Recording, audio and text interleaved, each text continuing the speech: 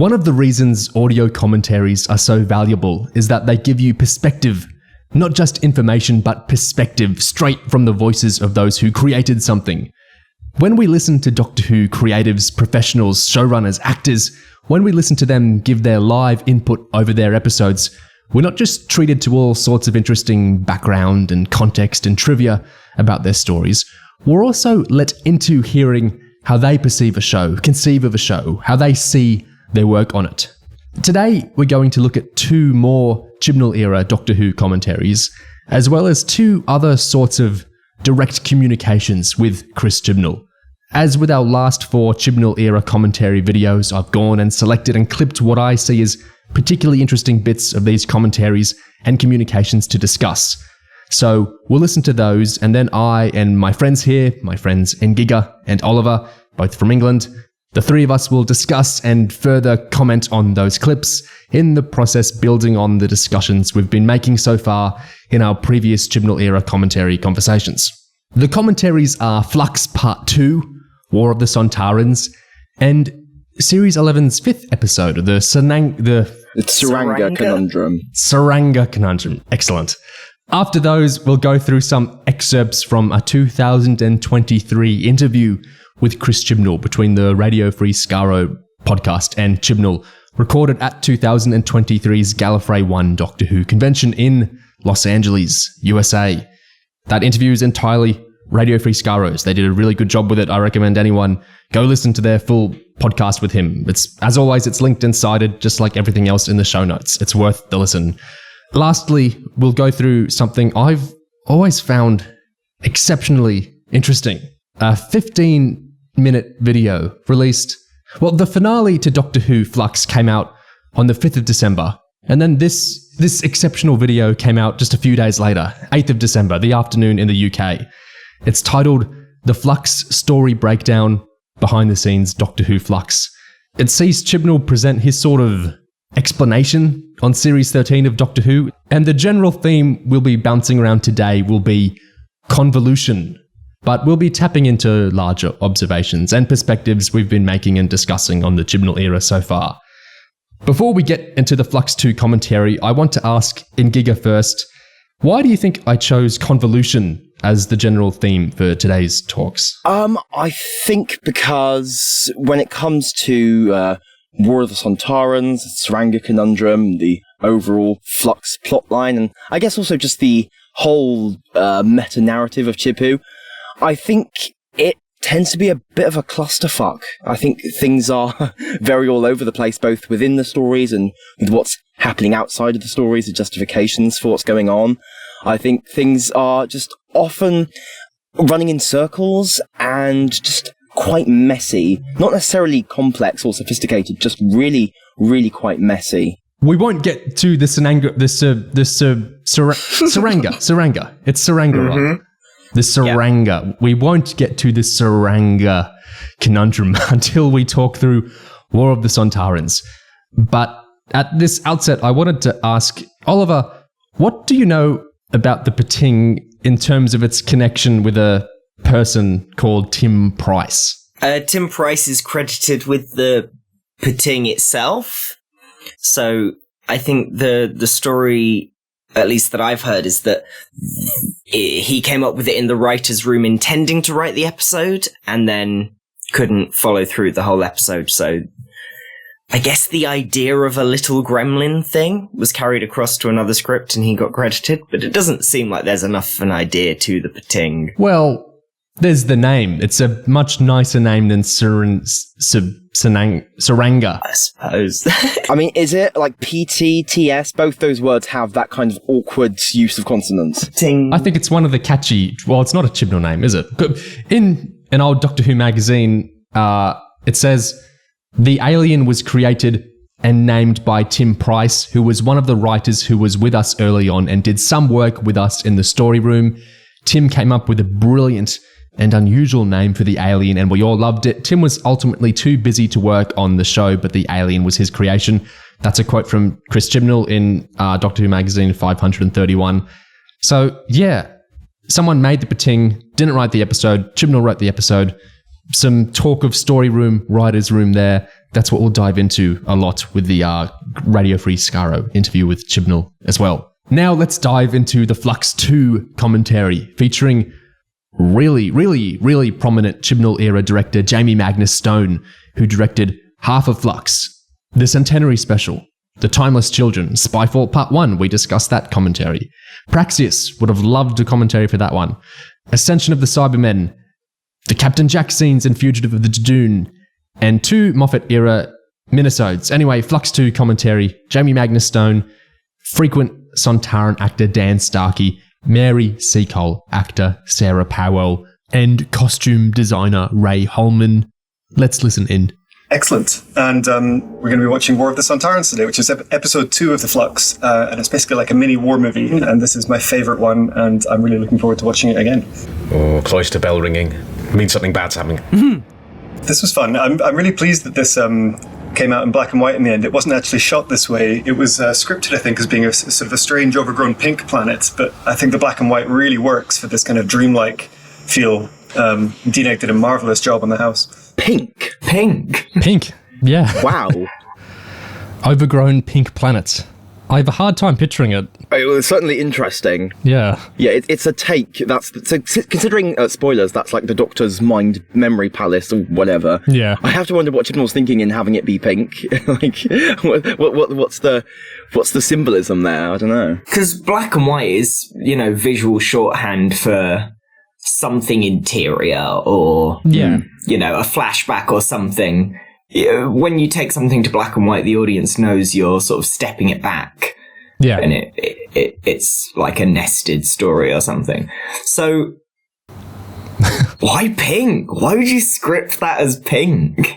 It's so interesting, yeah. I wish he went into more depth of why it ended up black and white instead. Yeah, I get why the planet's different because of like filming conditions. The plants are a certain way. It didn't end up being overgrown, but the pink to black and white is still a huge change. The fact that it's all sort of dead bushes and whatnot is really effective.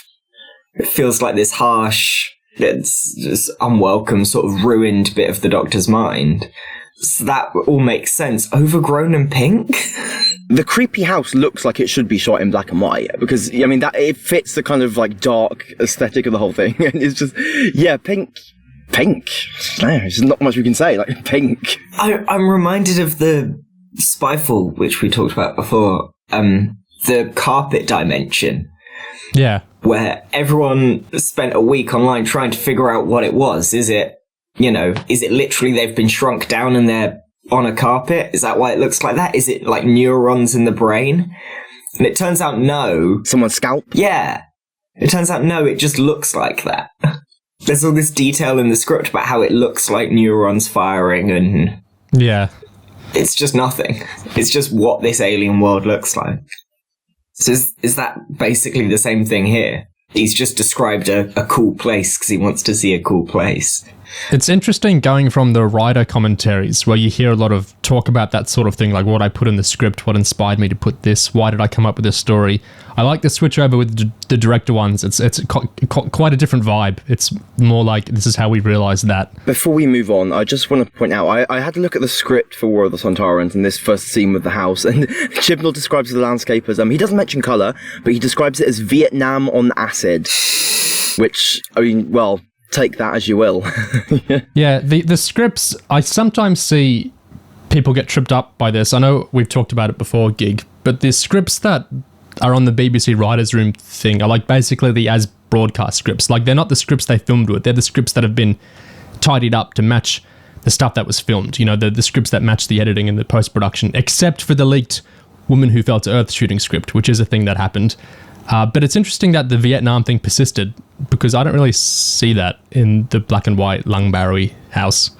That's why the fact that Jack's in Revolution of the Daleks script is so revealing because presumably that means he was taken out at the last moment of editing. When something persists, I think it was either a slip-up, like the person who's tidying up the script to match the post-prod just missed it, or it's like something happened really late in the game.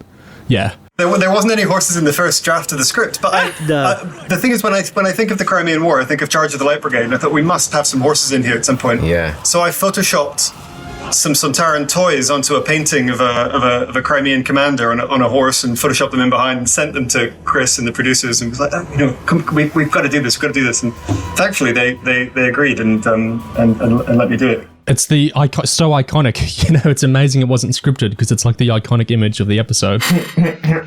And it's interesting that in the episode there's dialogue referencing like the fact that the Sontarans are on horses and stuff. So I think it kind of shows how like these inputs from the directors and stuff, well beyond the initial scripting, end up kind of coming back and sort of informing what gets written and stuff like that. I mean, it's pretty normal. Yeah, it's not a big sign of Chibnall's production crisis and being really late with the script and stuff. There's other things that qualify as that, but it's a cool little detail anyway. Yeah, that's what I like about this script. Is there's a few other things we'll hear Jamie Magnus Stone say. It's just really interesting to get an insight in the process of like, the script is here, but this is what I've done to, make it into actual television. And I love, how he photoshopped images and he set them to Chibnall. I love hearing all that kind of stuff. I think that's really interesting to hear about the process. It's one of those bits, those visual imagery that you assume is just that was the core of the episode, right? Yeah. Jacob's costume was like a homage to a kind of a mixture of 1980s and futuristic. The idea that he's got lots of military braid, but he's a pilot.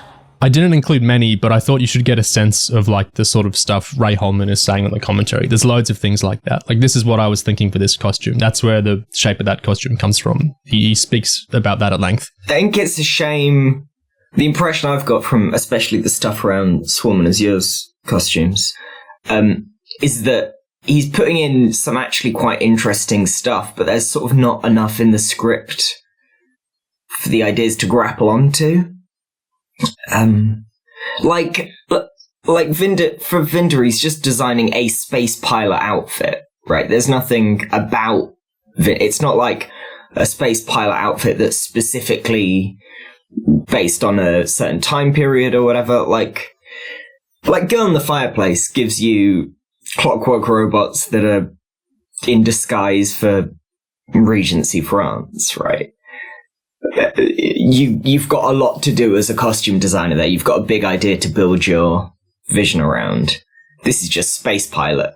I really agree. I think not just the costume designer, but like the composer, all these kind of department head roles, I think it's way more of a two-way relationship than people sometimes think. Like, Sagan's music isn't like independent of the scripts. Like, the fact that some of his music sounds like what it is partially coming from, what is written down. Like, you can't just ferment up something completely disconnected from what you're being given to like craft around in most cases. When an episode gives you something really interesting to design, all these people are very talented and they'll rise to it. And when it has less interesting things to design, they might still do interesting stuff, but it'll be like less connected into the story because it's their own thing. They're adding onto it. Yeah, when you have that, I guess, a material presence at the top of the show, then everything stemming from that will either be like completely random, disconnected, kind of spaghetti at the wall, kind of incoherent mess, or it'll just be as bland as the source material they're being given.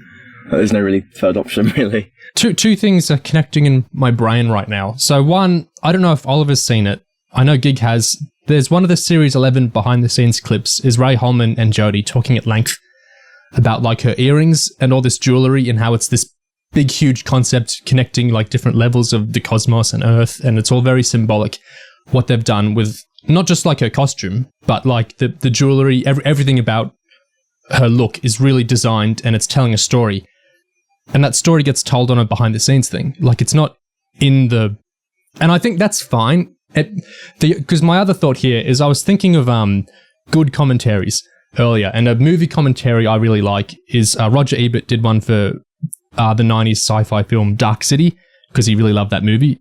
And it's a really good commentary, and something he points out a lot in it is how much the production design have gone like 10 extra miles than what was just there in the script to really give a feeling of depth to the world beyond just like the immediate confines of what's happening in the scene. And he thinks that really works for like verisimilitude reasons. And so I think there's a degree of when you're like over designing that can be really cool because it can give the worlds that a TV or a movie has like this feeling of extra, that it's really lived in, that there's, a real depth to it. But when that kind of feels out of alignment with what the actual stories are doing, then it's just kind of kind of afloat, if you know what I mean. Yeah, when you have little freebies like that, it's nice by itself, but if there's nothing for it to really, I guess, latch onto in the script, I use the word latch onto a lot, but if there's nothing to make it feel, if there's nothing for it to feel like it's a part of, then it's just not going to feel very interesting. With like Dark City, the movie's very much about the setting, and so the idea that the production design is one over the top, like, fits into it, because the story of the film encourages you to peer into the setting, very carefully. But with something like the symbolic story going on in Jodie's jewellery, in the 13th Doctor's jewellery, I don't feel like there's a general sense of big symbolic storytelling through aesthetics in the Chibnall era much at large, so I don't feel as a viewer I'm really trained to look for it, and so it's really cool, but it wouldn't have been something I'm not even sure how much you could pick up on it if you hadn't seen the behind-the-scenes thing. The ideal situation is Matt Smith's bow tie wasn't scripted. It wasn't meant to have a bow tie from the beginning, right? But he chose that as part of his costume, and then it becomes a story element, and it's developed across the series, and it becomes a key signifier of his Doctor, and throughout it's this, when he's wearing it, he's the Doctor, when he's taking it off, he's not, and it becomes a central sort of grounding visual code. And it becomes the last thing he does as his Doctor, is takes it off. And then that's recoded into 12's empty collar. That wasn't something scripted originally, but it becomes a script element in response to the design. And you would sort of hope something like that happened with Jodie's earrings or similar. What's great about that example is that Ray Holman was the costume designer for Series 5. So Matt's initial costume, was a collaboration between Matt and Ray Holman. And so it's like the two-way relationship in that era between like department heads and, the showrunner and the show in general is that the thing that wasn't in the script gets really factored into the scripts in a big way. Like Gig was pointing out with the direction, like what Jamie Magnus Stone is doing there, then gets, put into the script here. The bow tie becomes like a key story thing, even though it didn't evolve out of Moffat himself. But in this era, it's like, I don't really feel the costume stuff is being brought into the scripts, even though interesting work is still being done with it at times. I think it's hard to imagine 13 picking out that piece of like Star and Cosmos like earpiece or whatever and getting an earpiecing and putting it in. Like it doesn't feel like it came out of the character as she is written. But it's interesting because the rainbow motif, I really loved all the promotional visual coding around Flux, the unraveling rainbow, the logos coming apart. There's more sort of thematic unity in the entropy of those designs, and they're changing over time, than there is in Flux itself. Someone put a lot of thought into how all the promotional material could reflect a theme that isn't really present in the show.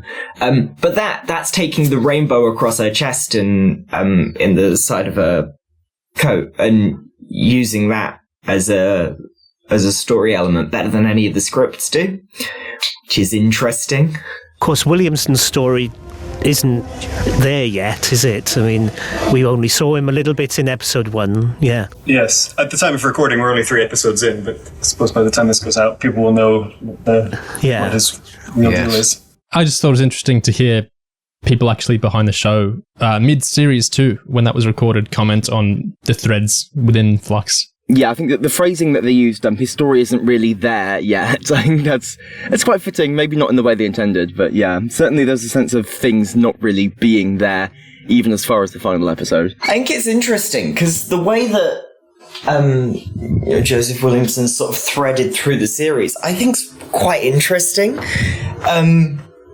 Because, we do a historical celebrity related to a place episode a lot. And he's quite a natural fit for that. He's an unsolved mystery in pop culture at least. He's an unsolved mystery of the city's history. Yeah. And so it's a natural fit for Doctor Who, and so sort of teasing that instead of just doing it outright, having be a presence across the series. And even just the visual language, again, Flux has a surprising amount of interesting visual creativity, like when he pops in on the cruise liner boat thing, and goes, "How the heck am I on a boat? It came out of a tunnel. That's fun." That's I like that. Yeah. He's. You get this sense of him puzzling out the way that these tunnels work by himself in the background of the story, popping in every now and then.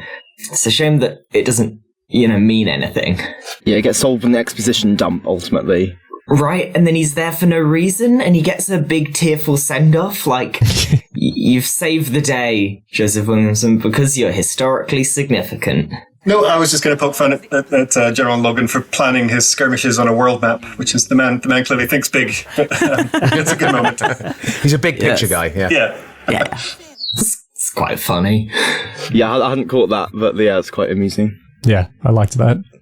I think it's an interesting case of like how visual shorthand, you can kind of do that, because I think you don't really tend to pick up on the fact it's a world map, because in the episode it's the whole world that's been kind of corrupted by these Sontarans perverting the course of history, basically. So like the fact that they've got a map of the world and you can see that, it links into the broader idea of the episode, even if it doesn't make localized sense for them to be looking at a world map, if you follow. So I think it's good that Doctor Who can kind of work on that kind of quasi sense making a lot of the time. The fact that presumably it needs to be a world map for the script, because there's the Russia reveal, yeah. Yeah. Oh my god, Russia is Sontar. So it needs to be a local... It needs to be a global map instead of a local one. But, it's fun that it's also made a character beat. I'll just point out at this stage, we're not allowed to show blood on Doctor Who, so... So it was, it's to just get that feeling of patients recovering, but you can't add blood. The whole BBC restrictions thing reminds me, I didn't include this in our Spyfall 1 talk because it didn't really seem that pertinent at the time. But a link here is, there's a section they talk about, when they're on the motorbikes and Daniel Barton is shooting at them and it's like a whole big chase, gunfight kind of thing. The BBC sent back that they had to make it clear the Doctor wasn't speeding. Oh my god, that's so stupid. That's great. I mean, that's such a perfect encapsulation of just the absurdity. I mean, they're in the chase sequence, right? I mean, like, there's no car chase or bike chase in cinematic history where the characters are worried about fucking speed limits. Like, so it contradicts the inherent nature of what Chibnall's trying to pastiche by imposing the sort of arbitrary limits on it. That just, yeah. Although speeding, driving around, having a big gunfight, trying to save the world, and also making sure you're always under the speed limit, that's very 13th Doctor. Yes, it is. That's sort of her MO. David Tennant falls through a skylight. Gets his face all scarred up. Does that not count as blood? That would count, I think, yeah. It's probably, it's not allowed, but you can, argue. And, occasionally they might, I assume. And yeah, end of time, he was allowed to do what he wanted, I assume, RTD. For good or ill. Yeah, fair enough. Yeah, this next one will remind you of something in the Spyfall 2 commentary, actually. Let's watch this one. I knew a lot about these costumes because I'd done them in the past. I accept your offer of a massacre. I love that bit. Sorry, I've stopped talking. But sorry, we're just trying to watching. Yeah, we're all watching it. So I thought that was interesting. Holman stops for 5-10 seconds. Not 11 minutes, but there's your difference. Yeah, just to let an iconic line be delivered without interruption. I think that's fair. Yeah. Maybe that's what motivated the Spyfall 2 one. They just wanted an iconic scene to play out without being interrupted. Yeah. Iconic. I mean, it paints the difference, right? That's what you do if there's a line you genuinely get caught on watching a commentary. You pause for a second and go, oh, I just had to pause for a second because I love that line. Which is totally, that's how watching stuff you've been involved with creating works. You don't pause for 11 minutes. That's something else. I think this stuff was shot on my phone, if I recall. Ah, okay. So this actually, for the recce for this was all shot in some industrial docks in Cardiff, just behind the BBC studios. Oh yeah, Tiger Bay, yeah. The action in the script, it didn't match what the docks happened to have. So I went round and did this little run, including the previous couple of scenes that Dan was in the docks, and filmed myself hiding from imaginary Sontarans, and did this kind of one take where I ran through and was like, here's where Dan could go, and I texted that off to Chris, and then he wrote the action around me running around the docks on my own, so that it would fit. It is very collaborative, isn't it, Jamie, with Chris? Yes. Because you can say, do you think this is what I think would work here? And he'll take it on board and he'll write it in. Yeah. That's sweet. I love that image of Jamie Magnus Stone, like, just running around hiding from Sontarans. That's brilliant. With his own wok he brought from home. Episodes changing to match the locations that have been scouted and found is like that's a thing. Like, I recall in Asylum of the Daleks, the planet of the sort of the surface of the planet, the scenes with the snowy landscape, those weren't originally in the script, but then they went to like the whatever country they were shooting it in, and they saw that this amazing landscape was there. So Moffat wrote in these like extra scenes with them kind of toddling around on the surface of the planet. So it's really cool how finding locations to actually shoot the stuff in, like, basically warps and changes what ultimately gets like what you're writing. It's quite interesting. I know Oliver likes this too, and I like it a lot, that TV is like the medium. I think more than so many others where it's so adaptive to like the constant logistical changes. It's very it's like jazz making TV, basically. I really like that about it. 100%. On the film we were shooting a couple of weeks ago, we lost location last minute, and I had to re-script entire sequences for a new location, and it was something, thematically and plot significant. So it wasn't just a palette swap; it was genuinely reworking the concept of scenes, and that's the job, right?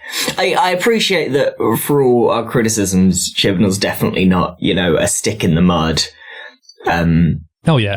I've got this one vision, and it can't be compromised, at least when it comes to the practicals of scripts, right? I think it's thoroughly decent to accept, oh yeah, that seems the director's got an insight on how we could do this scene. I'll re-script it for that. I think even with episodes or seasons or entire shows that don't really work, I love that, like, when a novelist writes something, there's no budget. Their imagination can do whatever it wants. They can write as many settings as they want, as many characters as they want, as bigger armies as they want, as much magic as they want. That's fine. They're allowed to do that. There's nothing handicapping that. But in TV, I love the restrictions that force the creativity. I think it's so fascinating. Like, we saw that, with Flux and with other shows. How are we going to respond to COVID? How can we make it not seem like we're fighting uphill? Here's our, lesser version of what we could have made that's been sunk by COVID. How can we make something responsive to COVID? That's what I really like about TV, is that,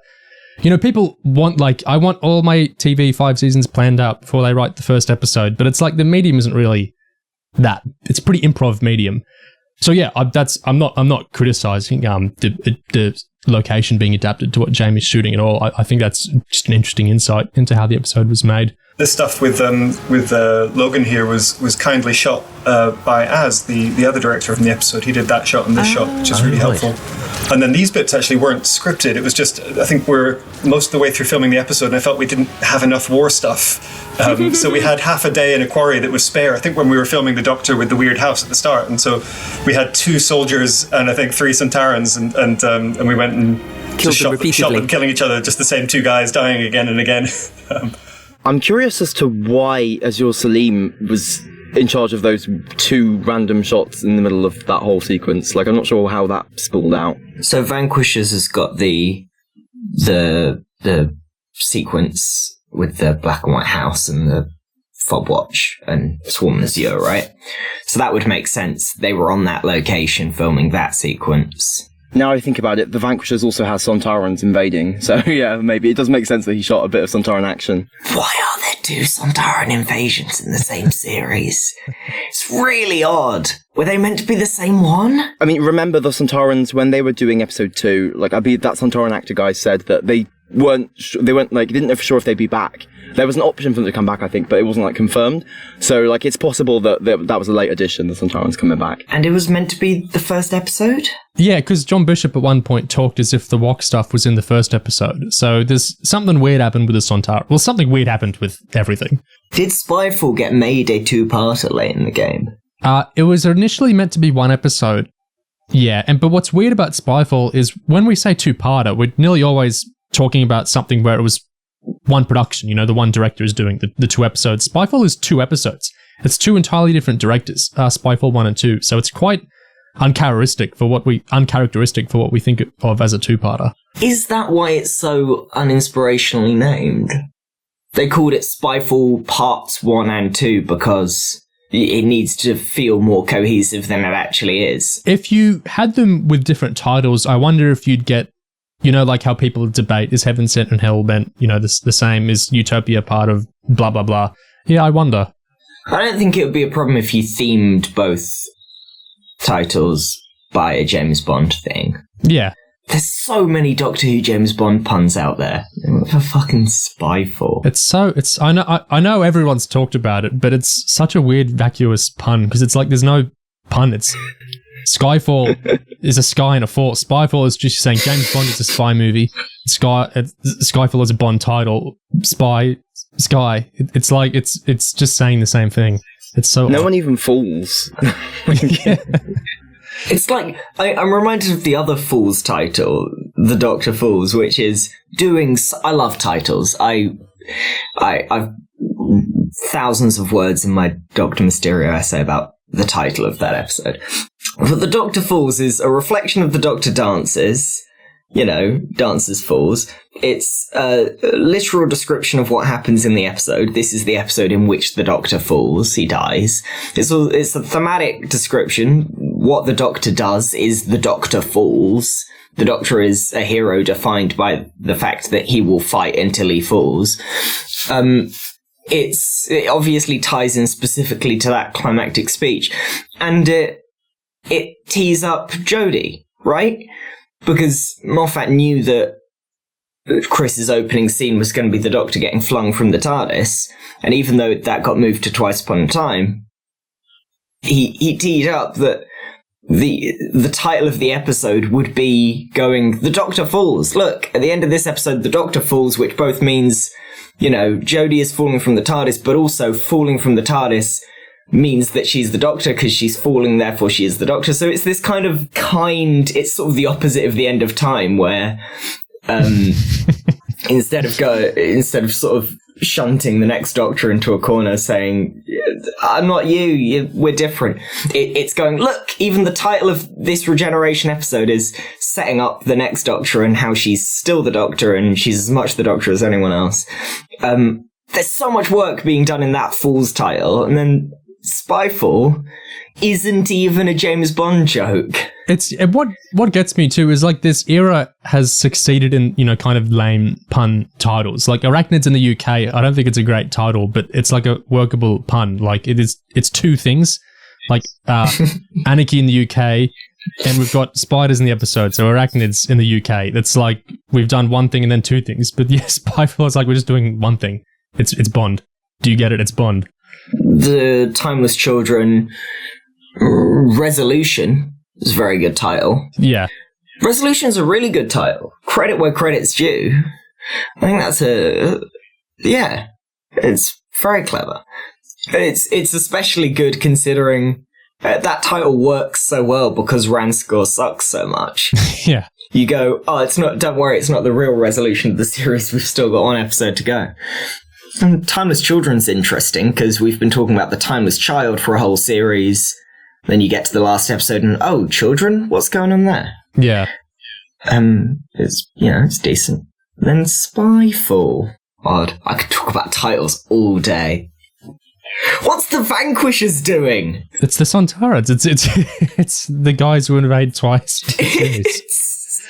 But the fact that they're Vanquishers, it might as well be called the enemies, the bad guys. It means nothing. It's a very black and white era Who sort of title, isn't it? Yeah. And for the keen-eyed viewers who may have seen the rest of the episode, the rest of the series by now, Jericho's basement in episode 4 is actually this set, skinned with some things moved around.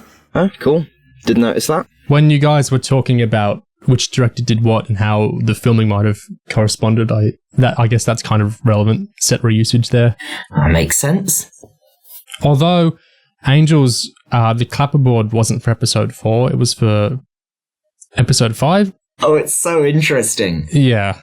We saw a rare glimpse of Jodie's inside sleeve lining because she rolled her sleeves up. And that was based on the violet and green that the suffragettes used to wear. But we very rarely see it. But we saw it in the last scene. I mean, that just feels so... It's just so random. Like, yeah, the lining of her interior sleeve was based on the suffragettes. Like, wow. Who gives a fuck? Like, I'm sorry, I don't like to be mean, but it's just such an utter, like, just trivial, like, sort of piffle, like, It's one of those things where the lining needs to be a colour, right? So, if you've got nothing else to go on, you go, right, what might be relevant? Suffragettes, she's a woman, there we go. That'll be the colour.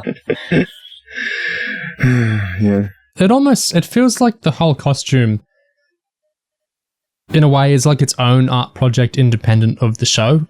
It feels like at the Doctor Who experience, which isn't, around anymore, alas, but it's something like that. You could have this costume, or like at a museum kind of thing, and you could have all the little notes around it explaining this is that, and this is this, and that's what that means. And it'd be really cool to like poke around to go, oh, look at, the collar, that means this. Look at the socks, they actually mean that.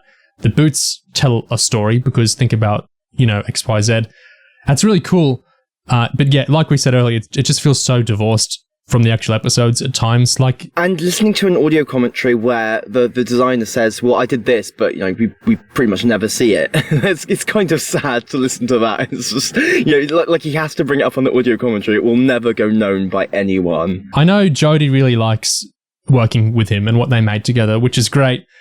But yeah, it's this odd thing where it's like on behind the scenes thing, you get to look at his craft and be like, oh, that's interesting. That's what he was doing. In the actual episodes, it's like once in a blue moon, you'll be able to see this aspect of the costuming.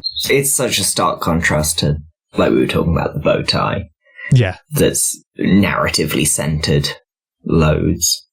I think it's kind of hilarious how like totemic and important the leather jacket of Christopher Eccleston's Doctor became. Like, that's something McGann Audios ended up using it. It doesn't really work now because the War Doctor ended up being invented as like look how closer he's getting to the Ninth Doctor now. And like the War Doctor's costume, I remember the set leaks with John Hurt in a battered leather jacket. That was like the confirmation, oh, so that's, what he is. Like, he's not the other. He's 8.5. It's like, it's funny how much the leather jacket became like a important piece of iconography. And the reason for that is because, he's come out of the Time War, and that's like a kind of World War kind of jacket. So it's like there's a story idea which it comes out of, and that's how it becomes such a thing so that everything else connects to it. It's like Jodie's costume, I think it's cool how there are elements that there are proudly feminine aspects of it, like the suffragette color inspiration there. Like the embrace of femininity within it isn't like a stereotypical way, which I think is interesting. And then the cosmic elements I kind of like, but I feel like I only noticed those in the behind the scenes thing. I wouldn't have noticed her jewelry. Maybe other people do. Maybe I just don't have a good eye for it. The jewelry storytelling, around her ear. That's kind of cool. But like the coat, I don't really get a sense of story from the coat. The way like the 10th Doctor's costumes, I think pretty loudly sell like, I'm a superhero, but I'm trendy. Look at my shoes. Like, I get a sense of who he is from that. I mean, it fits the op shop thing. Like in Woman Who Fell to Earth, it feels like it came out of a secondhand clothes store. So like it works in the confines of that episode where she gets the costume, but I don't really feel like it's a reinforced aspect of characterization with her. My eternal bugbear with the costume is they gave her a hood and she never uses it. So it's like, why did they bother? Hey, she uses it in one shot in, I want to say, Villa Diodati. Oh yeah, like when they first open the door. Oh yeah, yeah. That sounds like a nothing complaint, but it sort of informs the whole costume, right? The fact that it's got a hood means the coat is a very specific kind of coat. And if she's not actually using the hood, it makes the whole thing look a bit weird. Yeah, and sometimes a minor kind of nothingy like issue like that can sort of be emblematic of the wider like problems, can't it? I really like Jodie's Spyfall spy costume. You know, taking the rainbow motif, taking the general silhouette of the short sort of above ankle trousers and the long coat and the shirt. I think that suspenders especially. I think all those elements, the silhouette is really interesting and really works. I just think it's the specific coat and the specific way they all hang together doesn't quite work. This, it reminds me, it's worth pointing out, other series Ray Holman have done, not just Series 5, he also did Series 9, which I really liked a lot of the costuming in. And I feel like Series 9 and Series 8 was so good at the reinforced character storytelling with the clothes, especially through Clara. So his talents, I think, were used really well in those eras with kind of more defined characters, maybe. But here, yeah, it just feels a little at sea sometimes. It's that two-way relationship, right? Yeah. You want... It's sort of like what we were talking about with the walk scene running through the docks. You want that sort of relationship back and forth between production and scripting, but with more elements. You want that with thematic elements, like costume design. You really want the script to be able to go, this is the Doctor more casual, and the costume designer goes and figures out what that means for this Doctor and then takes it back to the script, and the script develops to include those elements. Like when 12 turns up in Magician's Apprentice, I mean, the magician thing is a scripted, that was set up earlier in the era, in Series 8, the magician motif, the fact that the Doctor looks like a bad magician. So the title of the episode's playing on that, and then it's also remixing his costume to show his mental state and to show his development after the last series. It's that communication that you don't feel is particularly present here. Yeah, it's not a costume thing, but it reminded me, The Magician's Apprentice, of course, the Doctor has longer hair, and this episode, the Doctor has wavier hair than normal. The longer hair, like, that's obviously a character thing across the 12th Doctor's era. You know, his hair length really helps situate you where you are. The wavy hair is cool. I know both Oliver and I complimented it back in our discussion of that episode, but... It's good hair. But yeah, it's just kind of the thing for the episode. Yeah, I remember early on with you, Ray, talking about Mongol references, because I think it was initially written as a samurai, and then we thought we'd seen too many sort of samurai space costumes, and we went with a more we did Mongol-inspired thing. Which was much more interesting. Yeah. I think I was playing a video game with Mongols in it at the time. Yeah. And I remember trying to work out what those things are on the front of his breastplate. I think Karvanista's an excellent costume. I think it really works.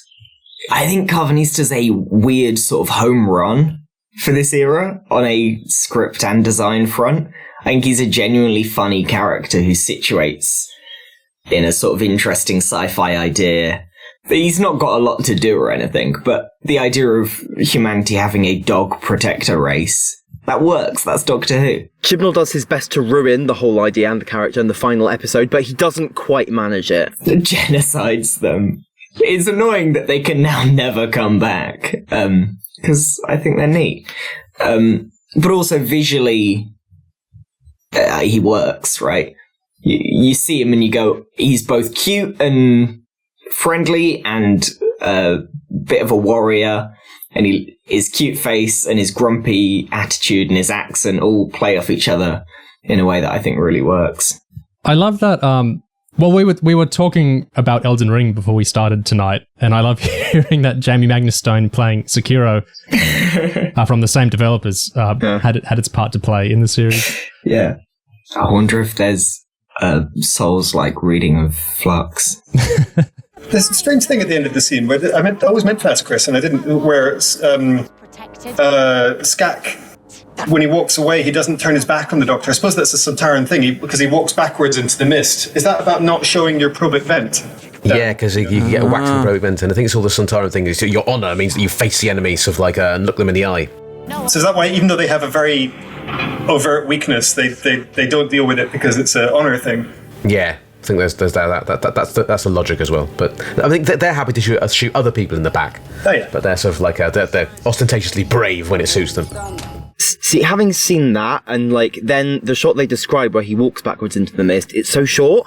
Like I felt like they could have made that a beat unto itself. That could be really funny because that's a really cool detail. I love the idea that they walk backwards all the time. And that's I rewatched Time Warrior. Yeah, Time Warrior. For War of the Sontarans when we were commentarying it, and it's interesting how thoroughly sort of thematically tied together all the Sontaran design and idea is. You know, the probic vent stuff has carried through mostly people just reference it by word. They go, oh, this is how Sontarans work, this is how their probic vents work, this is what it means about their culture. But in that first story, it feels more cohesive and pulled together, and this is the idea of them. Wherein the revival Sontaran stories, they always get defeated by a big gas or a poison or something. Yeah, yeah. Rather than it coming back to their honor, and because in this they all go to sleep at the same time. I think that they all take a nap at the same time, and Mary Seacole notices, and that's how they win. Which isn't related to honor. It's not a clever condemnation of their ethics or anything. It's just a convenient thing. So it's interesting how attention's been paid to the probic vent stuff in scenes like that, and backing off into the mist without facing away from the Doctor. That's quite clever. I didn't include it, but Starkey talks about Time Warrior at some length in the commentary as well. He's a big fan of it. As well, it was one of the first classics I think I saw. I love the location stuff in it. Looks really nice. Yeah. One of my first stories was Sontaran Experiment, because I grew up with. Oh. Season 12 is basically my series of Doctor Who, my first one.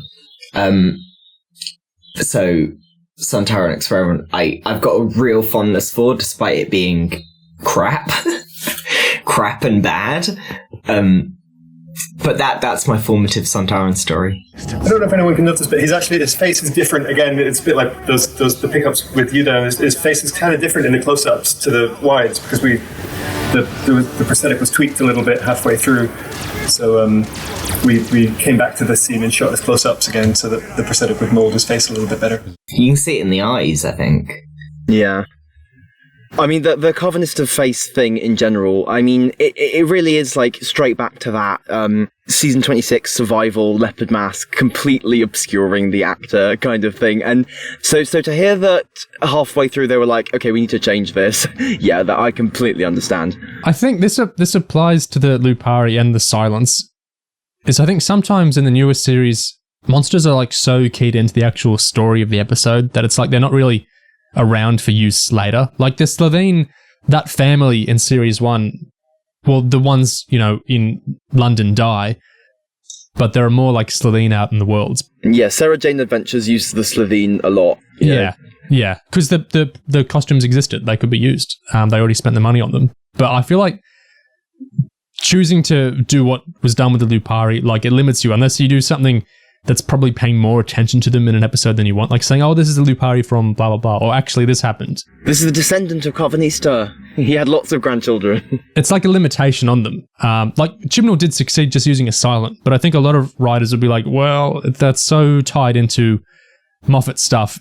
Can I use that? Will it be weird if I use that? But something like the Ood, they're just around. You can use them. And it's not part of a story, the silent just turning up. Yeah, it's just there. Because if you're writing a story, you want a monster that fits that story, which is easy if it's something like the Sontarans, because they've got nothing going on, so they can slip into anything. They can be remolded for any war situation. And it's with the Cybermen and the Daleks, you've got enough sort of thematic baggage tied to their iconography that there's a lot to work with to make them fit a new story. They're both big enough you can build stories around them conceptually. You can't do, like, I don't know, a Krillitane story. There's not enough to them. Their idea is interesting, but you can't do a Krillitane story. No one's tuning in for the return of the Krillitane. Sometimes when you see Big Finish bring back a monster, it feels more like it's just like, this monster hasn't been on the cover of a story yet. You know, we could use this monster. It's not like there is a story about the Krillitane screaming to be told. You know, it's just, we could tell one if we tried. I mean, RTD brought back the Macra, so, like, I think anything's possible, but maybe not in every situation. Yeah. And I think that's one of the most interesting returns that the show's done, because it's such a reworking of the idea. It's using the adaptation to say something, right? They've not just changed for the new series, they've devolved. They've become scavengers at the bottom of society. I love when a writer brings back a monster, but it's not just to, like, use them in the same vein. They're, like, bringing them back because they're interested in, like, in the function of them. Like when Lawrence Miles brings back the Crotons and alien bodies. Like, that's a really interesting choice to me, why he chose to do that. So I like ones that don't just feel like the monster's back. It's like, that is so weird why you did that. Why did you bring that monster back here? What are you doing with them? Yeah, there's loads of stuff like that. Interesting, picking up on a loose idea. Like, the Autons coming back in the Pandorica Opens. It's not an Auton story, but it sort of uses the way Autons work. Plastic fake version of history in quite an interesting way. I like that stuff, and it's difficult to pull off exactly, I think. Well, speaking of monsters that returned in Revolution of the Daleks briefly, next up we have the Tsuranga Conundrum. This is one of those commentaries that is mostly cast members, so it's Mandip Gill, along with the actors for the Ciceros in that episode, you know, the general that hides her illness and her prickly brother. Maybe you don't remember. They're two guest actors in the episode. And producer Nikki Wilson is also on this commentary. She was with New Who for ages. She rose up through the ranks across series.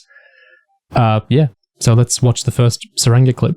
I can't tell you how long it took me to write the title on Twitter the other day. Just spelling it. Yeah. It's a ship. And we're already... Who comes up with these names like Tsuranga? How does all that work? The writers come up with it. That was a Chris thing, Tsuranga. Yeah. There we go.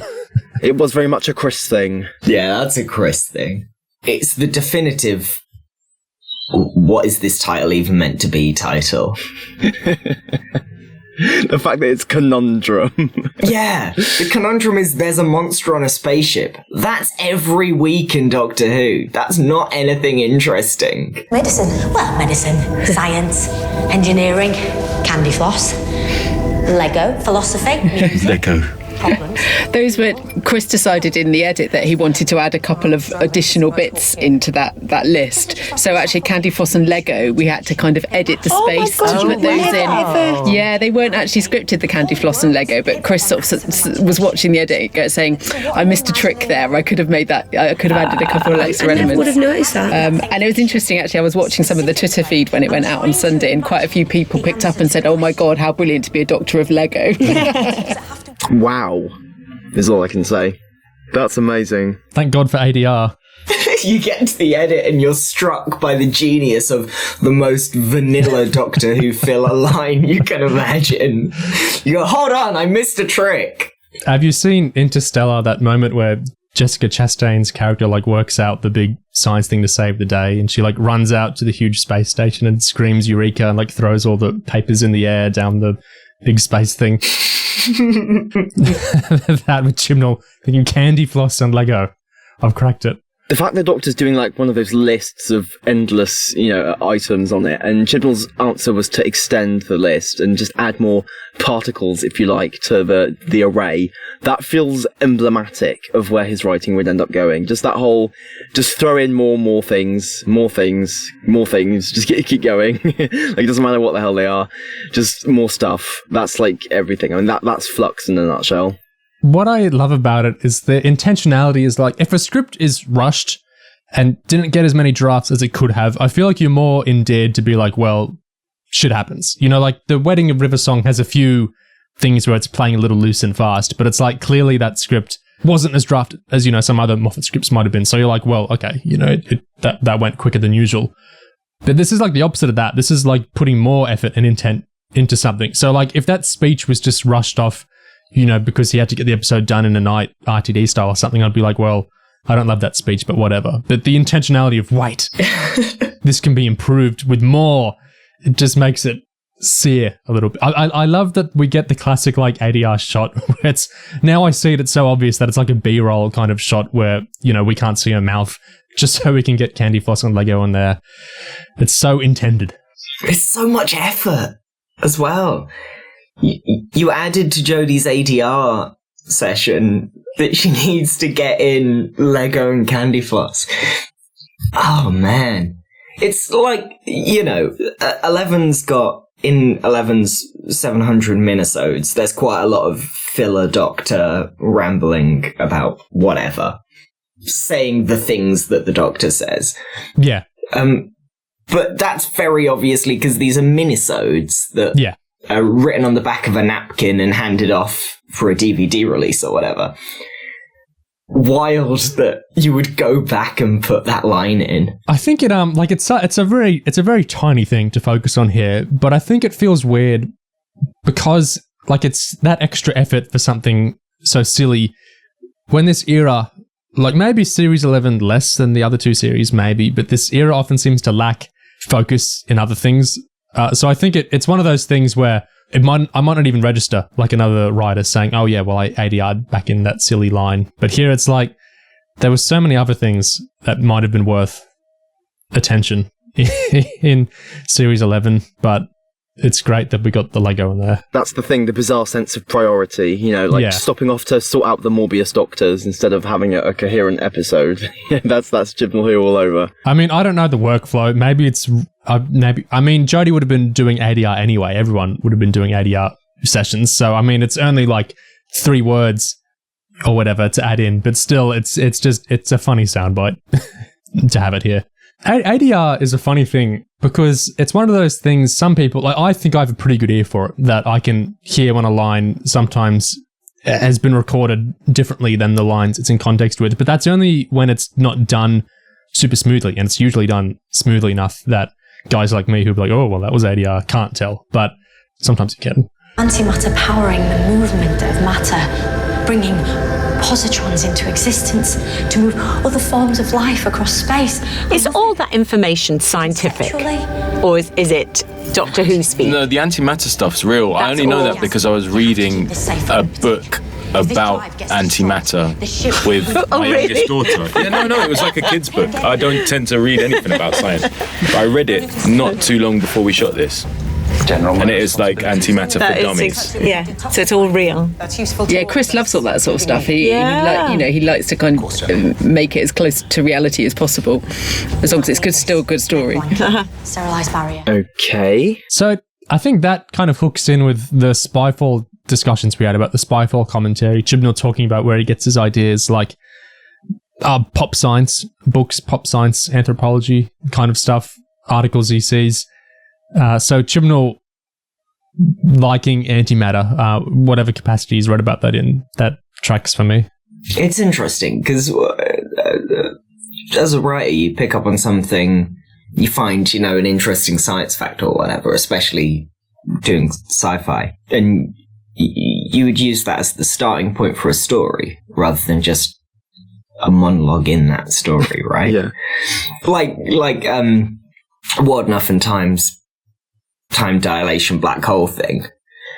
Yeah, I've not read any minds, but that strikes me as time does that when you're near a large enough gravity source. I bet I can make a story out of that kind of thing.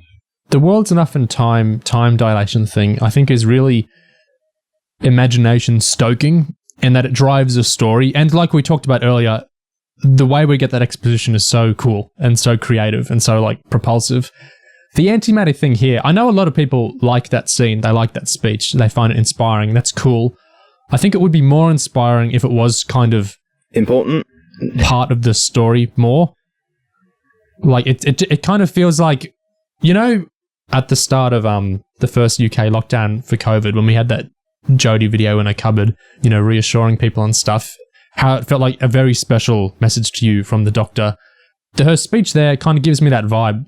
Like in Eve of the Daleks as well, we talked about that speech of hers where it kind of doesn't feel so much part of the episode. It's like the Doctor's epic speech. Here's the Doctor's epic science speech. Like, that's great that it works for people. I do kind of think it might work better as a clip independent of the episode than part of the episode itself, where it just kind of stops and she talks like that for a while and it's not really hooked into pregnancy ideas or everything else the episode is doing. On that topic of where Chib gets his inspiration and stuff, I feel like there's a pattern here, which is that rather than hearing about some scientific fact or some historical fact and hooking on like some emotional quality of it, like in the way the time dilation stuff in World Enough in Time that hooked into Moffat's pre-existing obsessions with the slow path and time travel and stuff. Like, I feel like instead of hooking onto a thematic quality or emotional quality like that with Chibnall, he just puts it in, like the facts in, and that's he just makes someone say them or read them out, and that's the extent of his influence, his inspiration. Tsuranga always felt to me like not quite to the same extent. But like we were saying with Survivors of the Flux, it just kind of feels like we need an episode here. Well, actually, Tsuranga, I'm not even just speculating there, because there is production weirdness with Tsuranga. The Pting is credited to Tim Price, someone who took part in the initial writer meetings with the other Series 11 writers, but didn't end up writing an actual episode, which was to be, I guess, this one, because he came up with the Pting. So Chibnall wrote this episode, which wasn't originally meant to be a Chibnall episode. So I guess it makes perfect sense that it does kind of feel like a cobbled together a little bit more shallow than usual episode, because it is... It felt so epochal at the time, getting the first one of these Chibnall kind of parachutes in and just writes a mass of like sludge to fill in the slot. Like, when the era was starting and just experiencing something like this for the first time, it was like, what the fuck is happening? Like, this is some horrible new like world we've entered. Whereas now, like years later, and with Flux and stuff like Survivors of the Flux, it feels so, we've become so numb to it. Yeah. Tsuranga was 100% the breaking point. I remember very clearly people had positive opinions after Woman. People were like, it's not perfect, it's not as good as the 11th Hour, but it's solid. Whatever, it does all the things an opening episode needs to do. Ghost Monument was a little bit less impressive, but you've got enough first inside the TARDIS first whatever moments that, it's fine. And then Rosa's broadly liked, and Arachnids, isn't great, but it's a plot point in the series. It's moving the characters along a little bit. And then you hit this one, and it's just so vacuous and so nothing and so uninspired that even though the series only gets better afterwards, the average goes up after Tsuranga. Yeah. But people were just so tired. Just one last note about the Tsuranga thing, and Oliver, what you were just talking about how this episode kind of broke people. I think with this monologue that the Doctor did about her being a doctor of candy floss and Lego and stuff, and how she's like, and hope, I'm a doctor of hope and stuff. I think the real thing with Tsuranga, it's not even that it's not really got a story to it. It's the fact that despite not having a story, it's so self-glorifying. There's so much, oh yes, this is so spiritual. This is the conundrum, and we have to face challenges. This is so meaningful and so hopeful. It's like, despite literally having like, that's the thing. It's like, it's pretentious, despite having like nothing to be pretentious about. That's what was so crazy about it in the end. And that's what's in the title as well. It's making pretension out of literally nothing. It sounds like a title you'd get like in a Star Trek episode, like about some logical, problem that they're working through, or some big sci-fi morality play. But it's not. Yeah. There's not a morale issue. There's not some big question that needs answering. Like, you could kill the moon, the moon conundrum. Should we kill the moon ? Would work as a title. What's the conundrum? What is it? Am I like, if there was a gun on the ship like it would make a bit more sense. Like 13, can I shoot the Pting? Like, do I have the right? Like that could have been something. Now, can I shoot the Pting is a hell of a title for an episode. Yeah. No, I have to say that is, I think my favourite thing about this episode is the fact that the women save the day while the men deliver the baby. Yeah, it's quite a nice touch. Absolutely. I never thought of that. That is a fun point. That is something that's, I feel like I picked up on that back when it aired as well. Like, it's sort of the one, like maybe like the one nice thing in a sense, that whole thing of like the guys like delivering the baby and stuff. Although you get that weird adoption subtext, which maybe is not so great. Yeah, the pregnancy subplot is one of those things in Chibnall who it's screaming for a reading, right? That's packed full of meaning. But it's never quite clear what that meaning's actually meant to be. And like you say, the adoption fear. Probably worth bringing up here, Chibnall himself is adopted. I'm going to read some stuff from Doctor Who magazine 577, the one from late April 2022. We're going to talk more about this interview, what he says here, later on in the later stuff we've got to talk about today, not the two commentaries. But what he says here is, in a big interview talking about his time on the show, looking at the 3 series, it's a 3-volume story, the first of which is about introducing the new Doctor. The second volume asks her, could there be more to your life than you know? The third volume is about discovering the truth of that and where that leaves her. It's all tied into casting a woman to play the Doctor. The thing I wanted to dispel was this sense that there was a locked-in, fixed myth and that the only stuff that counts is what's been on screen so far. I wanted it to feel like the story could get much bigger than this, and I wanted to expand the on-screen universe to create the sense that you could have as many Doctors as you want. You can tell stories on a much bigger canvas if you're not worrying about how many Doctors there are. It broadens everything, and it challenges your central character. I remember I was at the BFI with Piers Wenger, BBC Drama's commissioning director, and I said to him, what if the Doctor isn't from Gallifrey? He went, wow, yes. Piers and Charlotte Moore, the BBC's chief content officer, were both so great. Doctor Who magazine asks Chibnall, so where is the Doctor actually from? Chibnall says, I don't know. Nobody knows. That's the point. Everything we've done goes back to that central idea. The magazine then says, the 12th Doctor was prone to wondering what sort of person he was, asking, am I a good man? But the 13th Doctor has been faced with more fundamental questions about her identity. Chibnall quote, some of the inspiration for that was personal because it's an adoption myth and I was adopted.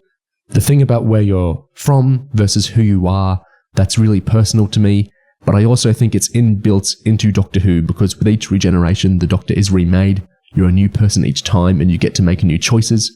When you disrupt that sense of knowing where you come from, you can take the Doctor to all sorts of new places. I was just digging deeper into what was already there, making it a personal and emotional story. The hardest thing with Doctor Who is to challenge your lead character.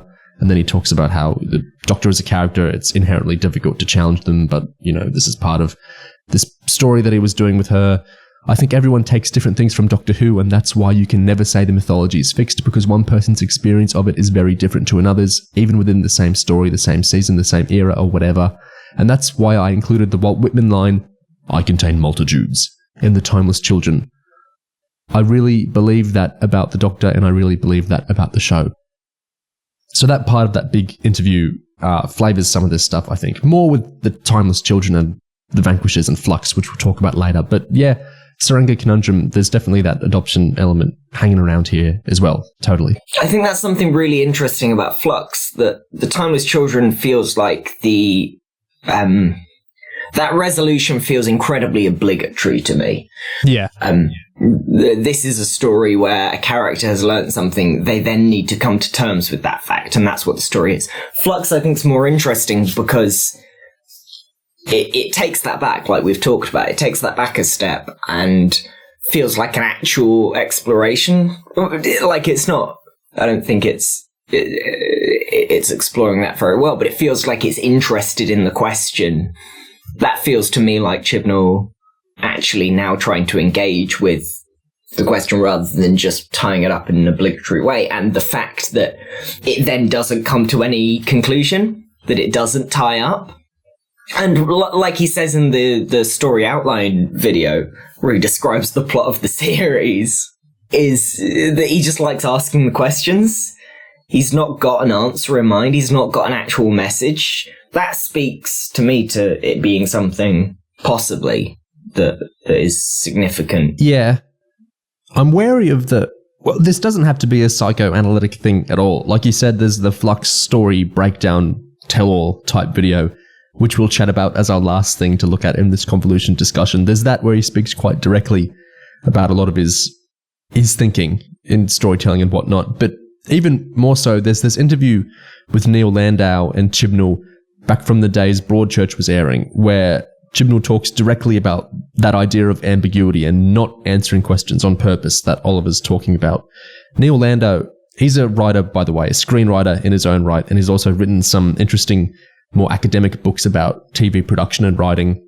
Neil Landau and Chibnall, this interview was a web extra to Neil's 2015 book, TV Outside the Box, Trailblazing in the Digital Television Revolution. There's this exchange in the interview which I think is really tapping into these points we're talking about. So they're talking about Broadchurch. Neil says, "The church is so prominent in the town. I'm wondering about your personal worldview. As you're writing it, are you..." Chibnall goes, "Yes." Neil asks, "Would you consider yourself faithful, a cynic, a secular humanist? Where do you fit in all this?" Chibnall says, "I'm writing the show to try and figure that out," Neil laughs. "I don't know, I'd guess I'd probably put myself on the humanist scale. I don't belong to any organised religion, but equally it was very important to me that the character of Paul be in there and that the church be a part of the show, and also that it wouldn't be a caricature of the church either. So we'd researched a lot about it and about young English vicars. There's a whole generation coming in now.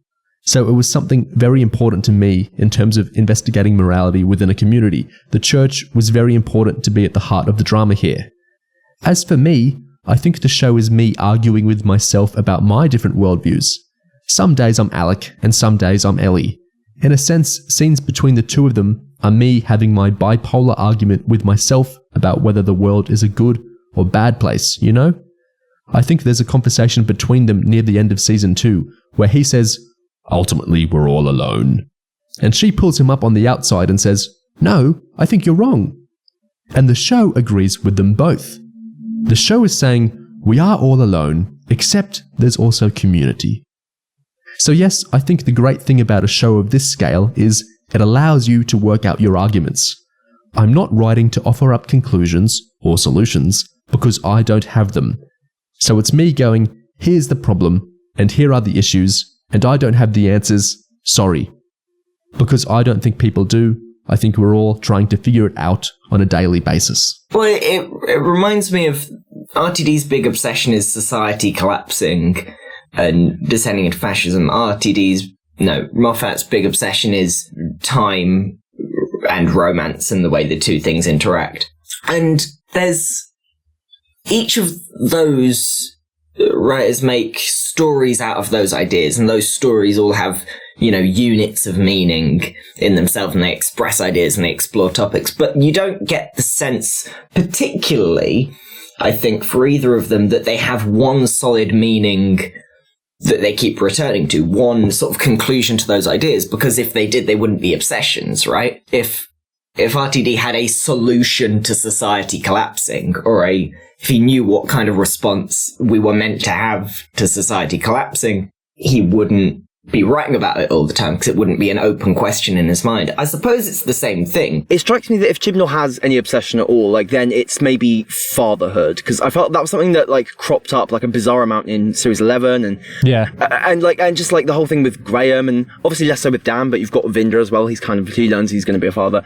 There seems to be a whole thing running from series 11 through to Resolution, this whole idea that Chibnall thinks, well, if I write about a character who is a father, that is automatically interesting in itself. The whole thing with Tsuranga, that ties into with Ryan and Graham delivering the baby, and the whole speech that not speech, but the whole thing that Ryan encouraging Yoss to try being a dad, and just all of that. It does seem like something that's I kind of wondered whether it was just preferring to write about men or something, or whether it was actually a fatherhood thing. But it does seem like the closest thing Chibnall has to a recurring sort of something he likes to write about in some capacity. I don't know. Although Tecteun and Grace are both mother figures, and possibly the two biggest not main character presences. And they both die abruptly in their first full appearances, yes? And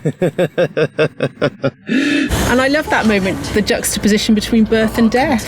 We come from the birth of the baby to the death of Eve. I see it now. Do you know how to do this? I'm Cicero.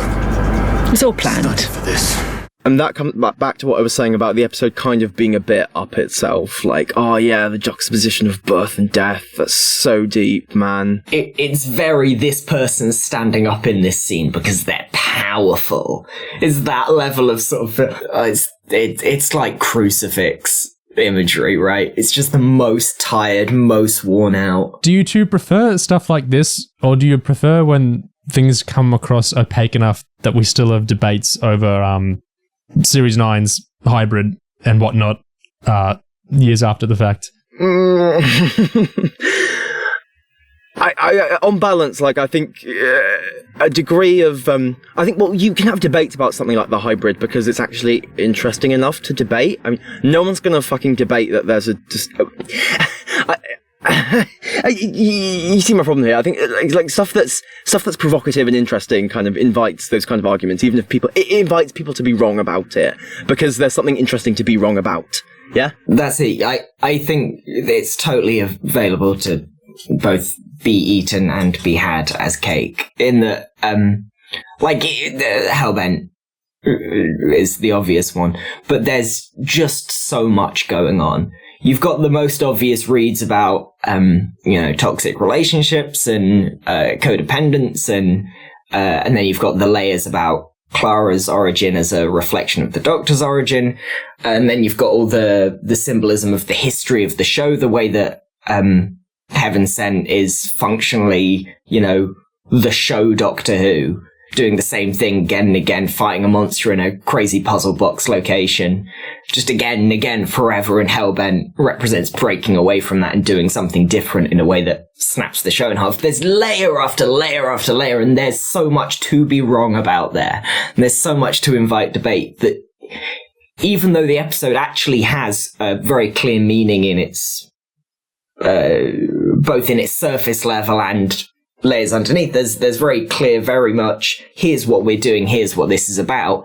But because there's so many complex ideas being thrown about and they interact with each other in so many interesting ways, it has layer after layer that you can still talk about all this time later. What I'm often personally drawn to is stuff where there's a lot of artistry and depth, but it's opaque enough and it's in something that people will kind of laugh at the thought that it's in there. Like, this is how some people think of the Chibnall era this way, that they think there is a lot of symbolic resonance and depth to it, but it's just a little too deep, man, for the normies like us to come to grips with. I really love a lot of the stuff I'm into, like a lot of the films I'm into. I'm really into K-pop, and a lot of that has this kind of element to it, where it's like, it's vulgar enough, people will laugh at the thought of artistry being in it, but it's really there if you're the type of person to gel with the kind of vibe of it. It's interesting how some people see this era that way.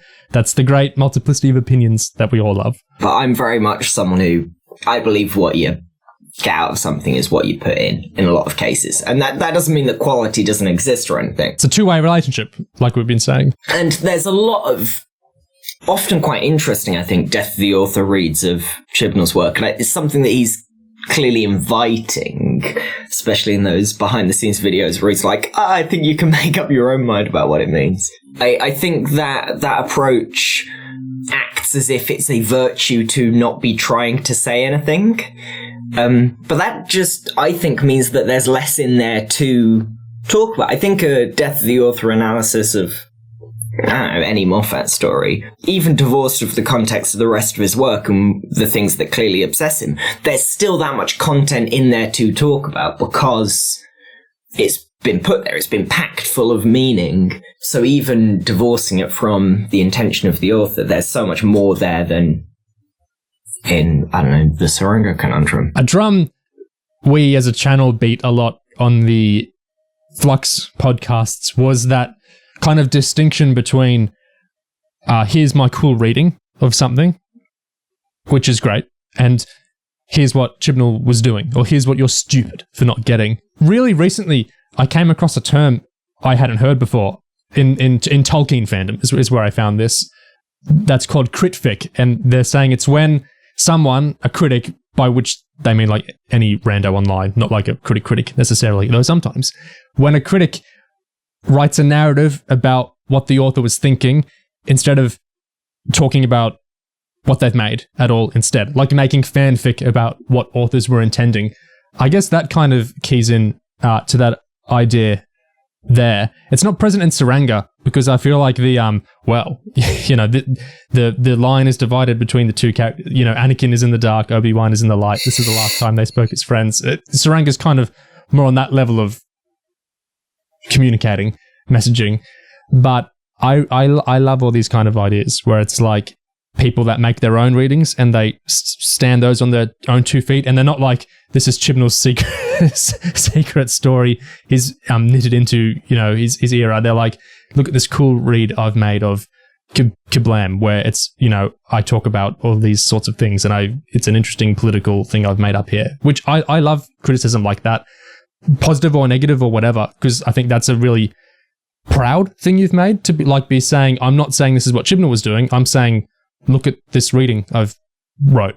Like that's the terms I feel really comfortable reading stuff on. It's when, because then you're talking about, then it's like, it's not critfic in the sense that they've made their own artistic thing about another artistic thing, and then you can read that and respond to that. But when it's like, here's what was going on in the head of, you know, it's such a murky ground, especially with guys like us who really get into other work of like writers and the mindset of writers in general. It's such a tricky thing to be like, what do we know for sure? It's like part of the reasons I do citations on all these like discussions is I don't like to ever be like, trust me, man, because then it's like, you're just listening. I'm like a random guy to people listening. So what is my word worth? I like the ground rules of like, this is the stuff we're saying, and this is the stuff that's being said, because I feel like so often online, it's people will just make stuff up. And sometimes they do it on purpose because they think no one's going to really look at people on the internet just making stuff up. Well, it's amazing how it happens. It's at such a scale. It's incredible. Yeah, oh, for sure. I totally agree. Yeah, it's that line between, because so often, and not universally, and as it feels like we have to clarify every time we do one of these pods, there are lots of interesting people writing interesting things about this era, and there's no line between smart people not liking it and dumb people. That's not a thing, obviously. Of course, yeah. Obviously, and it's patronizing that I'm even saying it. And maybe this is just me, but you find that some of the defensive readings of this era read as defensive. They read as people going, no, actually, this is why it's good and smart, rather than... Yeah, starting from a position of this is good. Yeah, I like this and here's how I'm making it work as a abuse narrative, or whatever. Which, again, isn't bad. I quite like... I wrote a big inverted commas defense of Victory of the Daleks, trying to read it as a criticism of Churchill. And it obviously doesn't work as that, and it obviously isn't intended as that. But I think that's sometimes an interesting angle to take stories from. What I think is really interesting is when sometimes a fan reading becomes the dominant reading, and then like the author or the showrunner or whoever like saying no, that I intended the entirely opposite thing, is like, it might even go unremarked or unnoticed depending on how long after the thing it's been. There's a thing in some of the later Wheel of Time novels, there's this a subplot over a few books which is like sexual assault, and the way everyone reads it now is like, this is part of the gender commentary the author was doing, because that's like the main theme of the series is exploring stuff to do with gender, and they're saying this is such a smart look at male sexual assault through this lens. It was such a clever thing the author was doing here. And then I can go be the spoilsport and I can bring up like 1990s quotes from conventions and things where I can communicate what the actual tone of that subplot was, but when I say the actual tone, I can say this is what the author was intending with it, which is much more distasteful and less interesting than what all of us as fans have recreated that subplot as. And people do it in a vacuum. People reading the books without ever being part of the fandom go, well, this is obviously really intelligent commentary. It's not making light of male sexual assault. It's doing such a clever switch around. And I love that because it's like, it's the strength of fans to be able to, it's a two-way relationship that people are doing. And I hate it when they construe it as a one-person relationship, a one-way relationship, because it's like they're demeaning themselves when they're saying, look at the meaning I'm divining from the text that the blessed author has bestowed upon us. It's no, you're doing the work here. Please take some pride in the really cool thing that you are doing. And then when we want to talk about it, like if there's a really interesting reading of Tsuranga, positive or negative or otherwise, if someone's just making that reading, it's so much easier to talk with them and to talk about the reading if they've just presented it as, look at this reading of Tsuranga about the role of antimatter in whatever. But when you introduce the kind of cloudy factor of, well, here's what Chibnall was doing, then you kind of distract it, because then people are going to be like, well, I listened to the commentary like we've done, and no, they actually say this. And so then you're not talking about what you want to talk about. You're not talking about your cool antimatter reading. You're kind of then going to be splitting hairs, and you're going to be doing the source hunt with two different people, and you're going to be doing like the factual history kind of thing where people are looking at the documents and they're saying, well, look at this citation, look at this one. You've entered an entirely different kind of discussion because you felt the need, or you just reflexively put in that authorial factor where it's like, well, the authority says this, so this is what I've divined from the authority. But if you just make the reading, like if you just make that reading of like Victory of the Daleks, like you said, I assume if anyone ever argues with you about that, the thing you've created there, that they're not, that you would expect that interface with what you're actually saying. Whereas if you'd like, well, look at this Moffat quote where he said this, and then someone's, well, you took that out of context, look at the whole sentence. It's like you're not talking about what anyone actually wants to talk about anymore. You're just doing this game. Yeah. That's distracting. I think compared to, well, when the nakedly explicit stuff, like Tsuranga contrasting the birth of the baby with the death of the older woman, when the nakedly explicit stuff is so pedestrian, I think the accidental symbolism, the stuff that's maybe incidental or not intended by the author, is often, much more interesting, like that village time example you described. Like I remember I did a kind of like tongue-in-cheek one about arachnids in the UK and how the spider webs are symbolic of, like time and the collapse of anthropological extinction and stuff, and that was a lot of fun, and that made that episode more fun for me, honestly. But like, I think it's often just more interesting to just like plumb around in stuff that the author is not interested in. To bring everything back to the big black hole of Doctor Who, it's the Sunmakers, right? Sunmakers written as someone being angry about paying taxes and ends up being this really quite astute big anti-capitalist epic. To be fair with the Sunmakers, he does throw in a nod to the Communist Manifesto in there. Does he? So he's being tongue-in-cheek. There's like a something about you have nothing to lose but your chains, but there's a pun on it. There's some wordplay.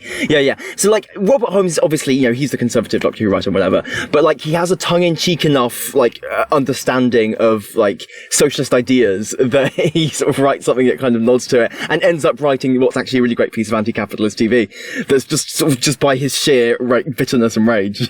It's great. Yeah, which, without wanting to get into fit crit, it's a good term, it reads a hell of a lot like, everything ends up being an anti-capitalist criticism if you talk about it for long enough, because we live in capitalism, right? Everything's about the context it exists in, eventually.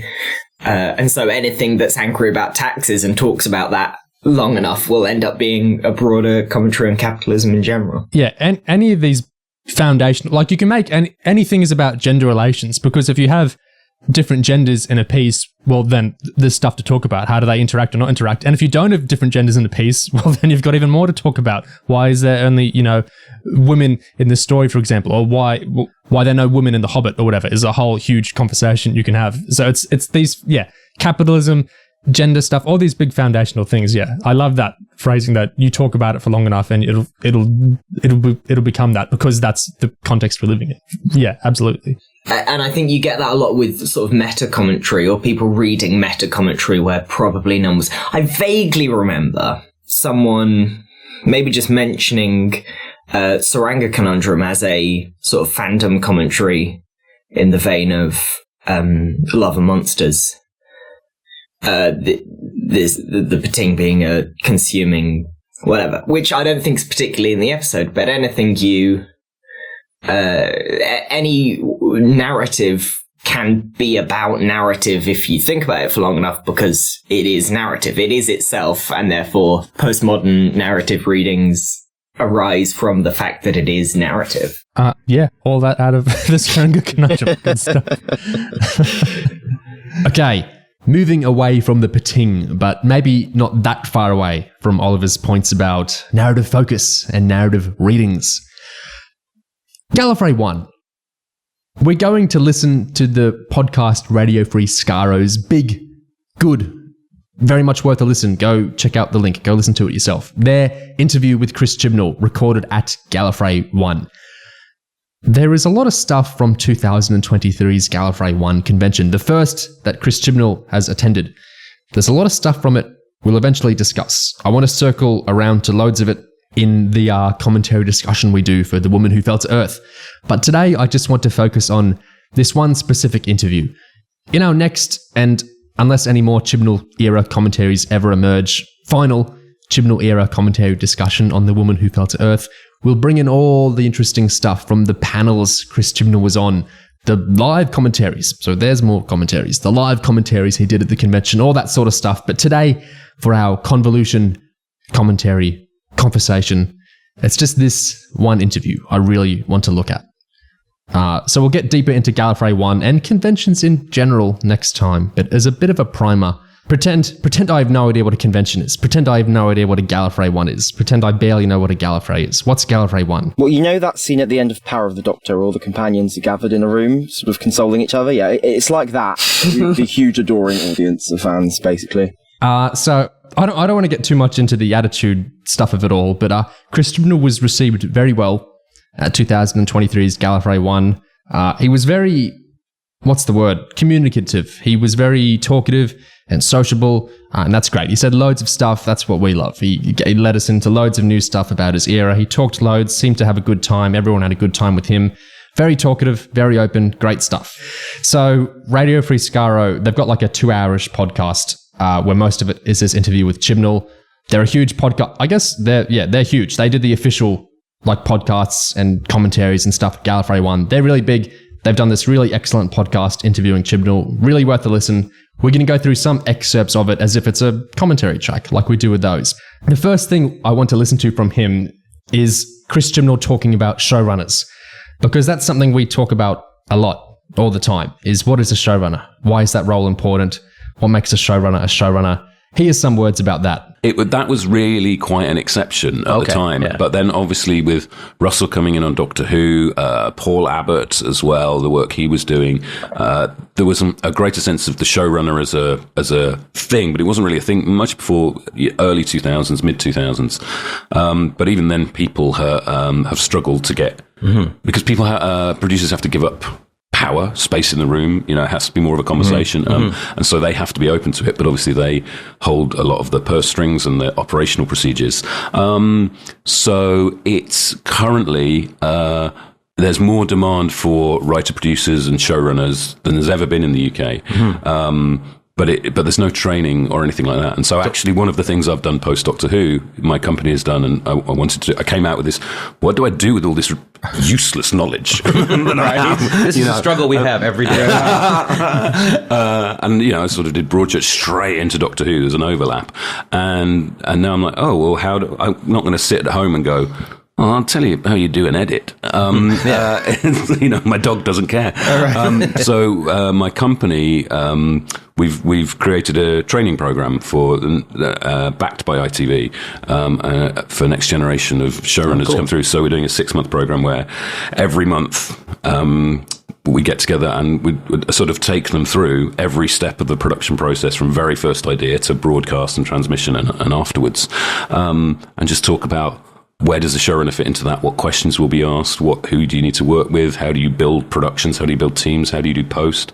We've had loads and loads of guest speakers. We've got a session next week with some really great guest speakers coming in, some of whom will be familiar to you. Right.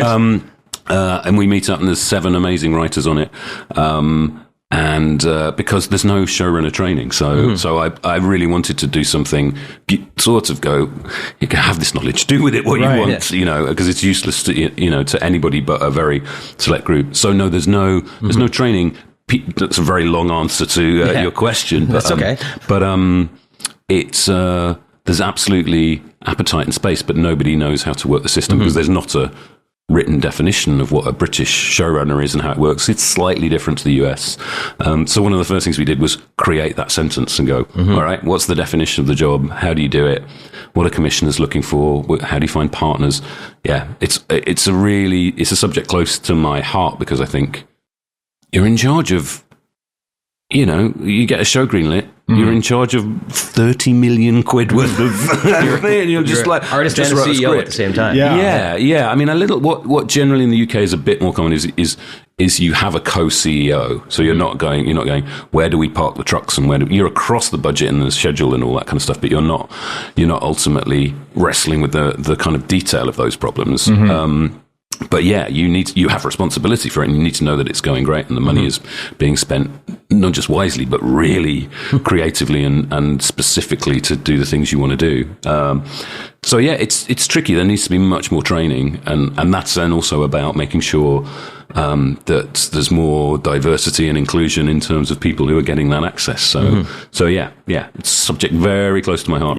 The context of that was Chibnall was initially talking about his first show he ran, Born and Bred, and how he was kind of immediately thrust into running it himself. Of course, we'll talk about Born and Bred one day. It's of great interest to me, if no one else. And Radio Free Skaro was asking him, could that happen again these days? You know, someone young running the ship so quickly. And that's what kind of launched him into talking about that. I thought that was good to bring up first for lots of reasons. It taps on some of those key Chibnall running ideas, the inclusion, diversity, training others, his role. What do you guys think of all that? You know, I think this clarifies a lot of the discourse that's happened around Chib and RTD2, kind of sort of adversarially pitting them against each other, because whereas RTD is being accused of pulling up the ladder or whatever, whereas here we have Chibnall actively making a point to not just train writers, but also specifically train future showrunners, people to actually fulfill that specific role, and ideally, in the future, maybe avoid a situation like Doctor Who was in, where they were desperate to get someone to run it. So, yeah, that's a really cool thing for him to be doing, I think. Yeah. I'm a really big fan. I think it's a really good program. And I think it's particularly interesting what he says about it being such a specific role that nobody trains you for. Because people don't tend to write and produce at lower levels. It's one or the other. You might get directors with more of a hand in production, but writers tend to be writers, and then to then suddenly have to do both. Like he says, with no training whatsoever. It's a problem. And like you said, certainly led to shows like Doctor Who struggling to find anybody qualified enough for the role. So it seems like a good thing all around. And a really cool thing to be doing with this prestige.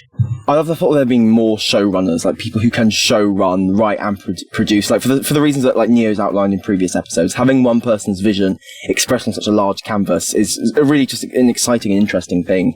But, you know, you need writers who can also do all the other, like, jack of all trades shit as well. So, yeah, I hope that goes well for Chib. And it's like, because it's only half a creator role and half like a producer, logisticy role, it's not so much a thing where like there's someone who's born and could be an amazing showrunner. Like there's a lot of that, of course, but a lot of it is like practice. I think that people need to Chibnall and Moffat both kind of, I don't know if I want to say lucked into it. The way they got into their first shows they showran involved some luck or connections in Moffat's case with his dad, with, you know, Press Gang and Born and Bred, which they both got control of very quickly, and then they had to work out how to do it all. And they made it work. Like, they both ran for over 3 seasons. They were both very popular shows. Like, clearly, they knew how to do it pretty early on. So there are some people that, I guess, have the knack for it or can learn very quickly. But I think the creative side, where some writers, you know, like it or not, are really good at writing very quickly. I think the producer side has to be harder because it involves so much networking with people and, you know, logistical sides of things. So it is something I think you need some sort of training for, because there's lots of people who could be excellent showrunners that we don't know yet, and so they won't really get hired, because who's going to put a bunch of money into someone who might be great at it but who's never done it before? This is where people always used to say, oh, Jamie Matheson should showrun the show.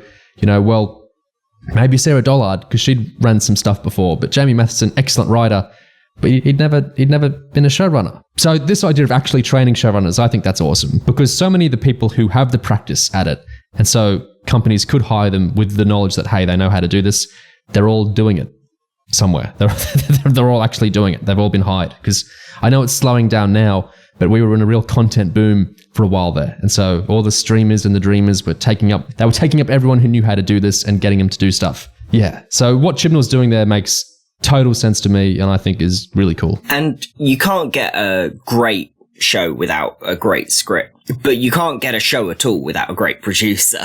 It doesn't get made. And we can track so many of the problems that Doctor Who has in general, and especially we've talked about the last era, and so many of them stem from production, and then fold back into the scripts, and they're so intertwined as roles as well, while being very separate skill sets, that it's good that people are going to be getting more training in it. I think you can tell as well, like Chibnall talks about the co-CEO kind of role. I assume he means the types like Strevens for himself, Matt Strevens, the man with the plan. Moffat had a few. A lot of reasons why he had more than one. But I think Moffat and Bryan Minchin really clicked in with something special. I think this is just my opinion as someone who's read and seen a lot of interviews, but they seemed very simpatico.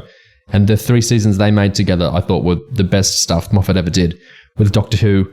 Obviously, RTD gets on so well with his producers, he brought them all back. So I think that relationship, sometimes you get really, really good ones. You brought that into Doctor Who. Yeah. Such a diverse writing room, and directing credits, I think, got a lot more diverse in your time. Yes. That was obviously a specific intention on your part. It was the whole purpose of doing the job. Yeah. I mean, really, because I was coming off Broadchurch where it'd just been me. Mm-hmm. And the thing that I had coming in was I wanted to ensure that the show wasn't about... For me, taking the job of showrunner it's not about me, it's what I can do in that role in terms of bringing in other voices, new voices, stories and creatives who are coming from backgrounds that maybe haven't told stories in Doctor Who. Mm-hmm. And I read a book called The Good Immigrant on recommendation of a couple of people and a couple of writers in there, including Vinay, and also Inua Ellams, I think has an essay in there as well. And they both talk about watching Doctor Who as children, Mm-hmm. and how important it was to them. And to read that and to hear those perspectives, but also to know that they weren't seeing people who looked like them, who came from their backgrounds, who, that it wasn't there on screen. Right. It was just a very clear and direct example and challenge to go, okay, these are massive opportunities. We talked about untold stories, how you got a show that's been running when I take it on, so that's 2016, 2017 when we're starting to work on it. And what's that? So that's 54 years. Well over 50 years. Yeah, and it's been going that way. And you think there are loads of stories that haven't even been touched upon, so that's a huge creative opportunity for the show. So it was about bringing in writers who could tell those stories with authenticity, specificity, personal investment, that could go, have you thought about this story? Have you thought about this? And then also directors... like Mark Tonderoy and, Nida Manzoor, Annetta Laufer, Haolu Wang, across the thing. I really feel like they brought so much to the show, and I felt like we delivered on that promise. But that was the purpose, is to go, all of the people who have not been as represented in the show as other people have, and as a straight white male, as I feel I've been well served by Doctor Who over the years. And it's like, none of this is, I was talking about this in an interview here yesterday, it's like none of it is a criticism of the show or anybody's work. It's the opposite of that. It just felt like the moment to open that up and to do that and to understand, I understood coming in that my role, it's a gatekeeping role, show running essentially, and you make your choices there as to what you do with that. But I was aware of it and wanted to do it, and I can talk about it, but it was a massive team who did it, and I particularly like. I think it's quite incisive the idea of diversity as a creative opportunity, because obviously diversity is, as he says, a fantastic goal in its own right, and a good enough reason to take on a show like this, to use it as a springboard to get a more diverse creative team, basically to have Doctor Who as a sandbox to tell stories in. But I think he's also right that diversity is a creative opportunity, that stories haven't been told, and some of my favourite stories of the last few years and of the show altogether have been those that probably wouldn't have got told in other eras, and certainly not by white writers. Something that leapt out at me from that excerpt is that when he says, I think towards the end, and he talks about how he's been very well served as a straight white male by Doctor Who, but then he says, well, that's not a criticism of the show, it was just a personal choice I made to change it. And I found something a little bit strange about that, because I mean, you know, you're allowed to criticize the show for that. You know, it's bad. It's really, really not good that the show went to like 53 fucking years being such a sausage fest of like exclusivity. I don't think I think there seems to be a hesitancy to really make it as much of a critique or like a condemnation as I think it really needs to be. I don't think Chib needs to take so much of the responsibility on himself. I think there was an actual genuine imperative, it's something that was worth doing and needed to be actually be done. If you see what I'm talking about, I think he seems to be a bit hesitant in terms of actually pointing the finger or like saying like I was doing something that was right and like had to be done. We've talked like here and there over the years about how Chibnall mentioned he didn't go into the job having some big, long-held vision about what he wanted to do with it, like maybe Moffat did or whatever. And how we've maybe poked at Chib for that, not having that supposed vision or whatever.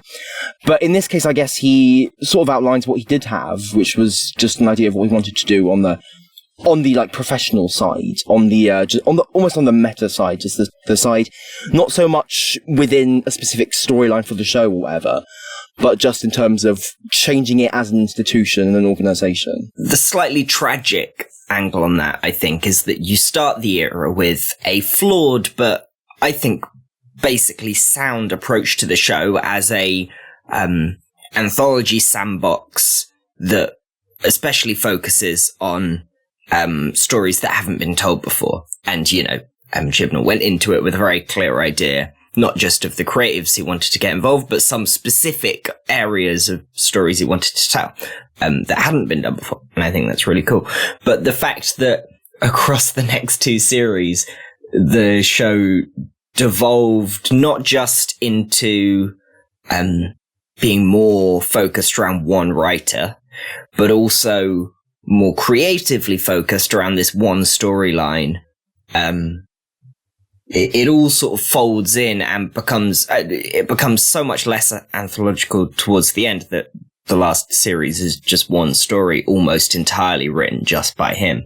So that ends up feeling a little tragic to me. Yeah, the entire vision articulated by Series 11, which does exist as you've outlined, it basically disappears. I mean, he's still, Series 12 and 13 is still hiring like creatives like Vinder, he writes another episode and that went a certain way. Co-writes. There are other writers, directors like Charlene James and Hao Lu Wang, and they're all in there, but the actual nature of the show and the vision in terms of the creative vision, whatever Series 11 was doing with the lack of old monsters and the focus on different kinds of historicals, looks at oppression and stuff, that just goes, and we get this kind of increasingly sloppy take on Who as usual. This might be stretching things slightly, but I've always thought that The Timeless Children reads in a way as a story about a white character in the present day who's got all the privileges of every other white character in society and, is essentially a highborn with every societal advantage, uncovering that they don't have to feel bad about that because they've sort of co-opted this narrative of exploitation and oppression that happened so long ago that it's not really connected. She did 23andMe she found out she's like 1% timeless. It's so like it's not just the optics, the entire everything of like sneaking in black woman doctors before Hartnell is like my brain isn't big enough to unpack what Chibnall was doing there. It's really, really bizarre, whatever messaging was going on there. Yeah. To kind of explain what I mean more, I want to bring up again that Doctor Who magazine interview with Chibnall I read out from when we were discussing the fact that Chibnall is adopted and the sort of narratives he was looking to put into his time on the show, his 3-series plan and everything. When Chibnall said, "The thing I wanted to dispel was this sense that there was a locked-in fixed myth and that the only stuff that counts is what's been on the screen so far. I wanted it to feel like the story could get much bigger than this, and I wanted to expand the on-screen universe to create the sense that you could have as many Doctors as you want. You can tell stories on a much bigger canvas if you're not worrying about how many Doctors there are. It broadens everything and it challenges your central character." But there's not much pride to it, is there? Because he sneaks them in. They're snuck in. They're not really anywhere, are they? The proud new Doctors, the new space for Doctors is in this awkward nun space, this area where there's a cop sort of Doctor with Joe Martin who's loved and everything, and then what's the great big inclusion of that exactly, in the sense that the Ruth Doctor has one actual appearance. There's one episode with her in it, Fugitive of the Jadoon. All her other appearances are visions or flashbacks or like this mystical guidance she's giving to the actual incumbent Doctor of Jodie Whittaker. So what's the big... It's like the first Black Doctor is a footnote in that sense, isn't it? She's in one episode really, and then all the other times she's just propping up the white 13th Doctor. What's the big accomplishment that's been made there exactly? I think Joe Martin's fantastic, and I wish we saw more of the Fugitive Doctor, but that's how Chibnall accomplished it. We've made the first Doctor, or the being of the Doctor, whatever you want to call them, this black girl, at least it's the first incarnation that we see, who we barely see and is exploited and tortured, and then there's a whole series of Doctors that are exploited and tortured, and this is a very, very grim thing. And I understand the kind of colonialism ideas that Chibnall is seemingly playing with there, but there's so much dissonance there between he wants to broaden the myth and he's all about Pillar of Hope and the joy of seeing yourself represented on screen and everything, but there was already a space where you could have an infinite canvas for new Doctors. It was called the future of the show. You know, and that's where Shooty's come in now. There was already a space for infinite Doctors. It was the show continuing the show on. There was always space for more Doctors because that's how the show has always worked from the 1960s, the future. Instead, Chibnall's idea of opening things up was kind of cramming in this locked, fixed-in myth of the past, making this kind of deterministic view of the Doctor. The Doctor would always get the police box TARDIS. The Doctor would always end up being called the Doctor and being a sort of adventurer in time and space. This is something pre-written. This isn't an actual thing that's evolved out of the character on screen in the character that William Hartnell played. No, this was something before the fact. This was something in the Joe Martin Doctor and beforehand. These new Doctors that we've snuck in before William Hartnell. It's an incredibly confusing, convoluted telos that Chibnall came up with there, and I think it's just so utterly dissonant with this vision of liberation that he seems to be proposing there. The idea of, I'm freeing up the Doctor Who mythos by making space for infinite Doctors. That always existed, in a very simple way. The future of the show, making new ones. His idea of having a new Doctor, a new representation, was a footnote Black Doctor with a fantastic actor who's barely in the show at all and who's pretty much always just propping up the actual incumbent White Doctor, all these tortured children Doctors, or these cop Doctors for some sort of immoral Gallifrey organisation. I find this all really convoluted and extremely dissonant with this would-be liberating, glorious vision that Chibnall sells about making things bigger and better and more free. He says literally that he wanted to dispel this sense that there was a locked-in fixed myth, and he did that by making a locked-in fixed myth with his timeless mythology. I find it all incredibly convoluted and very bizarre to try and read the racial messaging of what exactly he was accomplishing there.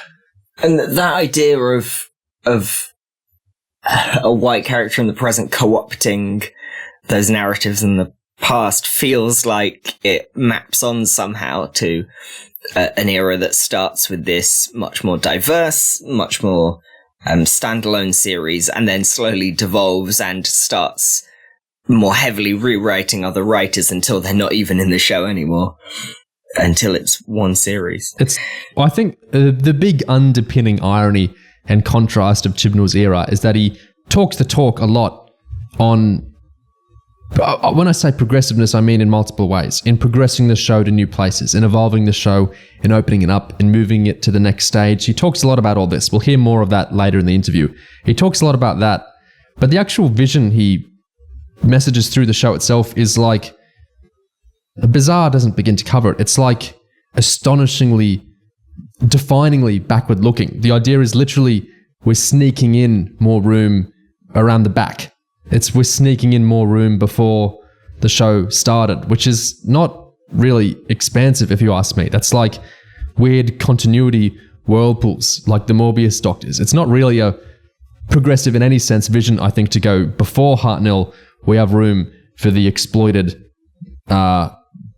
baby doctors, and then the secret black doctors, they were there in secret all along, and they were there behind and before the actual show started. Like, that's a really bizarre, convoluted, like Byzantine way to do it.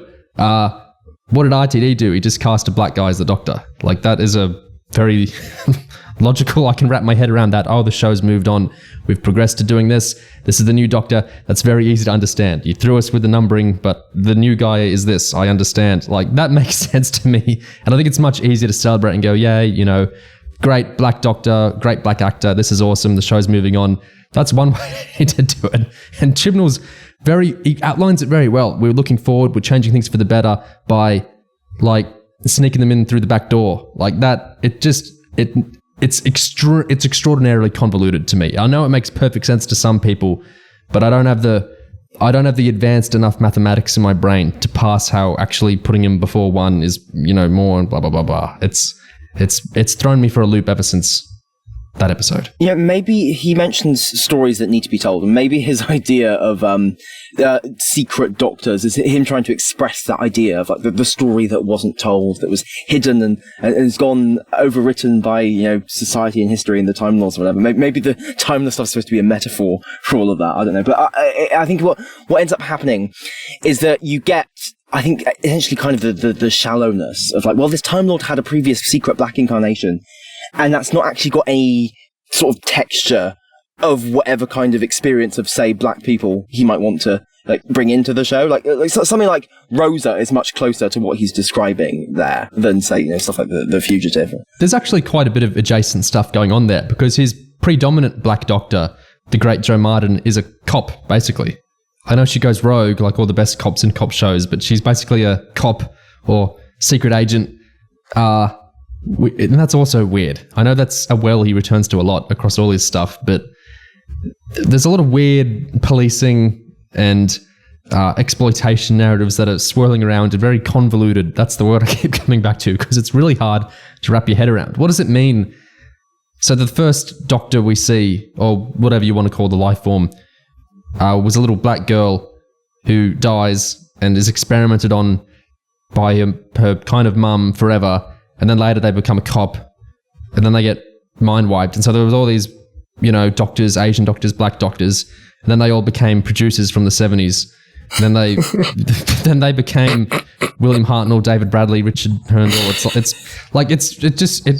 if you actually try and wrap your head around whatever he's trying to say here, like you gestured towards there, the way that you fold together the for whatever pitfalls, the diverse injection into the past of all the timeless children doctors, and the way that fits in with the Morbius doctors, who are all exactly the same white guy, just identical people in pirate clothes.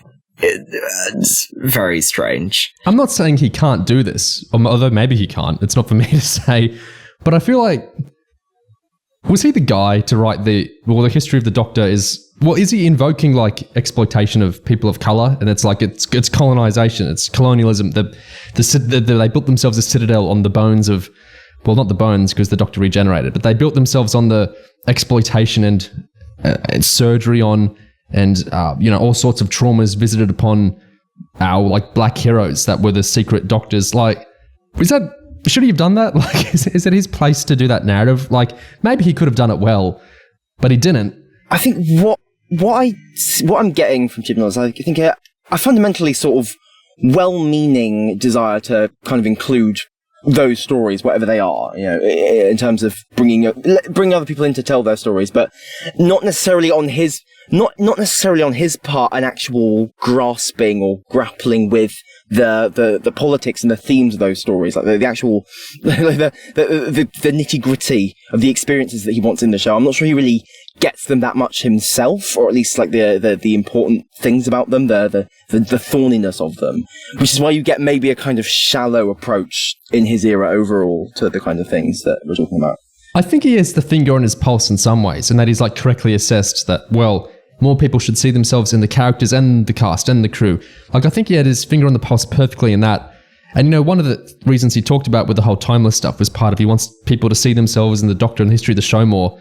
But, like, the way he did that was, so you can see yourself on the little black girl that gets tortured by Tecteun, or you can see yourself in the subjugated cop that Gallifrey, like, mind wipes and tortures. Or the first woman Doctor who's constantly imprisoned in hula hoops, doing nothing. I get that there's like historical adjacency, of course, to, exploitation of, what he's talking about. That goes without saying. But then it kind of jars with his pillar of hope, this is all great, see yourself in these people messaging as well. Like, this is why it's so convoluted. We'll get to the adoption stuff later, but it's a very tangled web, I think he's created here. And there's something really neat and holistic about the fact that it's Fugitive of the Judoon that sort of rewrites these narratives towards his own story. Yeah. While also being the episode most clearly and heavily rewritten by Chris, where it feels like the original script is sort of lost in the mix because of the extent of the story being changed. Yes, and of course the writer who was rewritten there was one who'd done his own very personal story in the previous series. The most clear embodiment of whatever Chibnall was going for with this whole, bringing in untold stories, that was Demons of the Punjab. But then, next series, same writer comes back, we get Fugitive of the Judoon, the law bomb. The story of demons being essentially the same story as The Timeless Children, but not focused on the Doctor, focused on Yaz, at least in theory. It's the story of untold history, but relating to a woman of colour rather than the white lead. Interesting. We're going to move on, but also just another weird thorn in all that diversity of children's stuff is, of course, the Master takes issue with the genetics of the Doctor being inside him, and all the signs and significance there is like so complicated. So in the present day, the Doctor's a white woman, and Sasha is a man of color, and he's upset that the Doctor's genes are in him. And we've just seen the Doctor's genes were actually they were originally she was originally a black girl before being all sorts of people. It's like my head is like I have the cartoon little spinny effects. And all this without even mentioning the Spyfall Nazi incident when it comes to racism. It's, this era's attitude towards, I guess, racial inclusion, the idea we should all see ourselves in the show is like, I feel like when you trying to stretch it out straight as a piece of string, it just gets incredibly complicated beyond Chibnall's simple, noble goal of, let's let more, I want to enable more people seeing themselves in the show more straightforwardly, like I've had the chance to, forever. It's, even down to Joe Martin. I know there's been so many complaints about, you've got this awesome actor doing an awesome job as this pretty cool incarnation of the Doctor, but you've ensnared the first Black Doctor. Yes, I know there was a parody one, and there's been fan film ones and all that, but the first, Black Doctor basically in the mainstream text of the show is this weird little continuity snare, continuity whirlpool that's going to live out most of the days on Big Finish overpriced audio dramas. It's like, could we have done this a little bit better? Like, was there a more celebratory way to do this? I remember you mentioned to Gary Russell yesterday about you had to look into the legality of it, even because it's not a thing that happens in the UK like it does in North America. Yeah, that's right. What do you mean by the legality of it all? The BBC didn't have a contract that would allow them to do that, so we had to go to the Writers Guild in the UK. So even when I was saying Writers Room, they're like, we can't do that. We don't do that. We've never done that. And they've done it. They've sort of on soaps. They've done something not quite like that, but it didn't exist contractually. So it took a year of discussions with contractual people and heads of business affairs and all this kind of stuff to go, we have to do this. We had to go to the Writers Guild and go, we're going to do this. How do we make it work financially? What are you paying people to come in for a day? Where's the ownership of the ideas? All that kind of stuff, which obviously all goes to the BBC anyway. And they had to devise wording and a contract, and because it just didn't exist.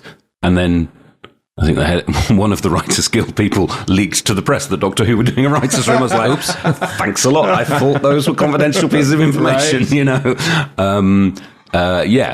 But you know, we got that done, and it was an amazing thing. And also part of the purpose of it was to create, when you're bringing in a lot of new people, was to create a team and an atmosphere and relationships between them and a kind of creative trust between all those people. And being in a room with whiteboards and just builds that really quickly. And also, I had to communicate very quickly that we were going to go places that the show hadn't gone before, and how we were going to do that and what it felt like. You sort of, if you're just working on stories and doing that, but you're doing it all together, people believe it quicker. If you're just going, and then over here we're going to do Rosa Parks. So they've talked about it as batting around ideas in a shared room and then sending people away to actually write the scripts. Yeah. It doesn't sound like the actual, you know, the American drama writers' rooms where they kind of, a lot of shows, they break the entire episode beat for beat together, and then they just kind of assign, sometimes randomly, okay, you actually write this episode. Every scene is kind of outlined for you. They didn't do anything like that. It sounds like a much looser, where you develop some ideas together, and we kind of take the ones we want, and then you write them alone. So it's kind of a halfway house between the two. Yeah. Maybe a noble idea, but I'm not saying whether it's good or bad. It just sounds like it didn't really follow through. Yeah, I think it's worth questioning to what extent does the writer's room model kind of apply to Doctor Who in particular. I wonder if it was something to do with the nature of Doctor Who, that it didn't end up quite spooling out the way that a traditional writer's room like the American setup might. I think the way that Doctor Who leans anthological, even when it isn't necessarily being anthological, means that the structure is never going to be quite the same. Like, you can't just throw a random bit of an episode to a random person, because it's just more driven than that. Like, it's more writer led than that, I think. It'll work like Children of Earth and Miracle Day is American, but Children of Earth was written kind of writer's roomy. Russell talks about it in the writer's tale a bit, but that's really serialized. It's like one big story. The series 11, more than most Doctor Who series, is like 10 separate stories. I can imagine some of the more interconnected series, like series 1, if it wasn't, almost all RTD. Yeah. I can imagine a writer's room might be helpful for something like that, because you've got all these little bits of setup and payoff across the series, and lots of characters set up in one episode who then carry on for a couple of episodes and then leave. For that kind of thing, a writer's room seems very helpful, but there's so little in series 11 especially to carry across between the episodes. Like they famously said, you can watch it in any order, right? Yeah.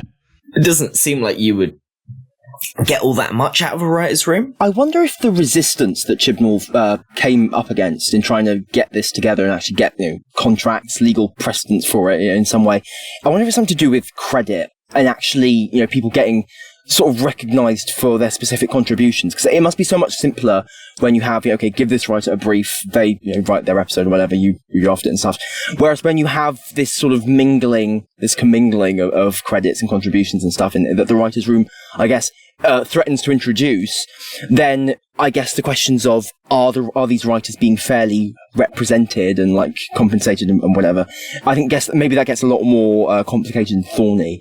And I wonder to what extent, like, was it necessarily...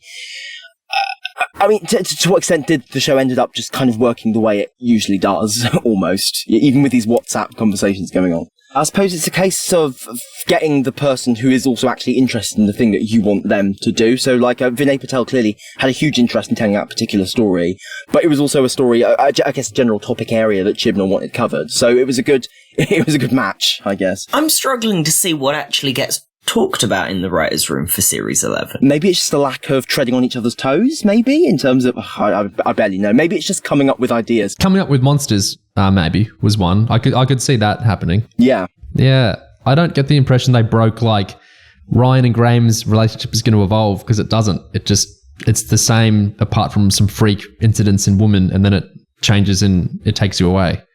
Like, there's not really a... Like, when Oliver brought up, what if Series 11 was writers' roomed? Series 1. I could kind of see Series 8 being writers' roomed as well, because it has a real bam, bam, bam through line of this is how the Clara-Danny relationship changes in episode 4 and episode 5 and episode 6. This is how the Doctor-Clara relationship changes here, here, here. Like, you can actually see bam, bam, bam. You can't watch in any order. Like, it's not always big, dramatic, showy developments, but there are specific, they're written differently in the Forest Tiger episode compared to how they're written, 3 episodes beforehand. So I could see, like, a kind of sequencing there. Bam, bam, bam, corkboards on the wall. That's plotted out. Obviously, that's not how it happened, but I could see a series like that with lots of very sequenced character development working that way. But Series 11 is, like, the absolute opposite of that. And the thing is, that sounds like quite a good idea. I dig that idea of using the anthology structure of Doctor Who, but really leaning into the serial characterization. I really like that. I think that's a good shape for Doctor Who to be. And I like the sort of Matt Smith era big plots, big space-time plots across the series that, again, you could... Obviously, Series 6 is mostly a lot of Moffat scripts with big space-time plots and then lots of standalone scripts from other writers. But something like that seems like a good fit for a writer's room. But I wonder if a writer's roomy thing could have sequenced if you really kind of bam, bam, bam, plotted it out, well, this is how this... It's not necessarily... Maybe that wouldn't have worked at all for how he likes to write. It might have constricted him. But that's the sort of thing where he's got this really complicated flow of things and it ends up working. It ends up wrapping around pretty logically and creatively in the end, in Time with the Doctor. But he has a great, cool sequence of things. Maybe it could have been interesting to do a big sci-fi meta plot like Oliver's talking about. That's the sort of thing. Maybe you could plot out in a group, because the Americans do that all the time, and they often do it really well. Yeah, and I think having like feedback between writers rather than just one person without really much in the way of like outside perspectives, it's going to be much more difficult for that one person. And the thing is, that even seems like what Flux could have been, where you've got these pretty standalone ideas, like War of the Sontarans, something like that. You can... It's created by the circumstances of the big space-time plot, and it's tied into, I guess, sort of ongoing character drama stuff. But it's mostly a standalone episode. That would have been a perfect fit for a writer's room, but that series is the one that doesn't have one, so... I get the impression this was part of what Chibnall was going for with this Series 11 story room, but I know another big function of them, what's the word, often kind of distastefully even in a way, is like Damon Lindelof, I know, does this sometimes, where you'll have different identities and voices in the room. Like, it won't all be white sci-fi male nerds in their 40s writing. They'll be, you're intentionally pulling from people with different experiences. I know lots of shows that are like adaptations, like your Wheel of Times and all those sorts of shows. They very specifically will get some people who've never heard of the books, because they need that in the room. They need someone to go, but wait, why would that ever happen? That makes no sense. And everyone else is like, well, I read it 20 years ago, so it makes perfect sense in my head. I've never stopped to interrogate that. You need a voice in the room to go, but no, it makes no sense. You need to change something. That's not going to work for anyone. And then, in something like Watchmen, Lindelof wants some black people in the room, ideally, for the crazy stuff he's trying to write there. And so it's almost a... like, you hope it's a peer relationship as writers, but there's almost like a sensitivity reader aspect to it, I think, sometimes, what they're trying to do in some of these writer rooms, to like have... we don't want to miss something, and they will anyway, but we don't want to miss something that we could have caught even though sometimes it's going to get missed anyway, because there's still the hierarchical aspect of, there's the white showrunner over the top of them, and then there's the weird, like Watchmen had that very bizarre thing of leaning on an actress to give kind of the Vietnamese insight into stuff rather than a writer. Anyway, I guess there's that aspect to it, which I assume was something Chibnall wanted with the Series 11 room, which was like, pull me up if this is not right. We'll get into that more the next clip, but yeah, any thoughts on that stuff? You don't want a circle jerk of like Moff and Gatiss types in the room, I guess, is another idea of a writer's room, is what I mean. No, absolutely not. But also at the same time, you don't want like a range of writers in there just to be a buffer for like the showrunner's own sort of like myopic perspective, or like, hey, give me the pass to write this. Give me the okay to put in this stupid thing.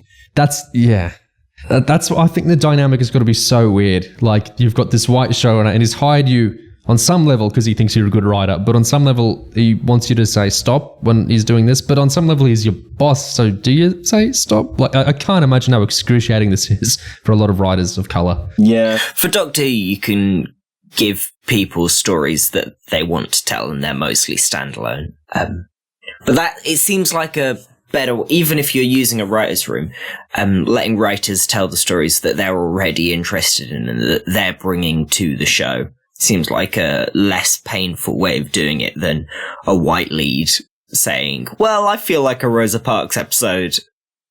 Which black writers can I get who can do my vision for this story? Yeah. So I'm glad that there were certainly people coming to the show already wanting to tell stories. Yeah. It's ideally it lined up. Like, Chibnall wanted a partition story. There was also a great writer who was happy to do a partition story. Like, with Series 11, it seemed to work a lot of the time, this grand vision.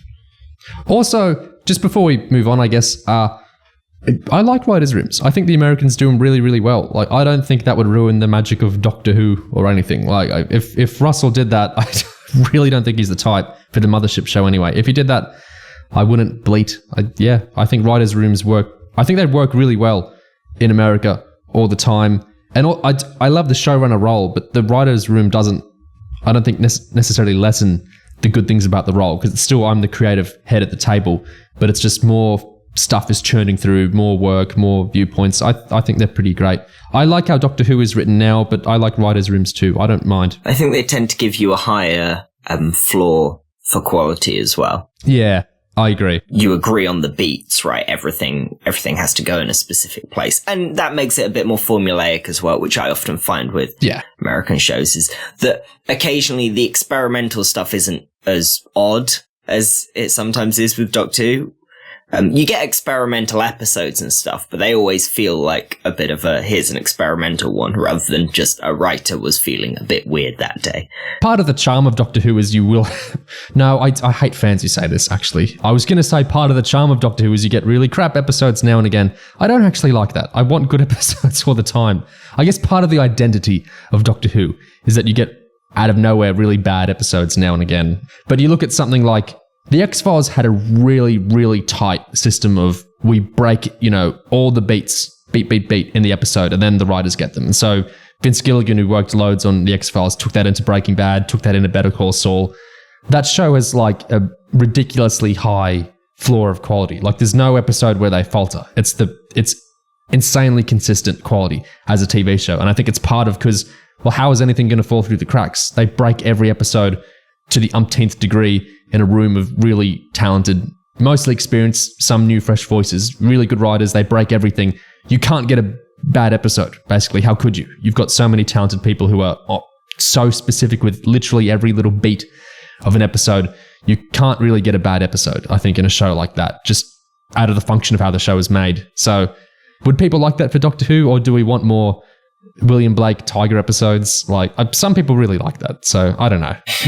To be fair, I dig. Something I feel I would miss out on, and I would miss Frank Cottrell Boyce's weird swings. Yeah, and I defend a lot of Sleep No More, so I guess I can't talk. Right. I'd say what you risk losing, not necessarily like a gradient of quality, but I think just the sense that individual writers might write in wildly different styles. I think maybe there is a risk when you have everyone breaking everything together that you get quite consistent style, which obviously works for like a serial drama like, Better Call Saul, but for Doctor Who, the strange variety of it and the sort of unpredictable nature is maybe part of the thing. Obviously, it's not guaranteed that you will lose that if you actually have a writer's room, but maybe there is a certain degree that the same group of people working in the same process might fall back to the same kind of beats, same kind of structures, yeah. Still, I think this is like the rare American thing that we're all like, yeah, this wouldn't be a tragedy if they Americanize Doctor Who in this way.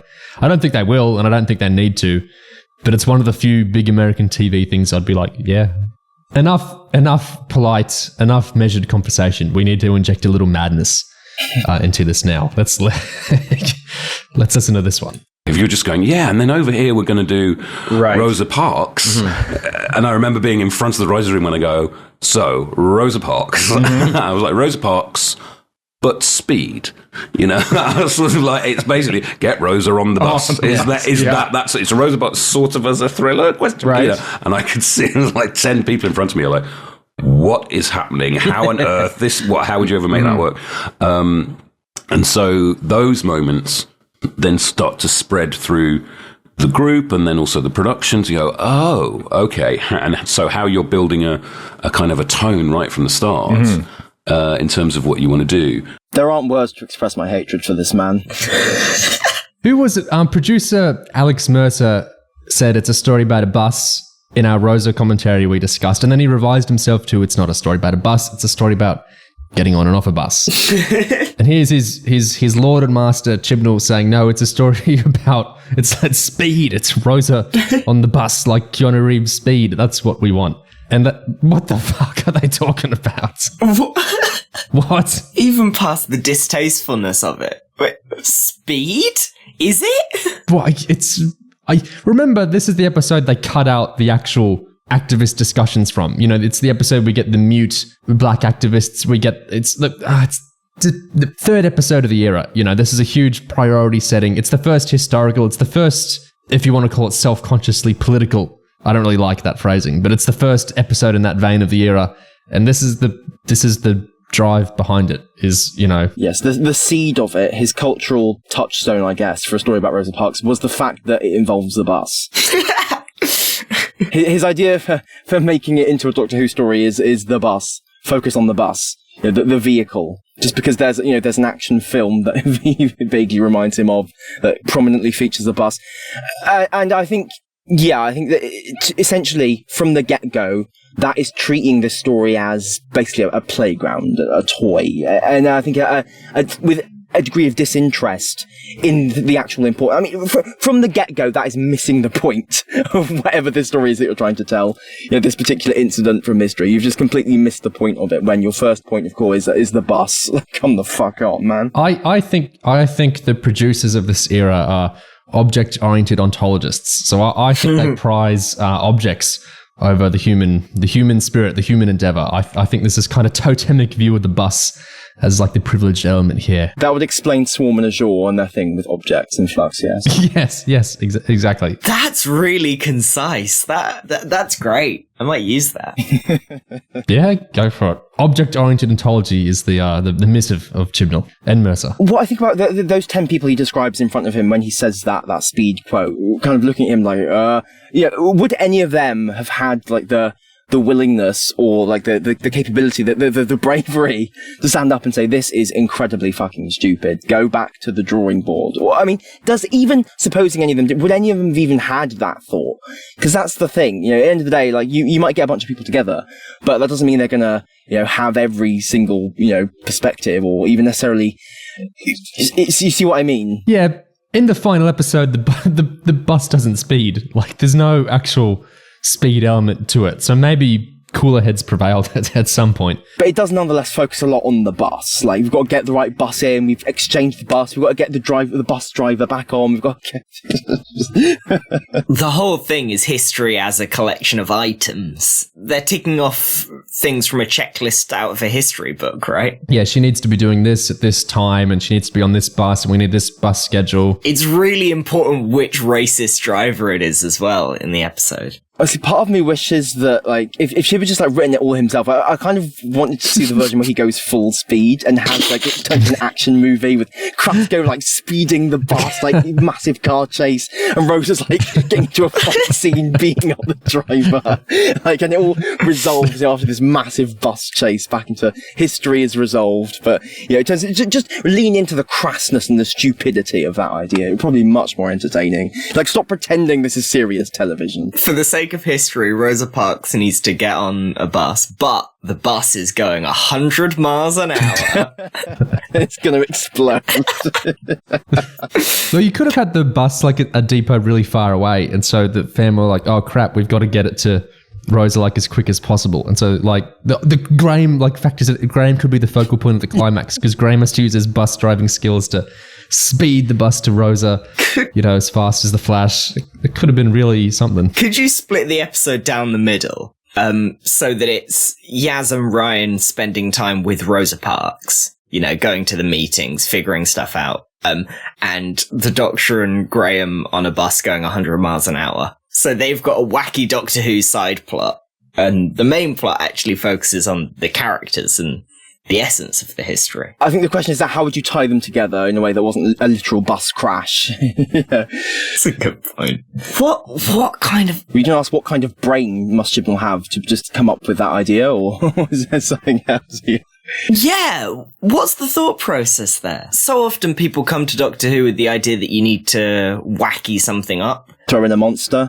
Yeah, like the monster in... Vincent the Doctor? I quite like the Vincent the Doctor one. Yeah, same. The Woman Who Lived monster is very much... We need a monster because it's Doctor Who.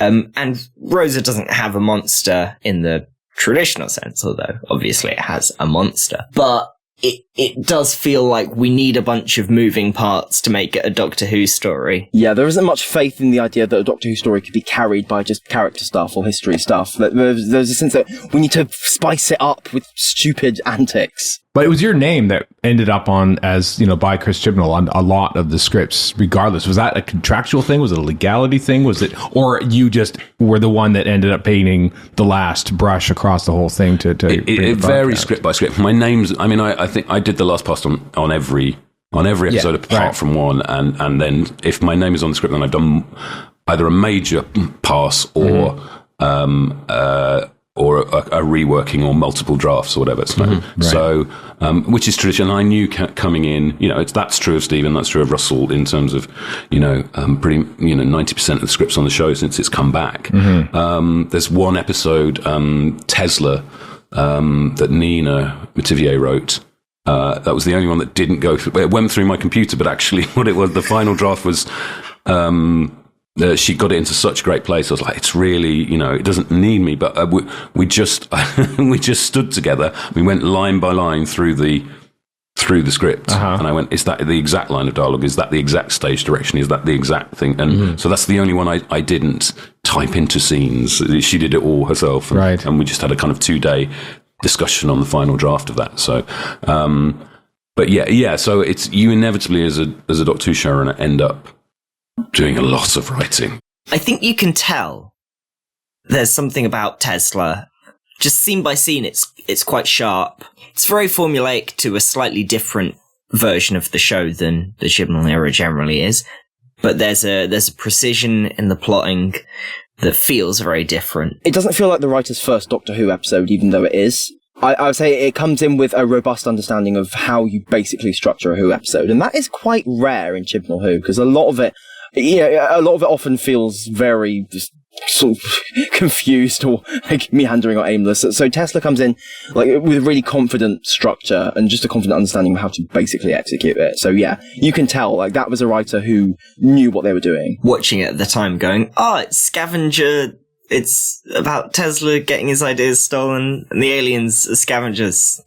Classic. Yeah. It's the opposite of the convolution we were talking about with Chibnall plotting and thematics earlier. This is the opposite. Everything means the same thing. It's normal storytelling. It's not convoluted. Yeah, the story moves into in the third act. It moves to that personal lab of Tesla's, and they use that to, solve the whole the storyline. It escalates and moves in a way where Tesla is central to solving the dilemma and all that stuff. It just fits together. It makes sense. So how much was he doing on other episodes? Yeah, it's a good question, because if from this Tesla example, we know that if he felt the draft was in such a good place, he didn't need to directly contribute to himself. He could just trust the writer to kind of take it, take his discuss it with him, basically. It does make you ask what was going on with the other scripts, the other writers. Why was no one else kind of in as confident a position with their script that Chibnall didn't feel he needed to step in? And I wonder to what extent, if that was happening with a lot of writers, it's probably less to do with the writers themselves,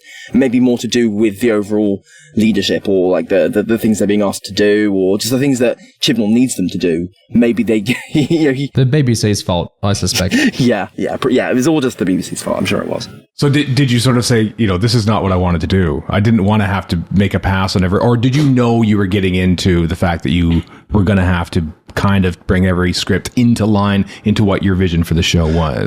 You travel, hopefully, so you hope not. Mm-hmm. But when you have to do it, it's not like anybody's failing, and it's not like they can't do it. It's often just a matter of time, mm-hmm. or it might be a matter of production, or just, if you had another 3 months or 3 days or 3 weeks, mm-hmm. it's like they're going to get it there, but it's like they're not going to get it there quick enough, because also they don't have the experience. They might be working on a couple of other projects. It's, because nobody's exclusive to Doctor Who when they're writing on Doctor Who, apart from, the showrunner, basically. Right. So it was, the conversation we had when they came on board as well was, we want you to get as far as possible, and hopefully to, read through and production amends and shooting script. Mm-hmm. But it's based on what we know about the production history of Doctor Who since 2005, and my conversations with Stephen and Russell, and seeing, when I've been writing episodically on it, I didn't get rewritten on those, so all those mistakes are my fault. But although there are things in Power of Three where Stephen's coming in a scene because they're in the edit and I was off doing something else. He's right. I've had to put this scene in, I had to put this voiceover, and I have to do that. Uh-huh.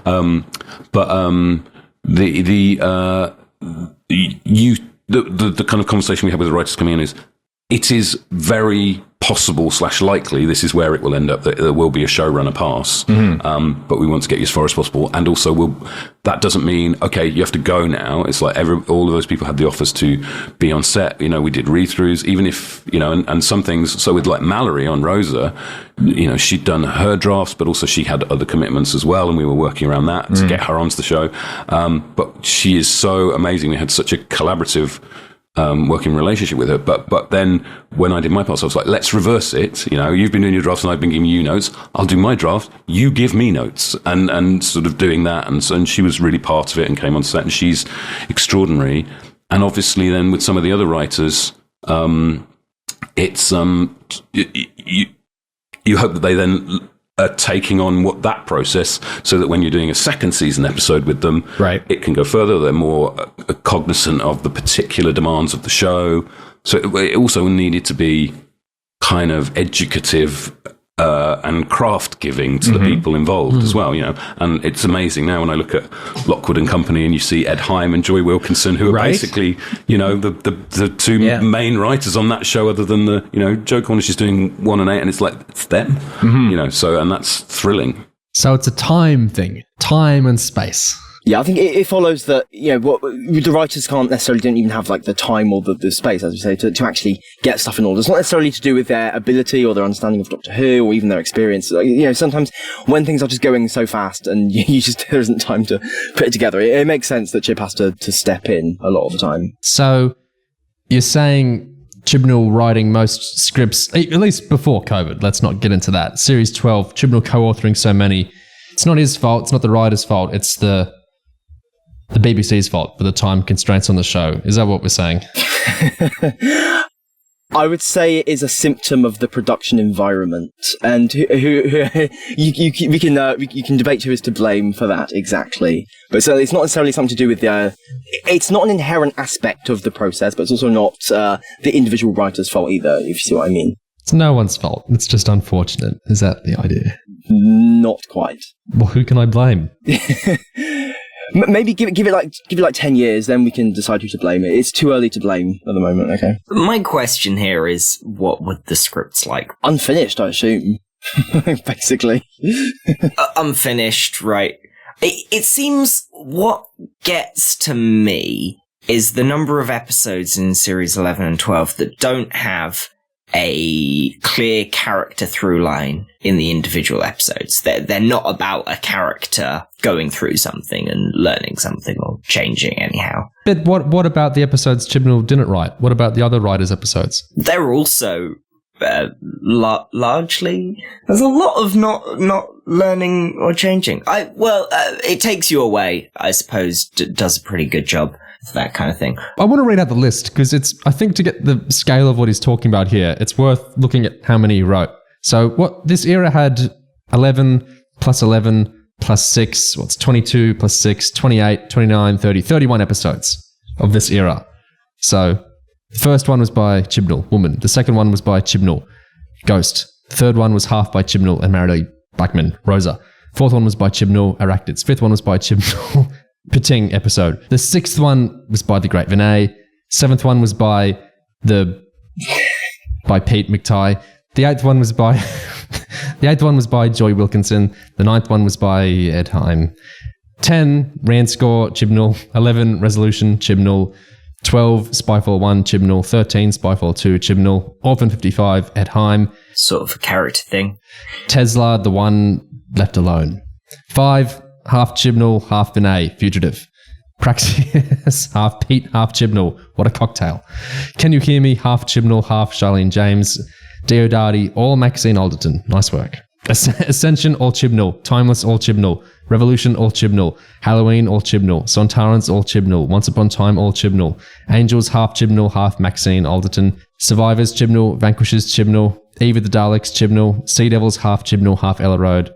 Centenary, Chibnall. What jumps out to me is that the 3 episodes that feel like they have the most interiority and character-driven storytelling, especially of the lead characters, are the 2 Ed Heim ones and Charlene James's. Which Orphan 55 is not a good episode of television, but, it's got character stuff going on. It's got Ryan sucking his thumb? Is that what you're referring to? Ryan sucks his thumb. Yeah, exactly. There's generational climate. It's memorable. There's stuff. It's memorable. And Ed Heim's other one is again... Yeah. Well, it's more about Graham that time. But again, Ryan's got parent stuff. Yeah. In that. I'm trying to think what was actually so out of sync with all these scripts that he had to rewrite so much. Like, I'm not blaming him in the sense that, like, if there's a showrunner issue, like, this doesn't fit into what we can actually achieve. This doesn't fit into how many sets we can have. This doesn't fit into when the dregs are going to be made. All that stuff, I can totally understand. He's down to the line. The other writers, maybe they're on other shows, or maybe they just can't write quick enough to do what he's doing. So that all makes sense to me. The production, logistical sides of I need to rewrite this fast to make this show work. I'm more interested in, and we got no answers to this, of course, but creatively, like, what was up with some of these, I wonder. Do we think like something like Praxeus, all the issues were logistical and Pete was busy with his other stuff because he works quite a lot? Or I wonder with any of these, were there any creative weaknesses that Chibnall had to go, this just isn't working? Which, is so fascinating to me in a series with like Randscore. Well, no, because the only one he co-wrote there was Rosa. But in series 12, I'm just fascinated by, were any of these rewrites like, this isn't quite working creatively, or were they all logistically? We don't have an answer to this. It's just interesting to think about. I think when it becomes such a pattern over like the whole of series 12, I mean, it can't just be that all of those writers individually, shat the bed or whatever. I mean, it's just too much of a coincidence. I think there must be underlying systemic circumstances leading to those scripts not being in positions in time to where they needed to be, that led to Chibnall just having to take everything on himself. And when you have a showrunner in that role, having to do all that stuff, you need them to be quite good at it. It's kind of the assumptions that they'll be good at it, and when they aren't, you get series 12 basically. Fugitive is just weighed down by the heft, like it has to support a ton of arc stuff. Like, that's just unfortunate in that it's a big episode. Chibnall needed lots of stuff in. When you say it's unfortunate, does that mean it's nobody's fault? I mean, At the top of this discussion, we talked about Jamie Magnus Stone did those Captain Jack scenes that got inserted into Fugitive. Like, there's a lot of choppy, we're putting this in here. Like, Fugitive, it's way down. It reminds me of like a Series 6 arc episode from Moffat. And like, there's a lot of heavy duty lifting it has to do for a lot of stuff. Like, did Vinay need to... Did it have to be Vinay's episode that like... Yeah. Couldn't you've got one just to be himself again, because he did that so well in Series 11. Maxine and Ed got ones to themselves, and Vinay got weighed down by the arc. Like we know in Fugitive, the original incarnation of that story was that, okay, we have a fugitive, but then it was Chib who, at some point later on came up with the idea of, what if that fugitive is the Doctor? Vinay was like, whoa, okay. So it was like almost like a not quite last minute idea, but it was not at the genesis of that episode. It was something that kind of got, bombarded into the story. So, I think that general slapdashness, when you have something that huge coming in as almost an afterthought, that's how you get a really messy, I think, environment. There's also the thing that Moffat's very focused on the character beats of a story. Russell the same, but maybe more on the realism and texture of all the characters.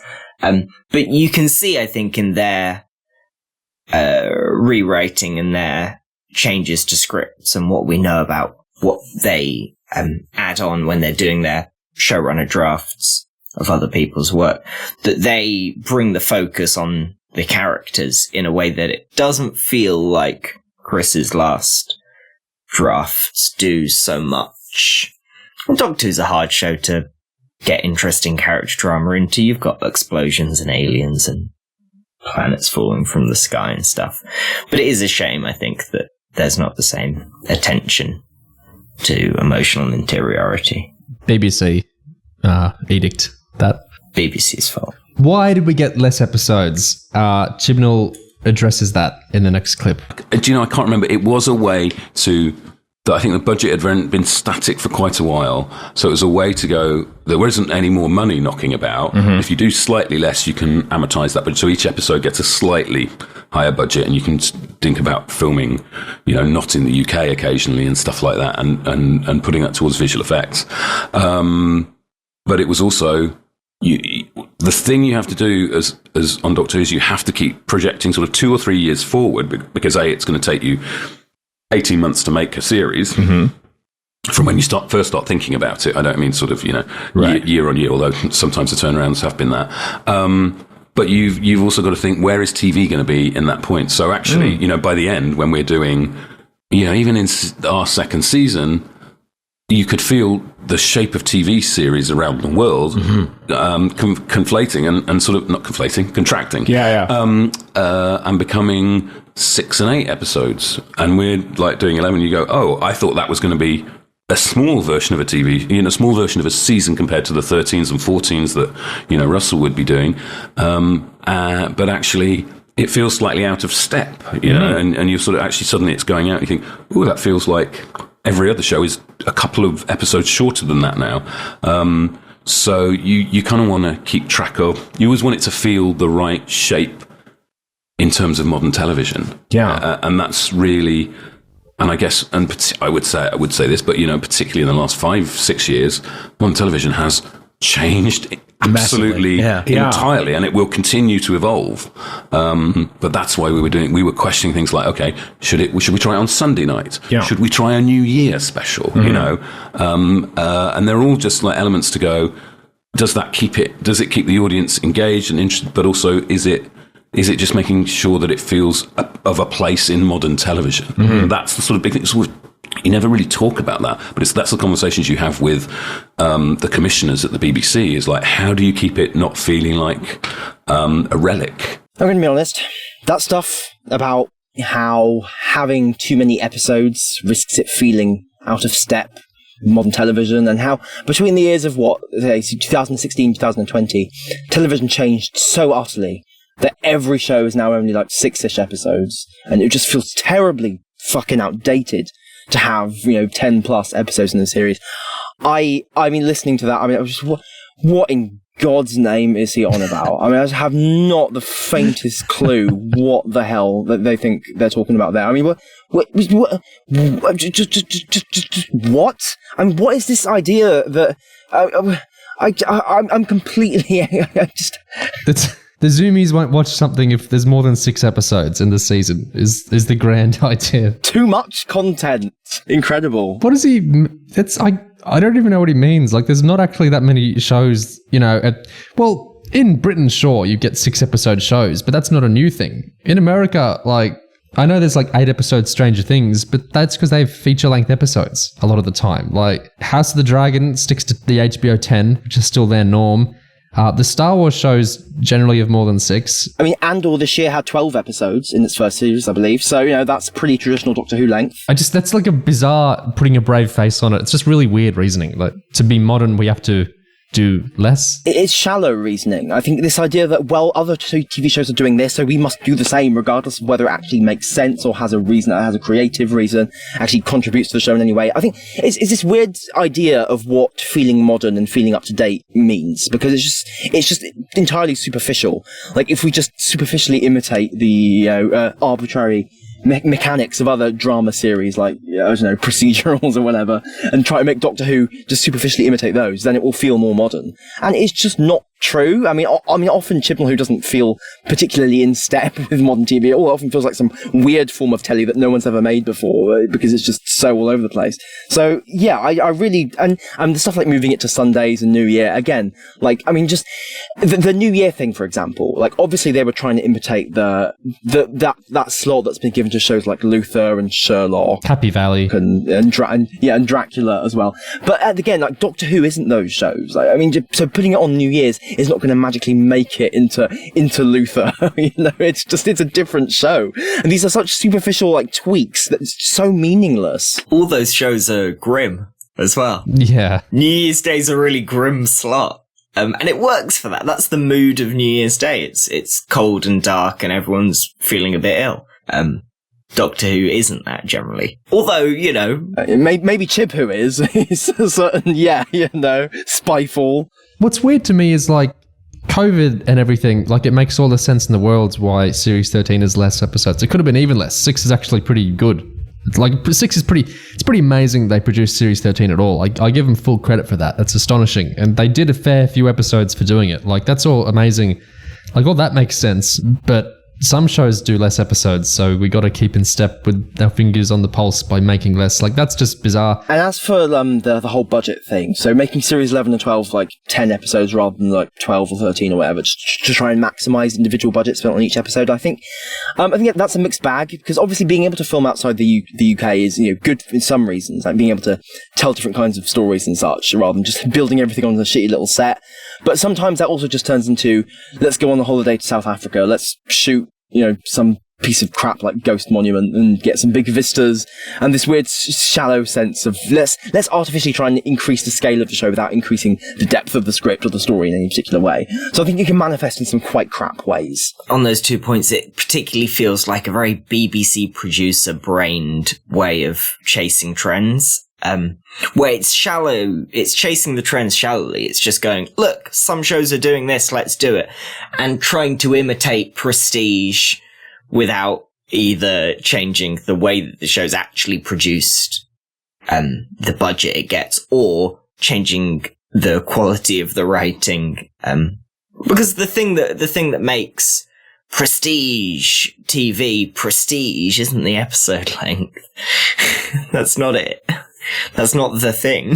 These ideas that seem to have been coming through in discussions with the BBC and with Chib regarding how to try and keep Doctor Who relevant, I do get this sense of, like you say, producer brain, like aimlessness, almost like a lack of certainty as to like, how Doctor Who should work or how it should be, like in the current era. Like just a strange kind of directionlessness, just sort of meandering, like, oh, let's try this, let's throw this at the wall, let's throw this bit of spaghetti at the wall, let's make it do this other thing. And I think it just seems to reflect a lack of real, like, nuanced understanding of how to work with Who. Like, just, we'll try anything, we don't know what we're going to do.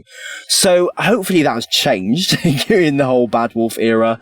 Like, clear, massive investment from the BBC to try and elevate Doctor Who to being a big Star Trek-like streaming franchise or whatever. But certainly during the Chibnall era, you can probably put a certain degree of blame on this general lack of direction from the BBC, I think. All the blame, I say. Yeah, sure. He talks a bit about the Christmas, New Year's Day stuff you guys are talking about next. He talks about the intent of a showrunner and the Christmas special issue.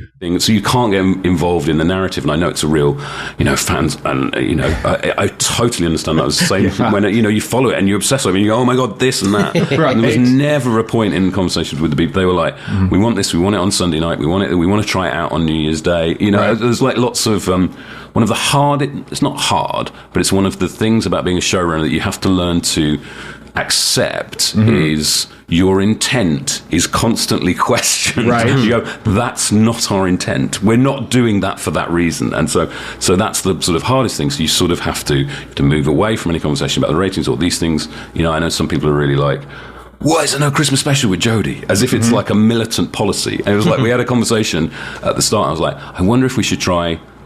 the BBC was saying there's been a lot of Doctor Who Christmas specials. There's been a lot of stories with snow in, and maybe was that their subtle hint to sort of say maybe think it was a commissioner. One of the there was about 3 commissioners, and there was a commissioner who just went maybe just think about that, and it's like, and we were just like, and also a lot of their big dramas were premiering on New Year's Day. It become a bit. Sherlock would play there, Dracula would play there. Happy Valley plays there now. So it was like, well, let's try that the first year and see what happens. Right. And it's not like I hate the Christmas specials. Right. I love them. And actually, Spyfall was going to go out on Christmas Day, and then it was too scary. It was the editorial policy. That was how I was thought. Yeah, and also it's like, where do you put the second part? So there was a moment where that was going to be Christmas Day, Boxing Day. Oh wow! Yeah, and so it wasn't like a whole every year. It's like, do not come to me and mention a Christmas special. It was like, I hate Christmas. Yeah, it's like, I love Christmas. Chris Chibnall killed Christmas. Yeah, exactly. The other big takeaway: stats don't matter. It's he doesn't care. So you're having to keep up with the modernity of conversations. So in the second, and then in the third season, they were like, let's do New Year's Day, that one as one of the 3 final specials. Or so it's really you are constantly questioning these things and testing them, and sometimes it comes down to logistics or how do you if you launch Spyfall on Christmas Day and Boxing Day, when is it a series launching? Because then there's a big gap, and how do you do a second series launch, and does that help? And all that kind of stuff is your live.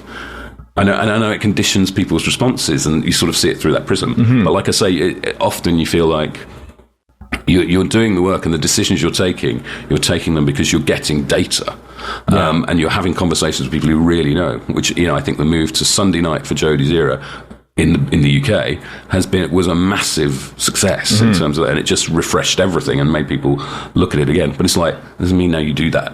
Ongoing or constantly. It's like you're doing it for the moment you're in, to keep it live. Yeah. I think a lot of the time a showrunner will be in a position where they're trying to sort of justify something that doesn't really have much of a justification, or at least not one that sounds particularly good. So I think Moff was sometimes in a position where like the series would be in some weird new structure or some weird new time of the year, and Moff would be in the press trying to like present some like elaborate cool justification for it, like, oh, this is actually better and great because Doctor Who should air in this time of year, or Doctor Who should be split up like this. And obviously he didn't think that, but he was trying to have to like negotiate that question of intent, because he was always so I guess it's probably a good idea for Chib to just remove himself from those conversations and just not try to have them, because at the end of the day, like, what's the point? He mentions that moving it to Sunday was a huge success. I wonder to what extent was that actually just the fact it was series 11, like it was the first new Doctor, like first female Doctor. I mean, I feel like there got to be some other factors in that huge success in viewing figures at the start of Series 11 that then goes over the course of the rest of the era. This is what I hate about ratings conversations, though, is that we could talk for hours, poking at the peculiarities and the potentials and all that, and we don't. How can we know? It's just like this black void of data and possibilities. It's so I feel like it's a snare, that kind of stuff. But yeah, you're totally right. People draw what they want to draw from it. Like in this case, like they can draw, hey, moving to Sunday was a huge success, and it's like other people could say, well, no, it wasn't. So there you go. It's meaningless. I agree. That little Spyfall fact was interesting. Too scary. It is, I guess. Yeah, was it? Interesting. Last Christmas wasn't too scary, but Spyfall was. I mean, I wonder to what extent is too scary just sort of like a metonym for like it wasn't fun enough. That's sort of what I was thinking. I don't know, because Yeah, that seems more realistic to me, because, Christmas specials have scary stuff in them, but they also usually have, like, frothy fun to counterbalance the scariness. Spyfall 1 doesn't really have that, I would say. Even the non-Christmassy Doctor Who Christmas specials like Doctor Mysterio have a huge amount of whimsy and weird in them that Spyfall doesn't. I don't object, my blood doesn't boil at moving the festive specials to New Year's Day. I don't think it was a great idea, but I don't get my goat that up anymore, at least. But I feel like, it was one of the BBC controllers saying it to him. And it doesn't sound like an order. I don't know the dynamics of the job. Maybe it was more of an order. And so what I'm saying is irrelevant here. But I feel like... A polite recommendation. Moffat talked about, especially because Moffat did a whole extra episode to just preserve the Christmas slot with Twice Upon a Time. And so he really treasured that slot. And I think there's I don't agree with, we've had so many Christmas specials with snow and no, we haven't. We really haven't. We've only had a few Christmas specials that were super Christmassy. Less than half of them, I would say. I don't really get what they're talking about. The RTD ones weren't very Christmassy. Not all the Moffat ones were. I don't think we over-egged the Christmas stuff. And if we can tell a Christmas special story very well that's not really about Christmas, like RTD usually did, what's the problem? Why can't we just keep the slot? It's a big thing to have a big BBC prime slot like that that's yours, that, families know for 15 years Doctor Who's been on at that time. I feel like they're the experts here, of course, but, for me as a viewer, I've felt like that's an important thing. Even in the years I wasn't watching the show, I'd always know, there'll be a new Doctor Who at Christmas. I wonder what they're doing now. That was just a thing I always knew. And part of Doctor Who's strength is its longevity. And part of the strength of that is that it keeps doing something at the same time, ideally. One of the reasons I think the audience got a bit wacky towards the later Moff era and Chibnall's era is that it wasn't on at the same time anymore. I know all the reasons that's complicated and hard, but it's hard to follow, especially for younger people then. So, I don't know. I just think we're really overstating that, they were all really Christmassy. They weren't. I love Christmas stuff, and I can tell you, I don't think that many of the Christmas specials were that Christmassy. I think it's a degree of self-cannibalization. I think when you get the controllers asking you've done Christmas a lot, let's not do that. I think it's like a lack of actual ideas in terms of how to keep things fresh. I think just the lack of, I think when it just gets to the point where you're just tweaking things just for the sake of tweaking them, I think that's what I'm trying to get at. This thing has happened a number of times. Let's just arbitrarily stop doing it because we're scared that people might be getting bored. When actually, in reality, if you want to stop people getting bored, you actually, you tell stories that are interesting. You don't just arbitrarily flick the switch, from Christmas to other less interesting dates. You see what I mean? I know we've talked about it before, and this could have been a complication way beyond what Chibnall could have done. I don't mean that in an insulting way. I mean that a lot of his era was really hard to manage way. But you can always rethink the paradigm of a Christmas special without getting rid of it. Why does the showrunner have to write it? Why can't we get the guest writers in? Sometimes the guest writers struggle fitting into the paradigm of what a series has to be. I know Neil Gaiman was annoyed with Nightmare and Silver. All the issues with that episode were, of course, not his fault. Neil Gaiman struggled with aspects of that, fitting in, Beryl's Clara, now everything's changing. Wouldn't it be more freeing thing if you just kind of throw a guest writer? We'll just do the Christmas one. Basically go wild. We'll free up the Ark stuff in the finale, then you kind of have a freebie. I've always felt this is something I wish the show would do one day, is because I feel like the showrunners complain, I've always got to do the Christmas special. Could we rethink that? Could we free that up somehow? Because even if Moffat exhausted his Christmassy ideas, there's other people around. I think the trouble with getting that done is that if you take it away from the showrunner, the head writer, give it to one of the others, then you're it's almost like the specialness of that slot is being tarnished slightly. It was just starting to seem almost like a normal episode. So when you have BBC controllers being this doesn't seem cool and fresh and modern enough, then that's not going to satisfy them, is it? They're just going to keep doing it. Do something else. In the RTD era, and the Moffat era, the Christmas specials are usually picking up some pieces after the series, which I suppose would make it difficult in some cases. Right? You can't have Christmas Invasion written by anybody except the showrunner. Yeah. But there's a few of them, I feel. Return of Dr. Mysterio, that could have been a freebie. Yeah, Next Doctor. Loads of them that you could have sent to anyone. And if you know that you're going to get a guest writer in, you can give you can make sure that you're setting up a standalone at the end of the series, or you can even build it into the brief for the episode. Yeah. You can, if you have a big death at the end of the series, then you go Christmas episode about grief, and then you get Neil Gaiman to write a Christmas episode about grief. I want Stephen Knight to do a Christmas special. I think that would be fantastic. Oh, yeah. I think that's my dream Christmas special. So, I mean, I think if you look at the work around our first series, particularly first season, particularly, there was a massive campaign. There was a massive domestic campaign. BBC America were the ones who paid for us to come out to the Comic-Cons and do that, and to get Hall H and a cover of Entertainment Weekly, and I think it's inevitably with a second season and a third season of a Doctor, they're kind of like, we did that in the first year, and also budgets are shrinking. The BBC is under attack. The BBC, for sort of something like Flux, for example, their budget is they can only really advertise on the BBC because they have to keep doing the same amount of things with less money. It's just the fact of where the BBC is, and so it's why like the Disney partnership is so amazing and like 5 years overdue. That's not, everybody was really doing their best, but also there was a transition to BBC Studios from BBC in-house, which was done while I was before we'd even got into production. I literally got an email going, by the way, you're going to be employed by BBC Studios now. Like before I'd even started on the job, I was like, okay, but I think I think those marketing teams are really brilliant in what they do, but it's hard to punch through, and you need big budgets. And also, I think what promotion is another thing that has changed with television. If you look at any show on Netflix, generally, there are exceptions, but generally they don't do. It just drops. It drops, and Netflix is its own marketing campaign. I was talking to somebody from Netflix, and they said everybody obsesses with posters and trailers and all this kind of stuff. With Netflix, it's like the biggest marketing asset of Netflix is Netflix because it's on your TV every day. Right. It's like that's marketing. Netflix is marketing you Netflix. Yeah. It's like they've done this code, and everything else is now 10 years out of date. It's not to say trailers, posters, it's not to say that stuff isn't important and gives you a sense of it and in the world, but it's all of these things that you think are true are not automatically true anymore. Right. And you're constantly, and everybody in the TV industry is going, what does this mean? How does this work? What is this? It's an amazing time, but you do have to keep up, and you have the resources you have, and we also had, massive inflation, massive talent inflation,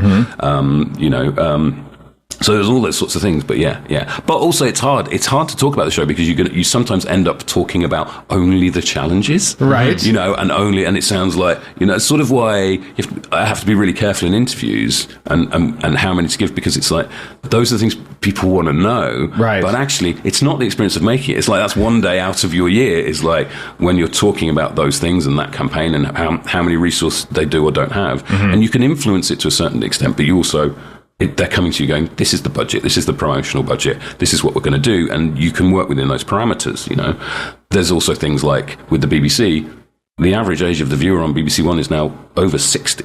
Wow. So it's like people don't come to the BBC at the moment, and they're trying to change it and they're trying to do it digital, but it's like Doctor Who was the only show people, and I saw the presentation of the data on this, it's like the only show that a certain portion of the audience come to the BBC to watch. They come to the BBC to watch, they watch Doctor Who and they go. Right. That starts to fade because people are not in the habit of watching the BBC.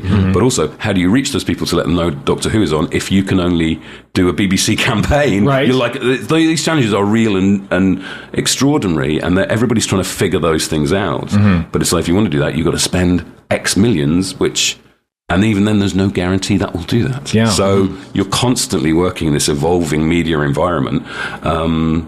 It seems notable that Netflix can do in-house only marketing because they've got such massive control over the platform. They have such massive control over every aspect of how they push content on users, and for them, the name of the game is retention. They've got as many users as they need. They just want to keep all of them, and if they can, make them buy new accounts.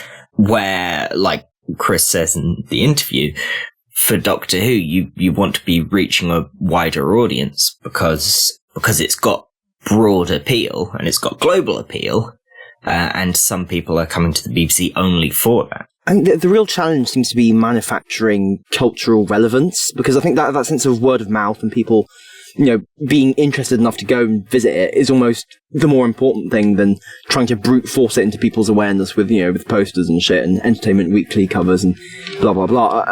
And I almost feel to a degree there's only so far that a promotional campaign can even go.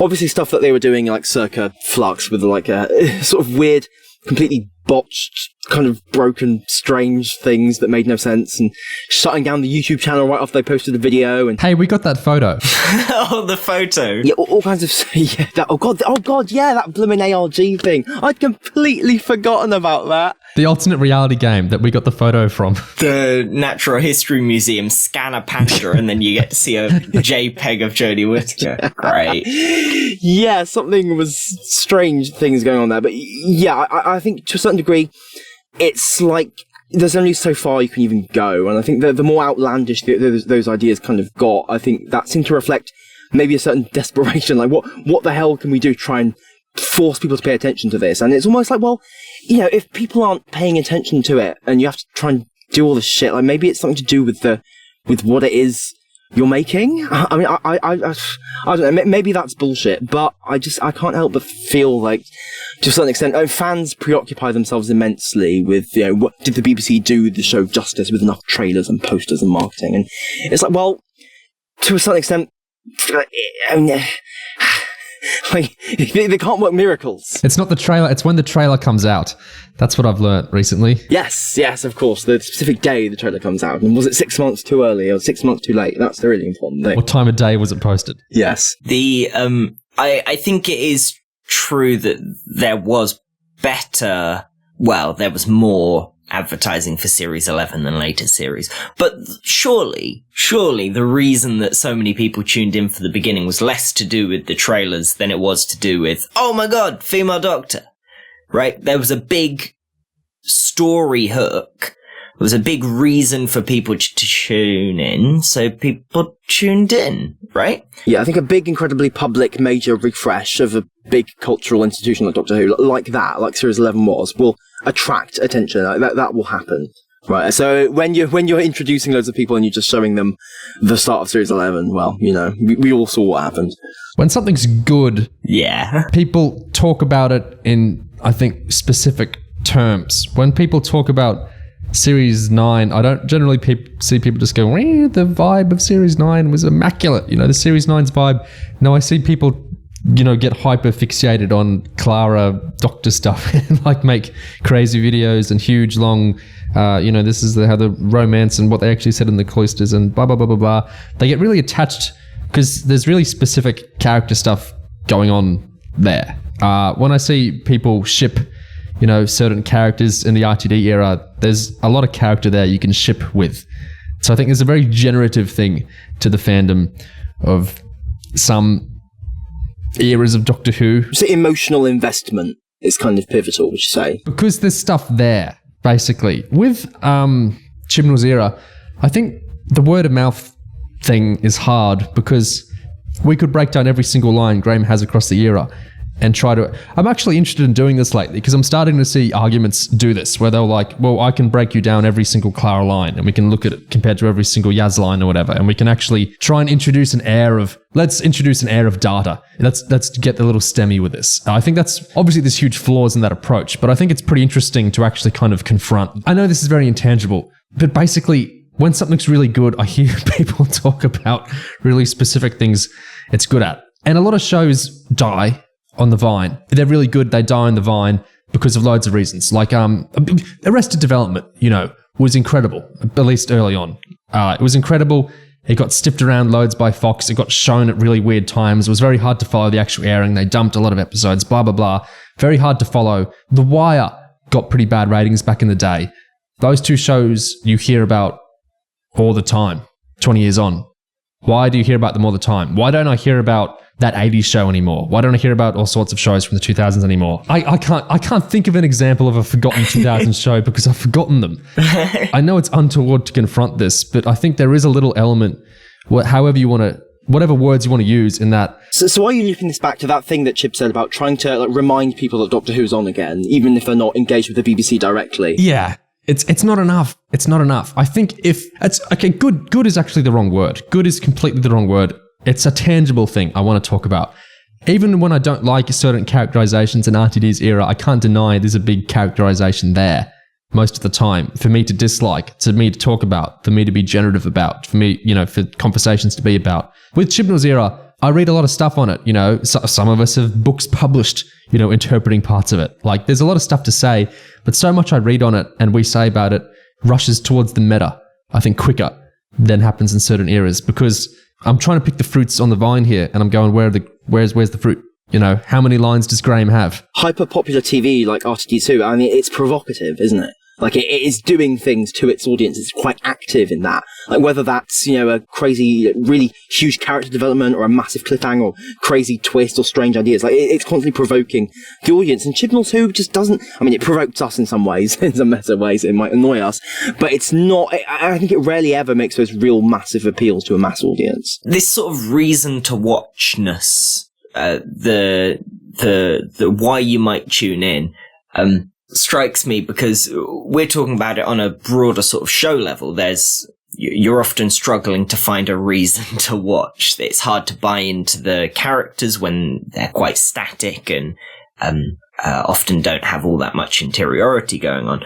But also on an episode-to-episode basis, it doesn't feel like you've got a movie hook for individual episodes. What's the hook for the Tsuranga Conundrum? There's a monster on a spaceship? Well, that's what Doctor Who is, right? But you can look at Chris's episodes in Series 7 where both of them were briefed by having a big, massive hook. You go, dinosaurs on a spaceship, movie-sized idea, go and make it. And that, you read a lot in interviews and writing and in The Writer's Tale about commissioning writers and briefs like this, where it's just a logline, really. They come up with an idea that will be a reason for people to watch it, a big, sexy idea, and that gets people in. With Series 12's promotion, so much of it were only 9 episodes until the heart-stopping finale. Yeah. We're just 8 episodes until... I feel like the show kind of cannibalized itself into... It's just kind of this form thing of finales are the big deal, and we're near the arc finale, which is just kind of running on fumes. And also the continuity wank. Jack is back. The Master is back. There's a new hidden Doctor. The Cybermen are back. Everything will change forever again. You'll need to tune in. There's a big twist. And when people talk about... So when you talk about Series 12, I feel like so many of those conversations are that, which isn't necessarily bad. And of course, all the other showrunners did it as well. But it's not... I don't think it's lasting exactly. It's just kind of any Doctor Who could do that. Any Doctor Who can use Doctor Who iconography, or any TV show can have the finale be dramatic. That's just how TV works. It's not really... Like, people talk about Orphan 55 was really didactic at the end. That's a conversation. Maybe it's not one you want, but it's something people remember and talk about. Even like the Yaz Can You Hear Me stuff. Whenever I hear people talk about that, the longest conversations I hear are when people bring their own stuff into it. Like, because if we look at the script and we break down what's actually in there, I don't think it's that much. And I think generally this, even Flux, when we talk about it, I don't think it's a matter of good and bad. I think the show in Chibnall's era wasn't formalistically interesting enough to kind of merit a lot of conversations on that, on, well, it was amazing how the music did this or the visuals did this. I generally think, at least to most people's taste, it wasn't doing enough there to merit a bunch of conversations there, generally speaking. Story-wise, it was pretty thin in lots of ways. Performance-wise, it was pretty broad in lots of ways. I just feel like it's hard to get word of mouth generating when it's just fundamentally less in a lot of key ways. I could be completely wrong. I just feel like when something's good, it tends to get some kind of word of mouth. Even if it's too little, too late, it tends to kind of sustain itself in a way. And I don't want to look into the tea leaves of the ratings, but Series 11 opened hugely with, Woman Doctor, new era and everything. And then people got... The interest lessened quickly. And people can go, because streaming and because blah and blah. That's all totally fair enough, and I agree with that mostly. But Series 11's premiere got so many people watching it? Why did so many leave? I know there's lots of, because of this and that, but I don't know. Like, we know it didn't really hit its true nadir until like the end of series 12 and then later in series 13. That was when you started getting like 80s like McCoy type figures. In this podcast, they talk about, his Dark Material season 3 got dumped. And, its ratings are pretty bad, but people watch it on streaming and, it's a big prestige Bad Wolf show. And like, yeah, but... I feel like, we know Doctor Who can do better in terms of cultural relevance. So I think that's the context for all these conversations with ratings, wank and shit. And Doctor Who also is, in theory, immunised against the drop-off that shows usually have. Because you can't just start watching his Dark Materials Series 3. But generally for Doctor Who, you're trying to get in a new audience with every series. Because every series is somebody's first, and that's part of how it works.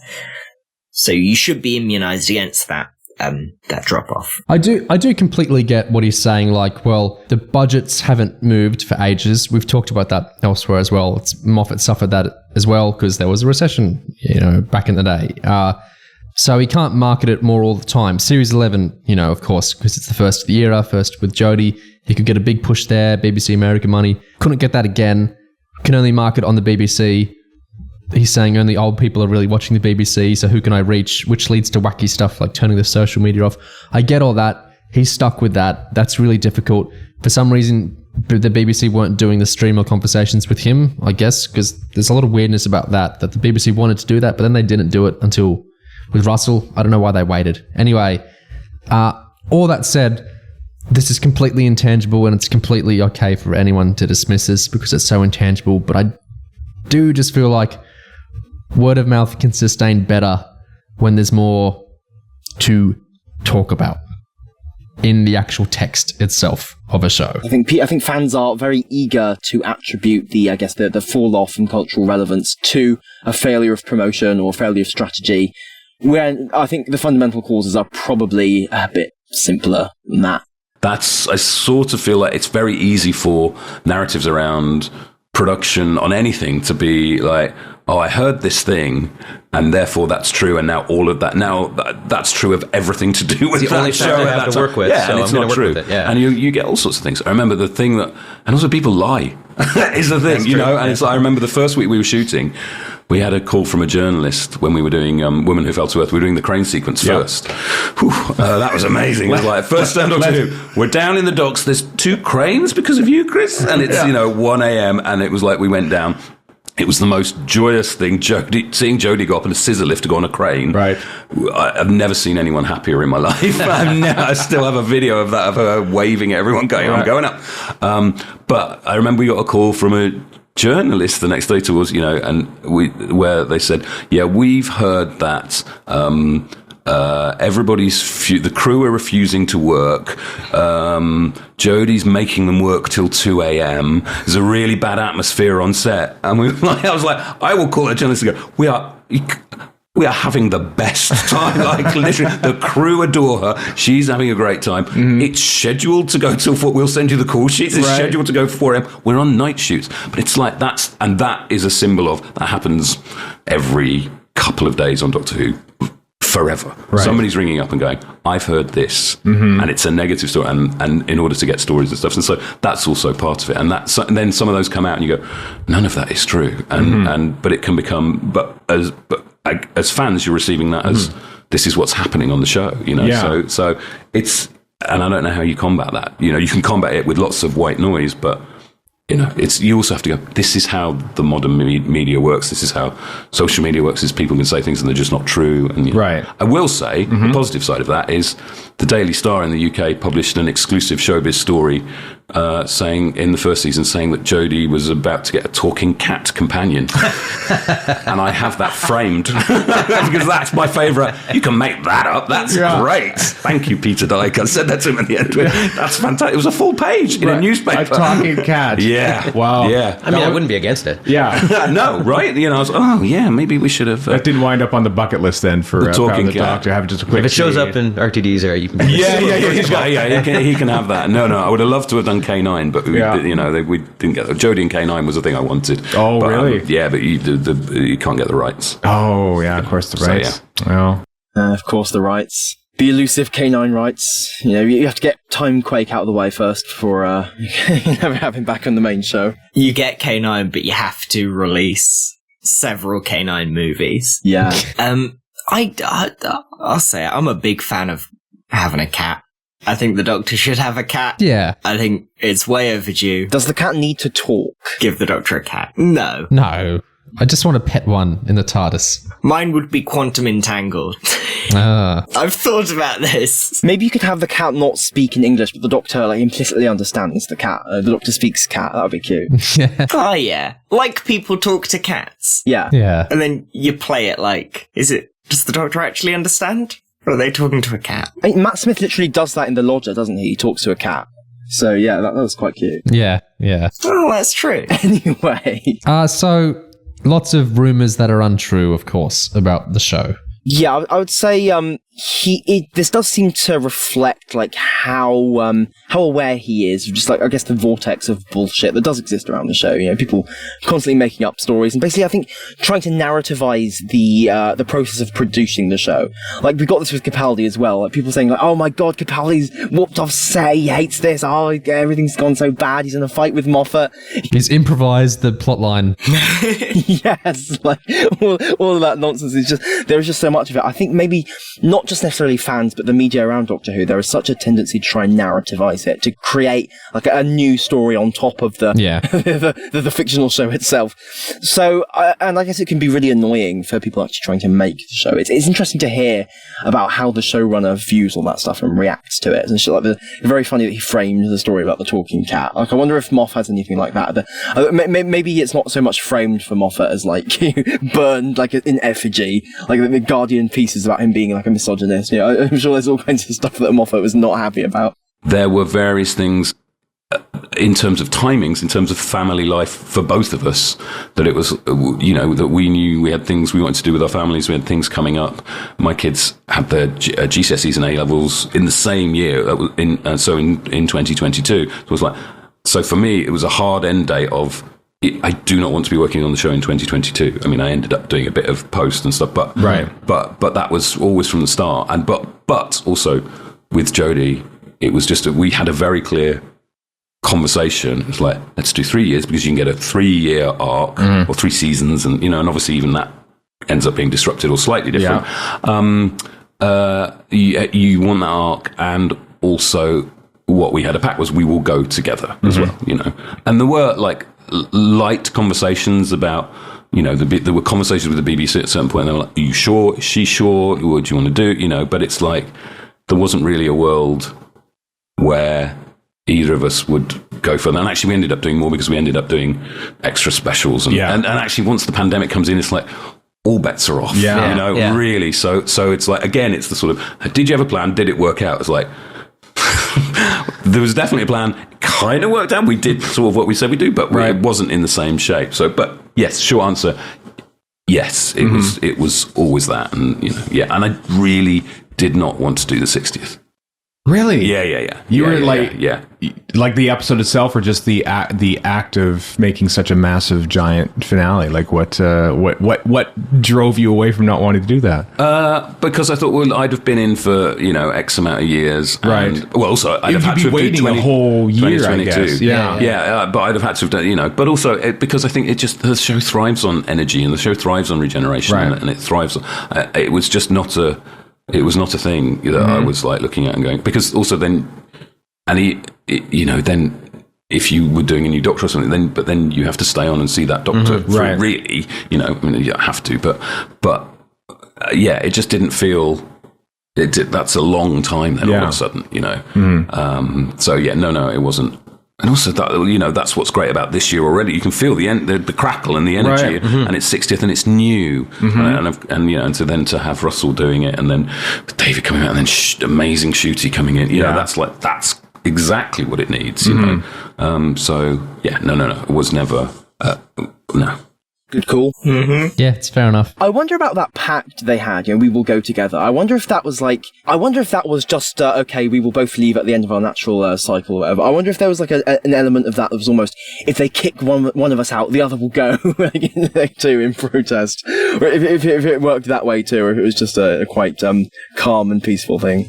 I don't know. It's interesting that the idea of introducing a new Doctor and then leaving is just disregarded because of course it is. That's not a thing you would do these days. The classic show sort of toys around with it or does stuff close to it.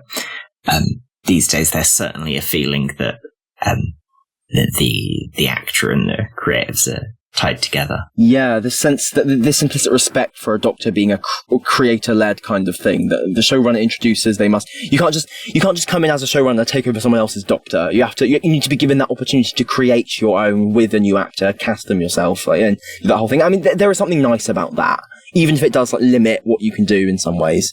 So, it disrupted everything. We had to reimagine the production of the show, reimagine the narrative structure of the show, reimagine how you brought actors in and out. We had to reimagine how you do prosthetics with COVID and, people like Craig Ells and Swarman Azure, those guys were in at like 3 a.m, right. So on days when they were shooting, normally they'd be in at, 5 or, half 4, but it's another 2 hours on their day because everything has to move slower and be distanced and everybody's because it's before vaccines, essentially. It's all about distancing. Yeah. I think the first, we started in October, November, 2020. Is that right? Yeah, I think so. And then we had about 6 weeks shooting before Christmas and then a 2-week stand down. And those 6 weeks were the hardest I've known on anything ever, and everybody was so on edge, right? So tense, and we were doing big things. We were in the Crimea, right? It's my fault. They're in the rain and the fog and all that weather you see on screen in the Sontaran episode.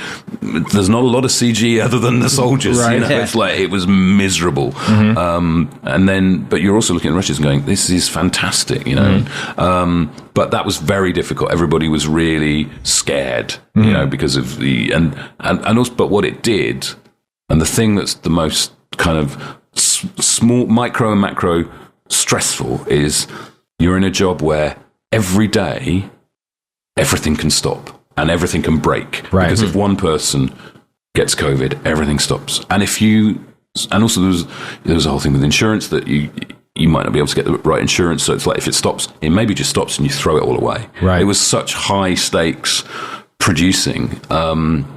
And the reason, and that's a year we shot, which I don't think Doctor Who's ever shot that continuously for a year. Maybe not for a few years at least. Especially to make that few episodes, But the thing about that, and the thing that kept it going, was Jodie. It's like she didn't go out for a year. Right. She isolated and bubbled with like Mandip and John, and it's like the sacrifice that she made and the sacrifice that the crew's made, but also. When the history of Doctor Who comes to be written, the COVID supervisors may not get that much of a mention. There are 3 or 4 people on the show. Their responsibility was to keep everybody safe. And they did that for a year, and they did testing. And it's like those things are what get the show on air. Yeah. So it was, everything was challenged.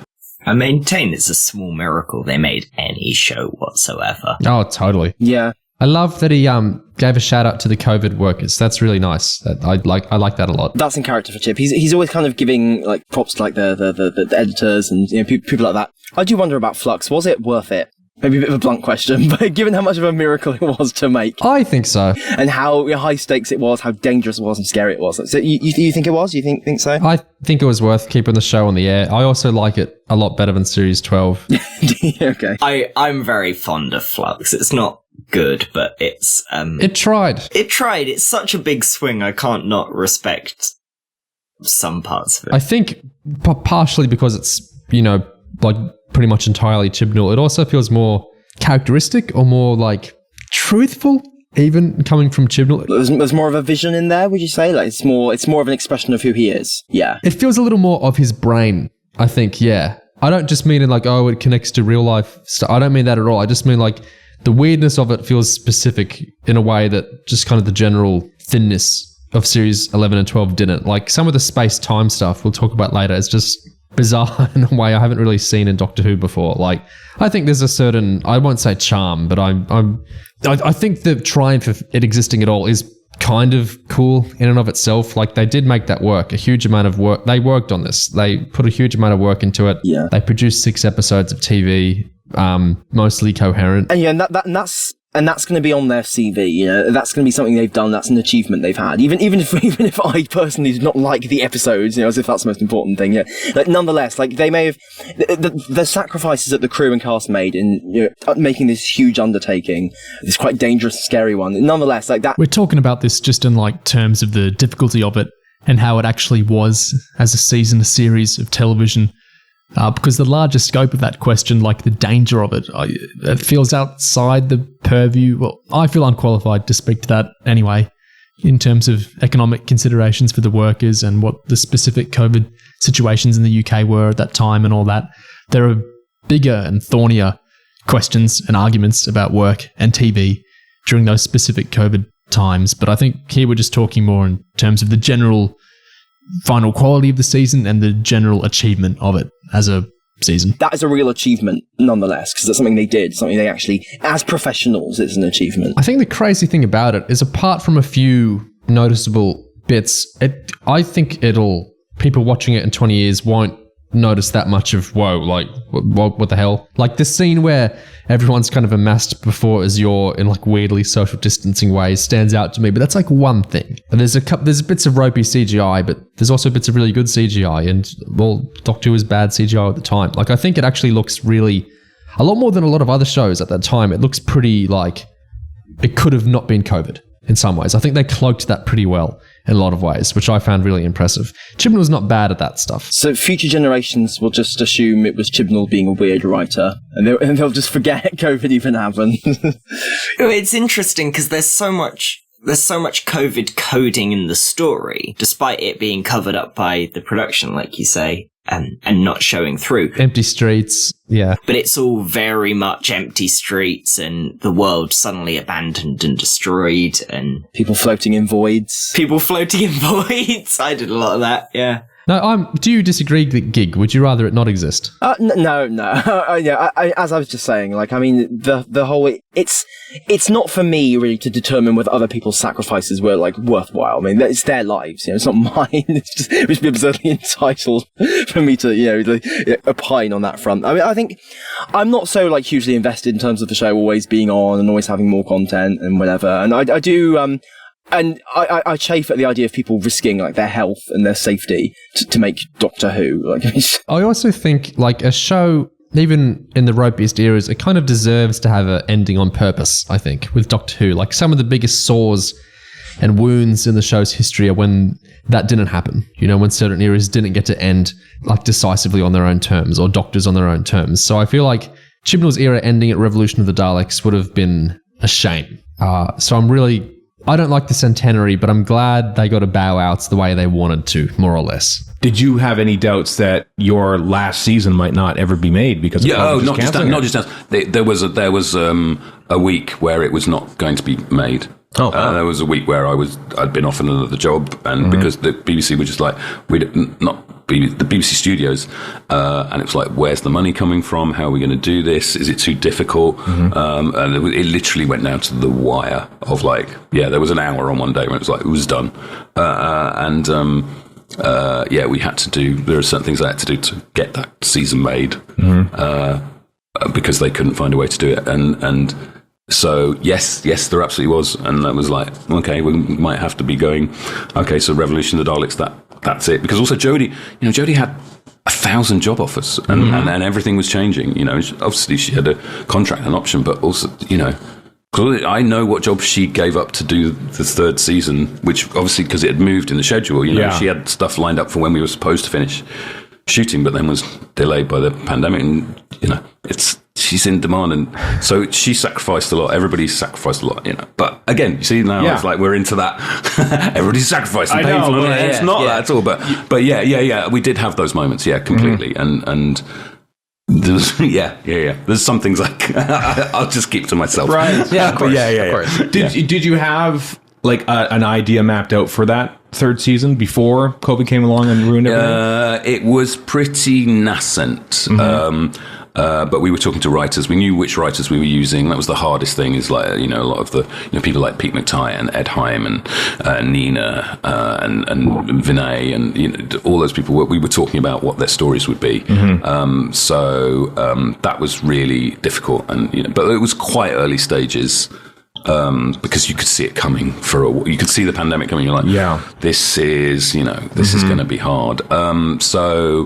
It never got that far. It's not like a missing season. Do you know? It's like sometimes you're like, that missing season where they had all those scripts and the thing. It wasn't that. It was more like we stopped ourselves in our tracks. Right. I remember storylining with Vinay for one day and going at the BBC in White City, and I remember going into the loos, and it was like there was just suddenly massive posters up on how to wash your hands, and it was like it had just gone up like since like at lunchtime. Everything. It was like, I don't know if we're going to get to make this, you know, right? And we're like in really early stages of it, so it was just, it wasn't like it came out of nowhere, was it? It was like even before Christmas, there was the talk of something's happening, and, so you could just feel the cloud approaching. So we had, that was hard not working with all those people, knowing we would have to reduce episode count in order to get it done. Yeah, I'm curious about the timeline of that conversation with Vinay, given his little blog after Fugitive, where he said, after this episode, I'm convinced more than ever that I need to break out and do my own thing instead of working under someone else. So, yeah, I'm curious what happened there. That's what really stuck out to me as well. We talked about in our authenticity commentary conversation, I think it was, we talked about those Vinay blogs, and he sounded like he'd kind of signed off from Doctor Who, or at least signed off from writing underneath people so much. But he was in talk, he spent a day with Chibnall outlining a Series 13 episode. Interesting. So lots of job offers for Chibnall, for Jodie, and Chibnall had a job offer, and Revolution could have been it, despite, Jodie still being contracted on for more. What do you think of that? Would have been a shame to leave it there. I think Revolution would have been quite an unfulfilling place to end up. It doesn't feel like a summary. Supposing Series 13 didn't get made, do you not think that they would have tried to get them back later? Not for a whole series or whatever, but for at least a concluding wrap-up special later on or something like that? Yeah. At some point, but it could have been ages. I feel like it wouldn't necessarily have been, we will just Colin Baker, Jodie, get the next person in a wig.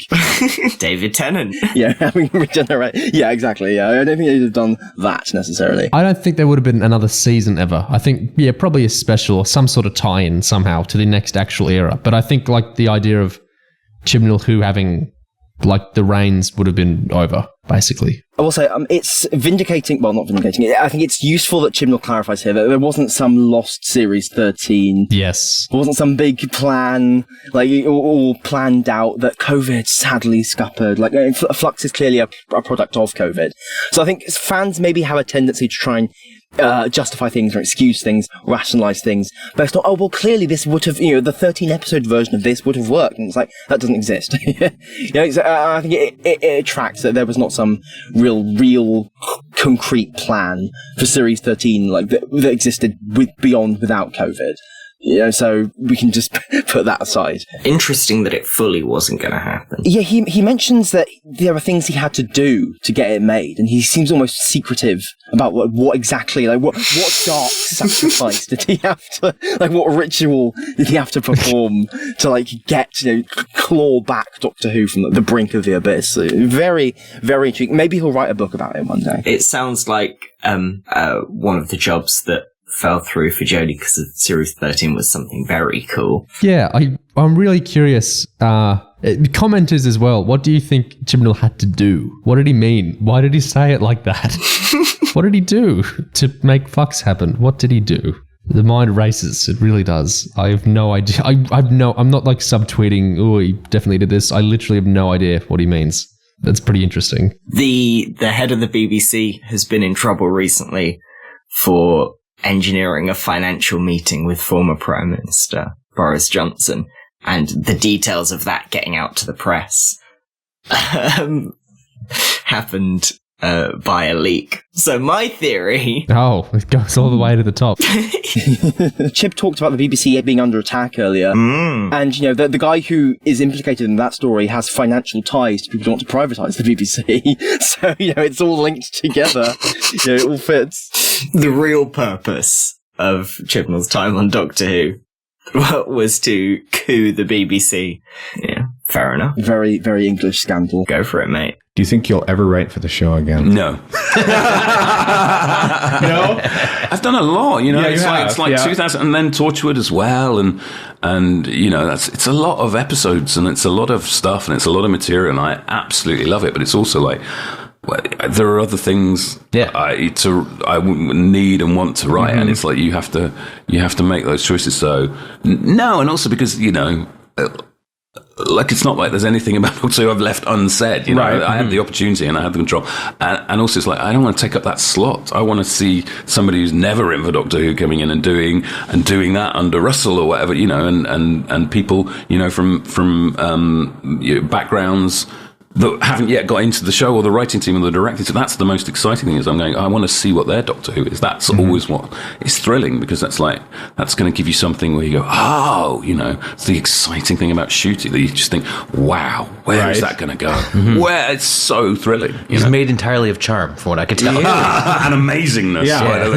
It's like a wonderful, brilliant, perfect bit of casting, and I've only seen him in terms of Sex Education and other stuff that he's done.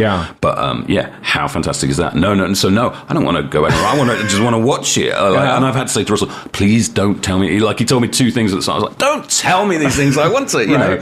So, no. I'm much more excited to be a viewer. Did he tell you which Doctor was going to appear at the end of Pilot of the Doctor? Because the Tennant bit was shot well after the fact. After it was done, right? Yeah, absolutely. Yeah.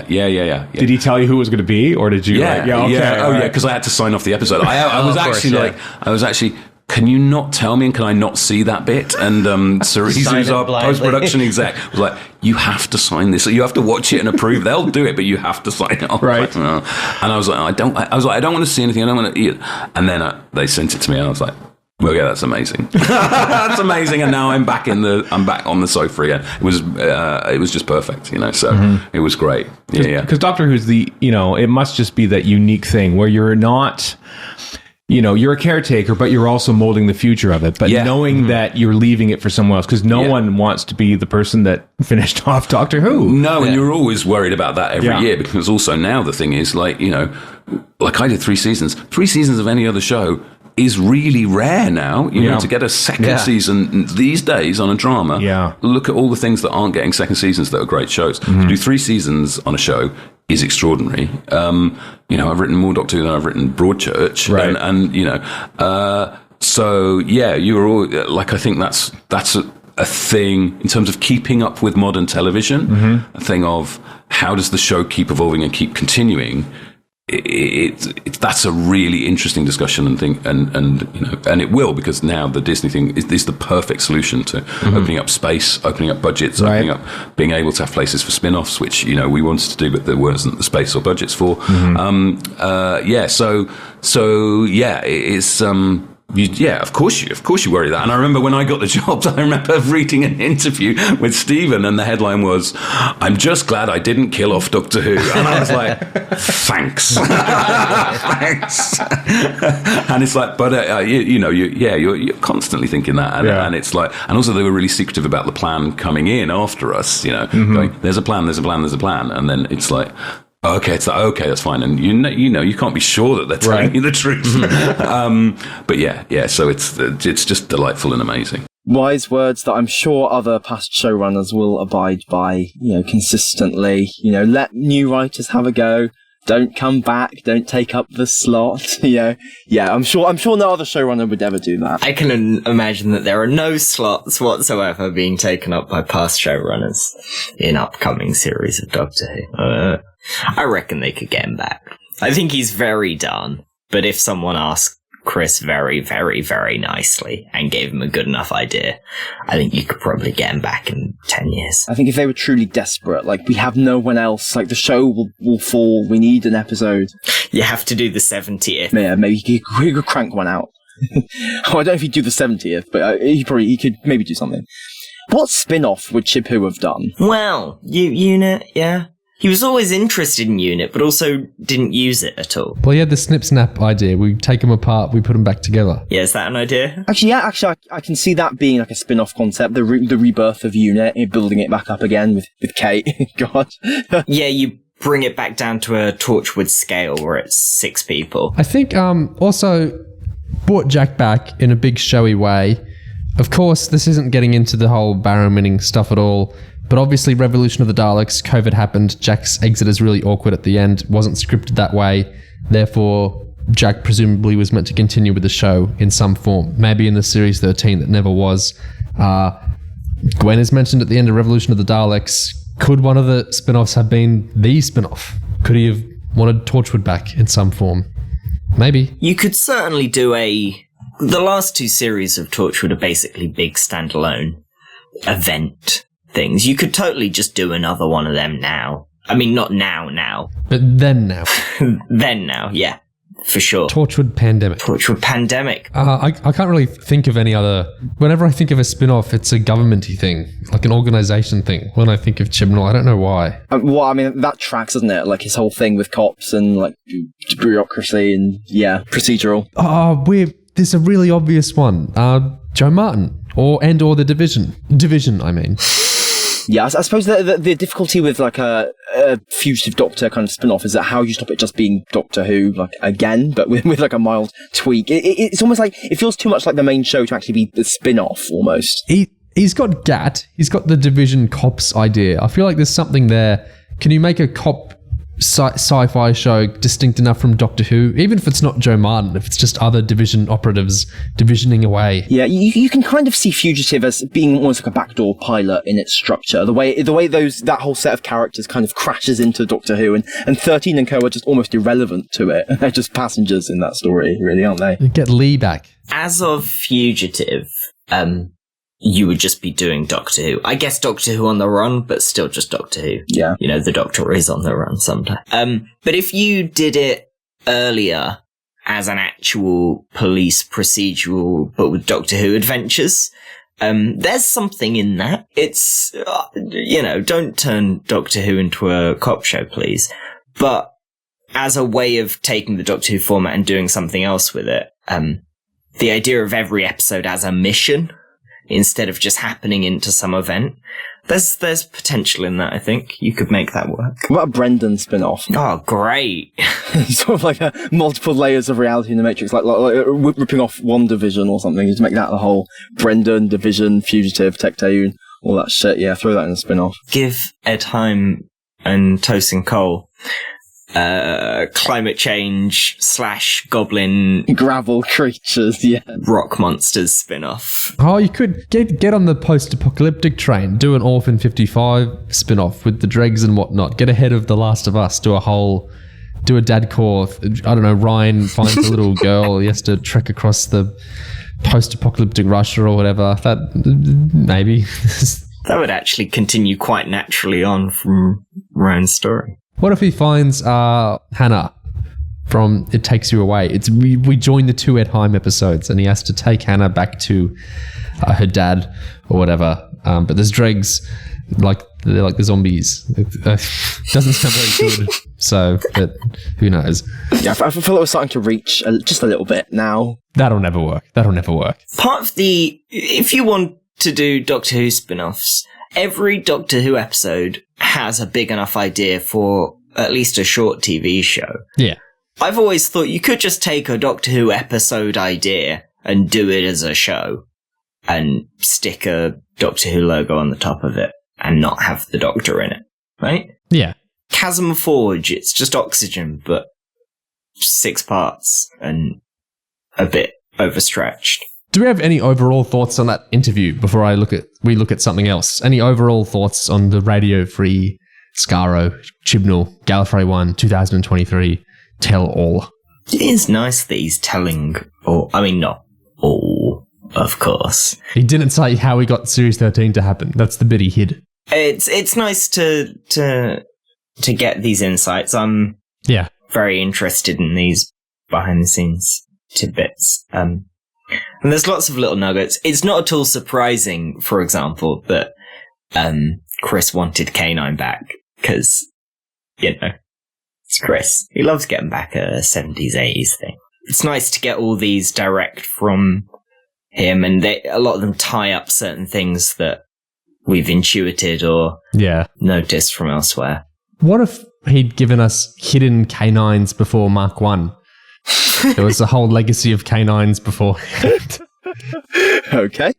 Could Karvanista be an earlier version of K9? Oh, yeah. K9's like a cyborg Lopari that's been cyberwomaned. Oh, God. Oh, no. Oh, no. Gig, what was your overall thoughts or takeaway on the tell-all from Chibnall to Radio Free Skaro? I think on the whole, I like that he was relatively honest and stuff, and I think it's it does, I wouldn't say it really revolutionises our understanding of his era to a huge degree, because I think a lot of it complies pretty well with what we've already surmised and what comes before, but I appreciate that he did the interview, and it's pretty interesting. It's always useful to hear his perspective.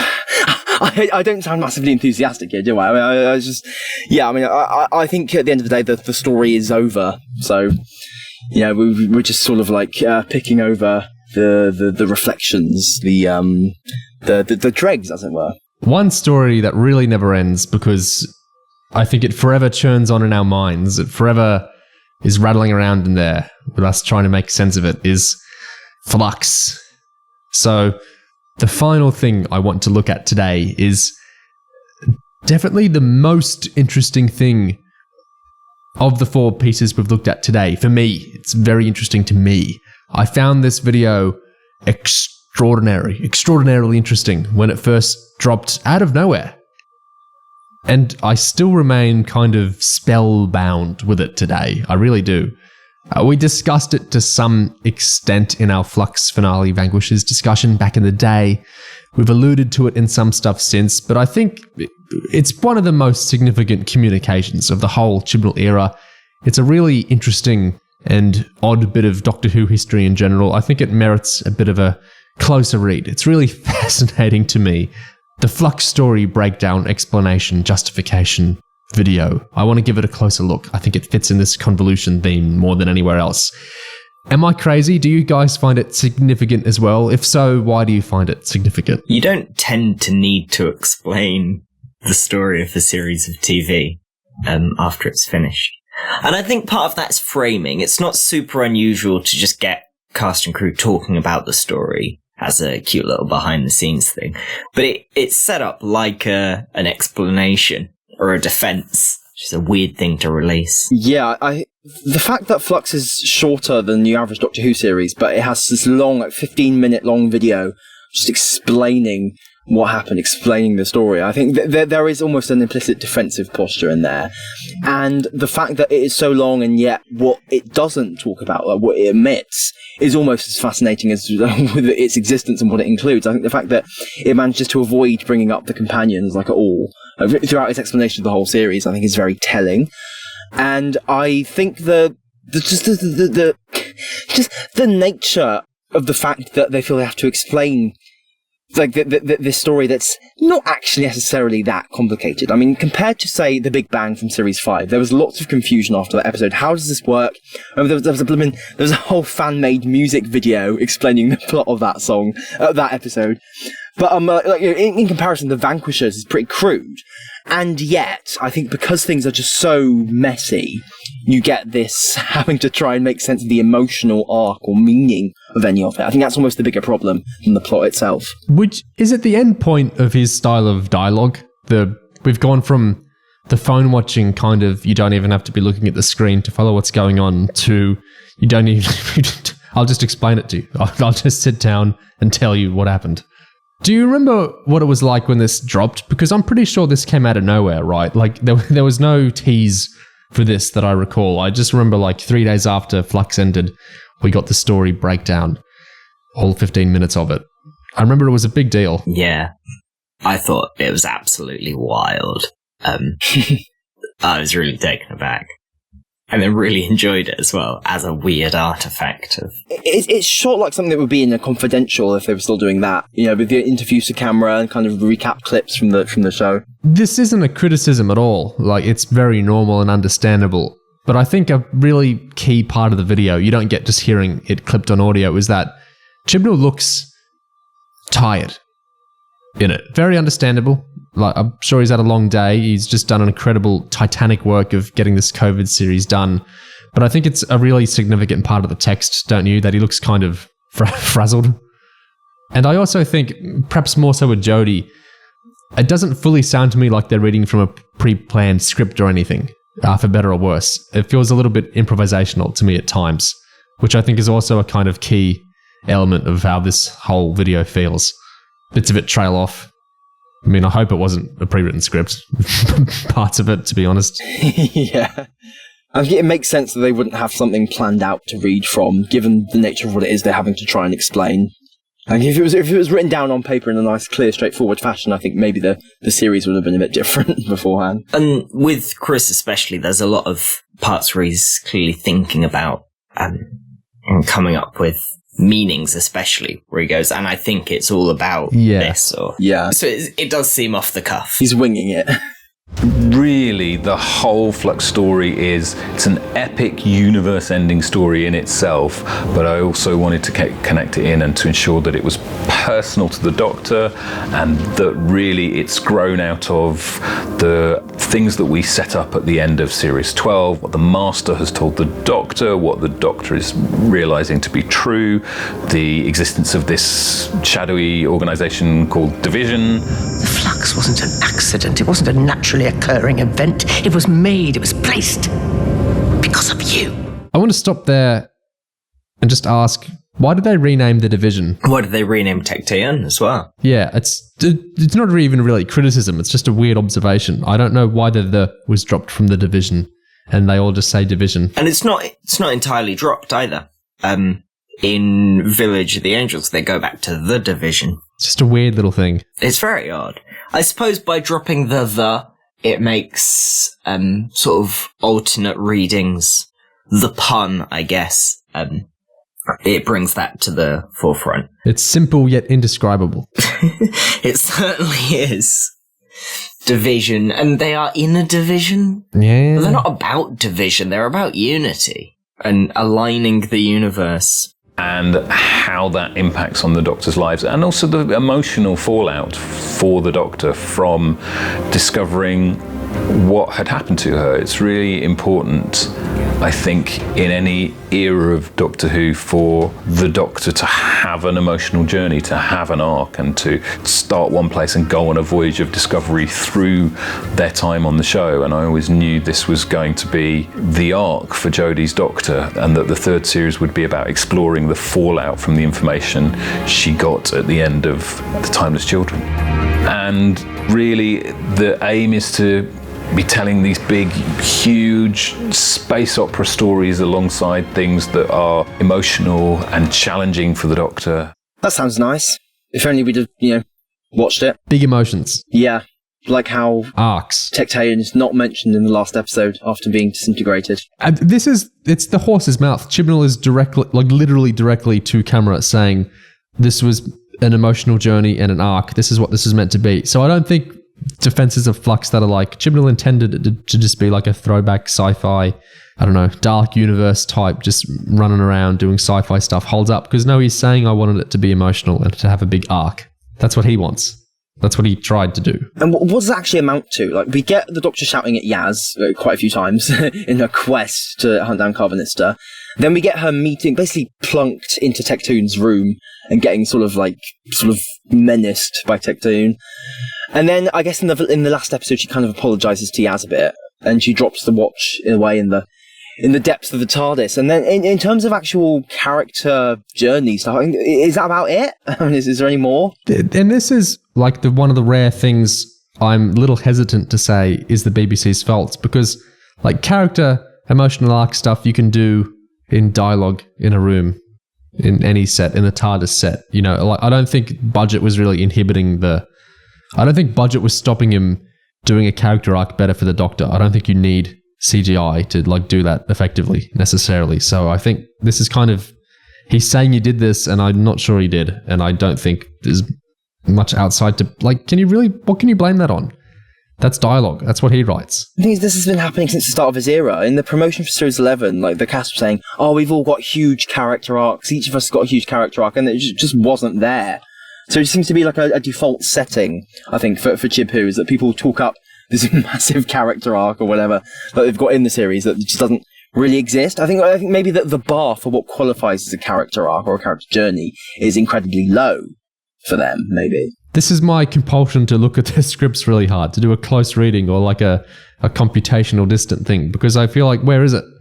We all talk, on forums and Twitter and Discords and whatnot, and everyone talks without, actually going to the thing.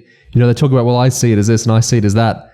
If you drill in, like we're doing right now, to the actual episodes, where is it? What is show me the arc in Series 13. Like, I want to know where this is. Because if we're talking the end of the series, like the stopwatch stuff, like that's nuts. We were talking before about American rooms and how, not to reduce the art of writing, but there's a cheat sheet. You've got beats.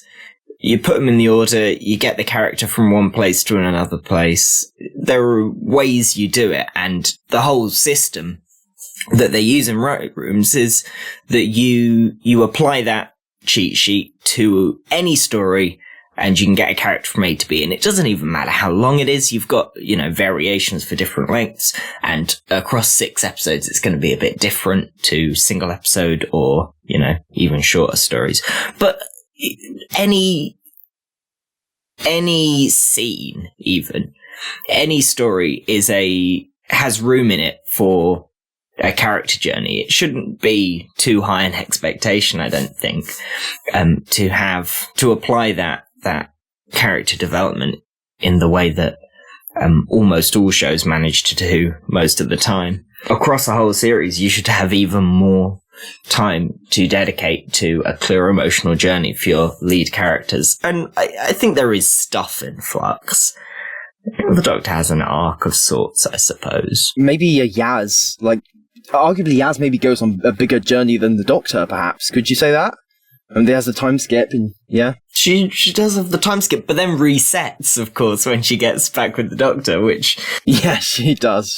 Which is very interesting, but probably not exactly what was intended. I don't buy any excuses for, Chibnall couldn't get the character arc or the emotional journey working right in the series because blah, blah, blah. There's no excuse. Jodie and Mandip were bubbled. So you can do anything with the Doctor and Yaz. You can have them in the room. You can have them talk as much as you want. Swarm could work with Jodie. They have lots of scenes together.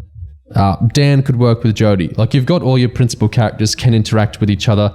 You've got a couple of sets you can use for anything. The TARDIS, if nothing else. So much of New Who, or Who in general, has just been scenes in the TARDIS talking, and those are pivotal scenes. That's easy. I cannot see the argument that you can make. Well, he couldn't. The emotional arc would have worked better, but I can't see any argument for that. I can see that for the CGI and for all sorts of Flux things, the episode count, but I can't see how you could argue he couldn't execute the character arcs right, because I can't think of any external reason you could argue. I mean, he just wrote in loads of shit about destroying objects, and time must defeat space and time and time and space. That's what we got instead of actual material. So much of that. And obviously, what we see at the end of episode 6 is that she has managed to track down some of the information she thought she wanted, but the very last images of episode 6 are really, well, do you really want to know that? In having discovered it and in having that opportunity, does she actually want to know all the details of what she's been looking for, and how happy is she with her own identity without knowing what she's lost? I think the slight trouble with that as a character arc is that the information, it just falls into her lap, basically, doesn't it? She gets kidnapped by Division, and she meets Tecteun, who has the information, and Tecteun gets by someone else. So she just has the watch, and for that to end with, actually, I don't want this, and just throws it away. I mean, it doesn't exactly feel like, I'd keep it where I can get it later. Yeah, it's a maintenance of status quo.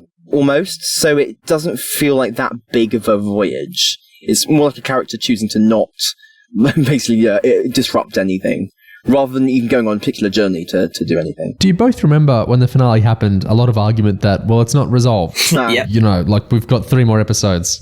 What happened to that? Yes, there was a lot of that. Journey to the centre of the TARDIS and get the watch back out. Did COVID swallow that up? Was that meant to happen in Legend of the Sea Devils? Yeah, a whole centenary subplot with the watch. Part of the issue with it, I think, is that the actual contents of the watch is sort of abstracted to the point of not being relevant to the Doctor in the present day.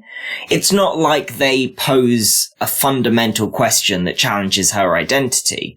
It's there's more of you than you knew, but we already know that the more of her that there is still the Doctor, so... Yeah, she's already met Ruth. Like, she knows. It's not like it's something she did in...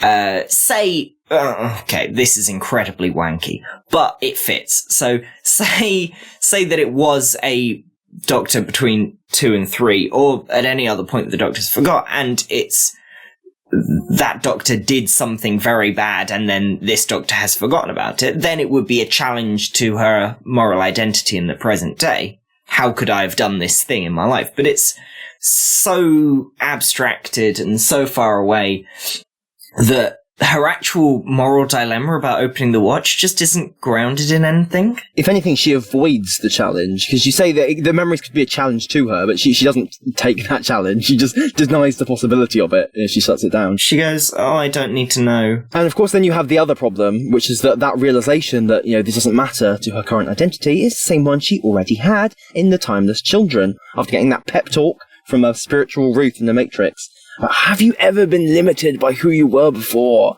And she's like, no, I guess not. Now, the whole series later, she's arrived at the same place.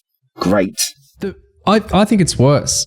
I think it's worse, the Flux resolution, because so the last line of the series, that's Chibnall's, a very practiced writer. He knows how declarative the last line of a series is. He's, look at how Torchwood Series 2 ends. He's aware of the power of the final line of the ending.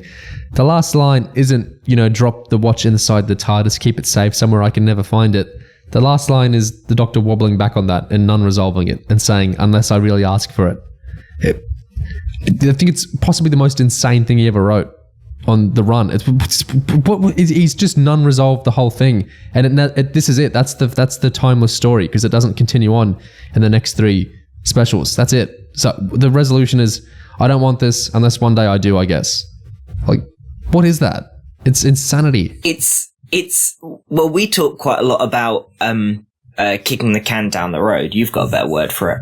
Deference. But it's just that again. It's taking the central dramatic point of the series and going, we'll deal with it later. Well, what arc is that? He just repeats the series 12 finale, but then he wavers on it even more. And he says, well, maybe there's no resolution, there's no emotional journey, there's a non-journey, there's it could go either way. And then he moves on to other things. He seems to think that, maybe I'll ask for it one day. He seems to think that he's leaving some incredibly tantalizing hook for a future writer to pick up, or some great possible potential future storyline, all kinds of cool little nuggets. But the thing is, he isn't. Like, it's just so fucking non-committal. It's just, you haven't actually provided a reason for anyone to ever pick this up, is the main thing. It's like, you haven't demonstrated that you give enough of a fuck about this yourself for anyone else to give a fuck about it in the future. So a child was found by Tecteun that wasn't native to Gallifrey. And Tecteun discovered during an accident that this child has the ability to regenerate. And from there, Tecteun's scientific, discoveries and experiments end up producing a race of Time Lords. And essentially what we discover is that the Doctor is the original, that the gene splice has actually come from the DNA of the original me. Him, her, they, all versions of the Doctor, which is particularly like a grain of sand in the eye to the Master, to know that a part of him has come from the Doctor. All I am is somehow because of you, and believe me when I say I cannot bear that. I like this is supposed to be a Flux explanation video, but we're going back and explaining the Master from the time there's children. You know, the Master wasn't in Flux. We're just going back a year and explaining that older episode as well, just in case people missed that stuff. It's the same story, like we've said. It's the same emotional journey. So yeah, again, that ambiguity over how we're treating Tecteun's handling of the child. You know, because there's been so much discourse over like, was this torture? Was this like parentage? Like what exactly? What is happening here? Is there like a point of view that the show's taking on this? And again, there just seems to be a slight ambiguity there. I mean, Tecteun's actual dialogue in Flux seems to put more of a spin on it. Like Chibnall tries to suggest, "Oh, you are my companion, just like you take companions," and the Doctor's like, "No." But it doesn't really answer the question that we want answered in terms of like what the hell was going on there. Yeah, exactly the exact morality of the treatment and how we're meant to think about Tecteun as a parent before it's revealed she's also, you know, megalomaniacal world destroyer, has always been quite interesting to me, because it doesn't seem to me like the Timeless Children is framing that as an abuse story, despite the fact that it very clearly is an abuse story. Yeah. And a lot of that is because the Master talks about it in very specific ways, but also the Master's the definitive unreliable narrator, so, you know, but it doesn't, it's certainly not clear, and I don't think it's emphasized particularly well exactly what the conflict is between the two of them. We get a lot of stuff about the Doctor says she might have been waiting for someone at the bottom of the portal, and that's sort of the linchpin of the whole thing. The idea that, well, maybe the Doctor would have had a totally different life where she was never herself. It's sort of like 5-dimensional passive suicidality, right? It's my whole life could unexist, and maybe it would have been better if I wasn't me. It's a very strange beat to have for a Doctor who's essentially hopeful and optimistic. The character who summons the Doctor back to Division, we learn in episode 5, who has pulled her out of the time storm very briefly in episode 3, played magnificently by Barbara Flynn, is Tecteun, and we learn in episode 5 is responsible for and is part of Division, the Black Ops organisation that originated on Gallifrey. Division is simple and indescribable. It began on Gallifrey as a group to ensure the safety of our galaxy. So it's both an emotional and psychological showdown for the Doctor against the woman who found her and holds some of the secrets, but really not all of them. The next universe holds the other end of the wormhole where I found you. That universe may be where you're from. I think of the discoveries that would await us both there. Emotional and psychological showdown for the Doctor against the woman who found her. It's difficult because the Doctor doesn't know her at all. There's absolutely no relationship there. It's a bit difficult. Tecteun is essentially just like a stranger to the Doctor. She's only heard about her second hand, and the effect that Tecteun has had on the Doctor's life is so... I mean, it's something that the Doctor knew nothing about until just now. And I think it's just very difficult to mine for like an actual direct dramatic stakes unless you go into, I don't know, stuff about how the Doctor is feeling in a way that Chibnall doesn't really do a lot of. We find out that the Flux was created by Division, by Tecteun, knowing that the Doctor would be unstoppable, and after the point at which the Master had revealed to the Doctor what had gone on, the Doctor now has knowledge of Division and will come after them and will punish them for all the actions that they've taken through time and space and history. A huge revelation to the Doctor is it was created to essentially erase the Doctor, and the responsibility of that, and knowing that that destruction was to get rid of one huge curious brain who continued to ask questions and continued to search and created such positive adventures and positive relationships and positive outcomes, has been the bane of Division's life. And so the Flux is created for the destruction of all that. That universe isn't going anywhere. It's over, Doctor. It has been ever since we let a virus into the experiment. What sort of virus? You. So I think there seem to be two things kind of rubbing awkwardly against each other here. There's one which is, okay, we let the Doctor into the universe, the Doctor's ruined the universe. And then there's two, which is, the Doctor's found out about the division, now she's going to come and look for us, and that's ruined everything. So it's almost like, well, there are two separate reasons to destroy the universe here. I mean, why are you only just destroying the universe now that the Doctor's found out about division, if the universe with the Doctor in it was so inherently repellent to the division from day one, like from the get-go? I mean, it's just, well, again, then you have the question of, like, why...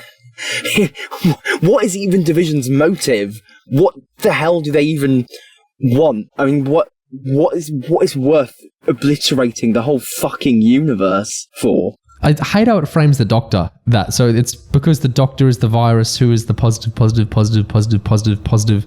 influence on the universe, the big curious brain. He's far from the only writer to do it, but I hate this kind of, the Doctor is the most important, and they're the infection of good in the universe. It's like there's just a bloke or a lady who goes around doing good. I don't like that framing of the Doc at all. I don't like. It makes the Doctor so special and so fundamental to everything, and it's because of, like, at least this stuff isn't really genetic, I guess, is it? Like, the Master's mad because the Time Lord genetics are from the Doctor. Aswok's mad because the Doctor is really positive to the universe, which I guess is behavioural. Which the fact that is behavioural is good, but also means that it's disconnected from everything else, right? Yeah. It means that part of their relationship has nothing to do with the actual parental part of the relationship, because that essentially happened to a different person, or at least a different iteration of this person, and has nothing at all to do with the fact that the Doctor might have been waiting for somebody else at the bottom of the portal. I like to write down on a piece of paper what the conflict between two characters in a scene is, just so I'm really clear. And that's not very professional of me, but I like to do it, just so I know what the conflict is. And I'm not sure I could do it with this. What is it? What's the question that they both have different answers to that defines the fact that they don't get along? The only time we see, like, division operations, I guess, is when we get that flashback to Ruth, where they're imprisoning Swarm and Azure to stop the evil Time Force from destroying the universe, or whatever. And it's like, really? You scared the Doctor would, like, obliterate you for doing that, or something? I mean, it's just, the stakes are never actually really defined, I don't think. Like, we get the sense that they're assholes, okay, I get that. But seriously, like, destroying the whole fucking universe because you're scared the Doctor will come and tell you off, like... And they're definitely sort of imperially coded assholes. They're CIA. And the thing we see in Once Upon a Time sort of looks like a space-time coup kind of thing. And it's in a temple, which obviously is coded a certain way. And Tecteun treats everything as an experiment. I think she treated the Doctor as an experiment, she treated Gallifrey and the Time Lords as an experiment, and she's kept going on that, and she treats the universe as an experiment, and is now moving division into another universe, having sort of kind of binned, or trying to bin what she's left behind of that first experiment. So she is the ultimate scientist with no regard for the moral context of what she's doing. You took something that didn't belong to you. I rescued you. Would you prefer to have been left? You assumed I came through that wormhole, but you don't know. What if I was waiting there to be collected? What if I was supposed to be taken through it? What if whoever left me there was taken by that wormhole? What if? You denied me my life! I gave you a life. Everything you are is because of me. Yeah, I think the thing is, what he outlines there, the idea of just consistently being having this scientific attitude to everything and not very emotionally invested, I think that's not an uninteresting thought, just in terms of ruthlessly following that idea to its conclusion. But then you get dialogue like that, where Tecteun's just being the big, ranting, scenery-chewing baddie, like, oh, everything you are is because of me, oh, you are naive, morality is, so any nugget of actual genuine, like, dramatic characterization or conflict in there kind of gets eroded away. Join me and we'll go to another universe. There's a turn of phrase Chibnall uses there, which is just a normal turn of phrase. It's not weird. It recurs, though, when he says, I think Tecteun treated the Doctor as an experiment.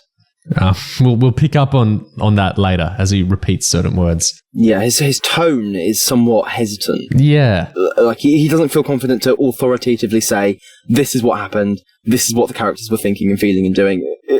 So he doesn't feel like he wants to talk from a position of authority over his own story. Swarm and Azure, I think, historically were sworn enemies of the Doctor, sworn enemies of Division. Division existed as a self-appointed police and were responsible for imprisoning both of them. They imprisoned Swarm on a prison planet in that cage we see in episode 1. I feel like they also put Azure into this sort of brutal memory wipe witness protection on Earth, where she's been held prisoner to separate her from Swarm. And they appreciate that Ravagers are creatures of incredible power and danger and represent the force of time. What do you want?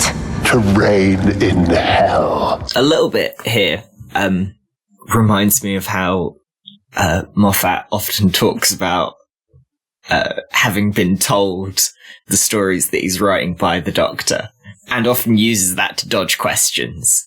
Goes, oh, well, I don't know, I wasn't there. The Doctor tells me some bits, but doesn't tell me other bits. Which is, cute. I suppose it could just be that. It could just be deferring to the text as if it actually happened. I feel like Chib is not meta enough to do that do that kind of winking business. It doesn't seem he isn't very interested in that sort of playing around like that. I think when he talks about Azure being in that chameleon art kind of memory wiped state that she's in Halloween Apocalypse with no explanation ever given sort of whatsoever. We just have to kind of feel that in ourselves. I feel it is the vagueness of the idea itself that leads to him being vague in how he describes it. I don't think he doesn't delineate it very much in the script itself, so I think it's inevitable that when he's recounting it for this video, he's not describing it in the most precise terms, because I just don't think it's very precisely imagined through. I think that this is a really weird concoction, this video. So it's the whole nature of it is super declarative and confident. This is the Flux explained. It's a video we released a few days after Flux. This is the explanation. The showrunner, the lead actor, they're here, they're explaining the story to you. That's all very confident. The whole nature and premise of this video is confidence. And then you watch it, and they're speaking in kind of this rambling, ambling kind of improvisational style, the two of them. And Chibnall's saying, I think and I feel like I wouldn't overread those words normally, but it just makes for a really weird package. It's like the nature of the video is we're here to explain. And then they're just kind of rambling around hesitantly. It's very odd. It's like they want the viewer to fill in the gaps, almost. So it's not really explained, it's just sort of more prompting you to try and explain it yourself. And usually when a writer dodges questions or gives vague answers, it's because there's an ambiguity in the text. A lot of the time Moffat's dodging questions that are like, what does Clara say in the cloisters? Well, it's ambiguous in the text, therefore I'm going to leave it ambiguous now. Rather than stuff like the witness protection scheme feels like there's no point in that being ambiguous. It's just sort of confusing. It's just a strange sequence of events at the beginning of the first episode that never come into play. Very odd.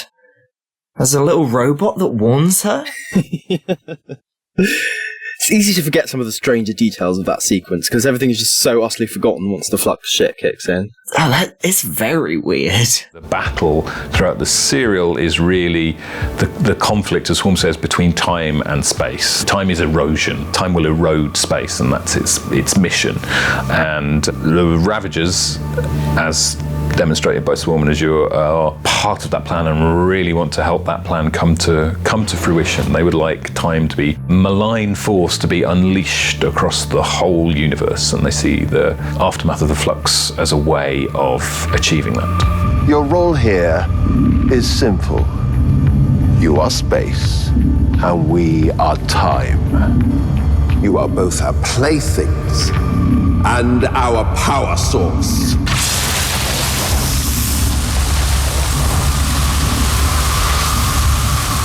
Can you feel the time force growing? It's working. Just as we planned. What? Battle between time and space? I don't... What? Huh? The time force is growing.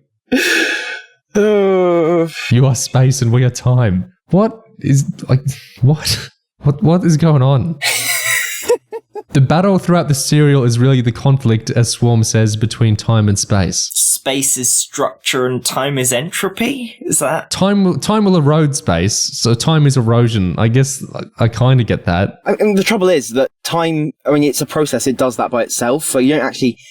It does not actually add anything to have time be a big bad person in a coat of servants who will make time erode things. Like it already does that. Like what's the point here? Like it's not actually in line with if trying to explain why it is stupid is just a complete waste of time. Okay, it's just a complete waste of time. We were talking earlier about how Tesla just makes sense just because it's fractal. It all just fits together. The scavenger thing fits with, the story, and the story, it all just works. We talk demons also as elements of that.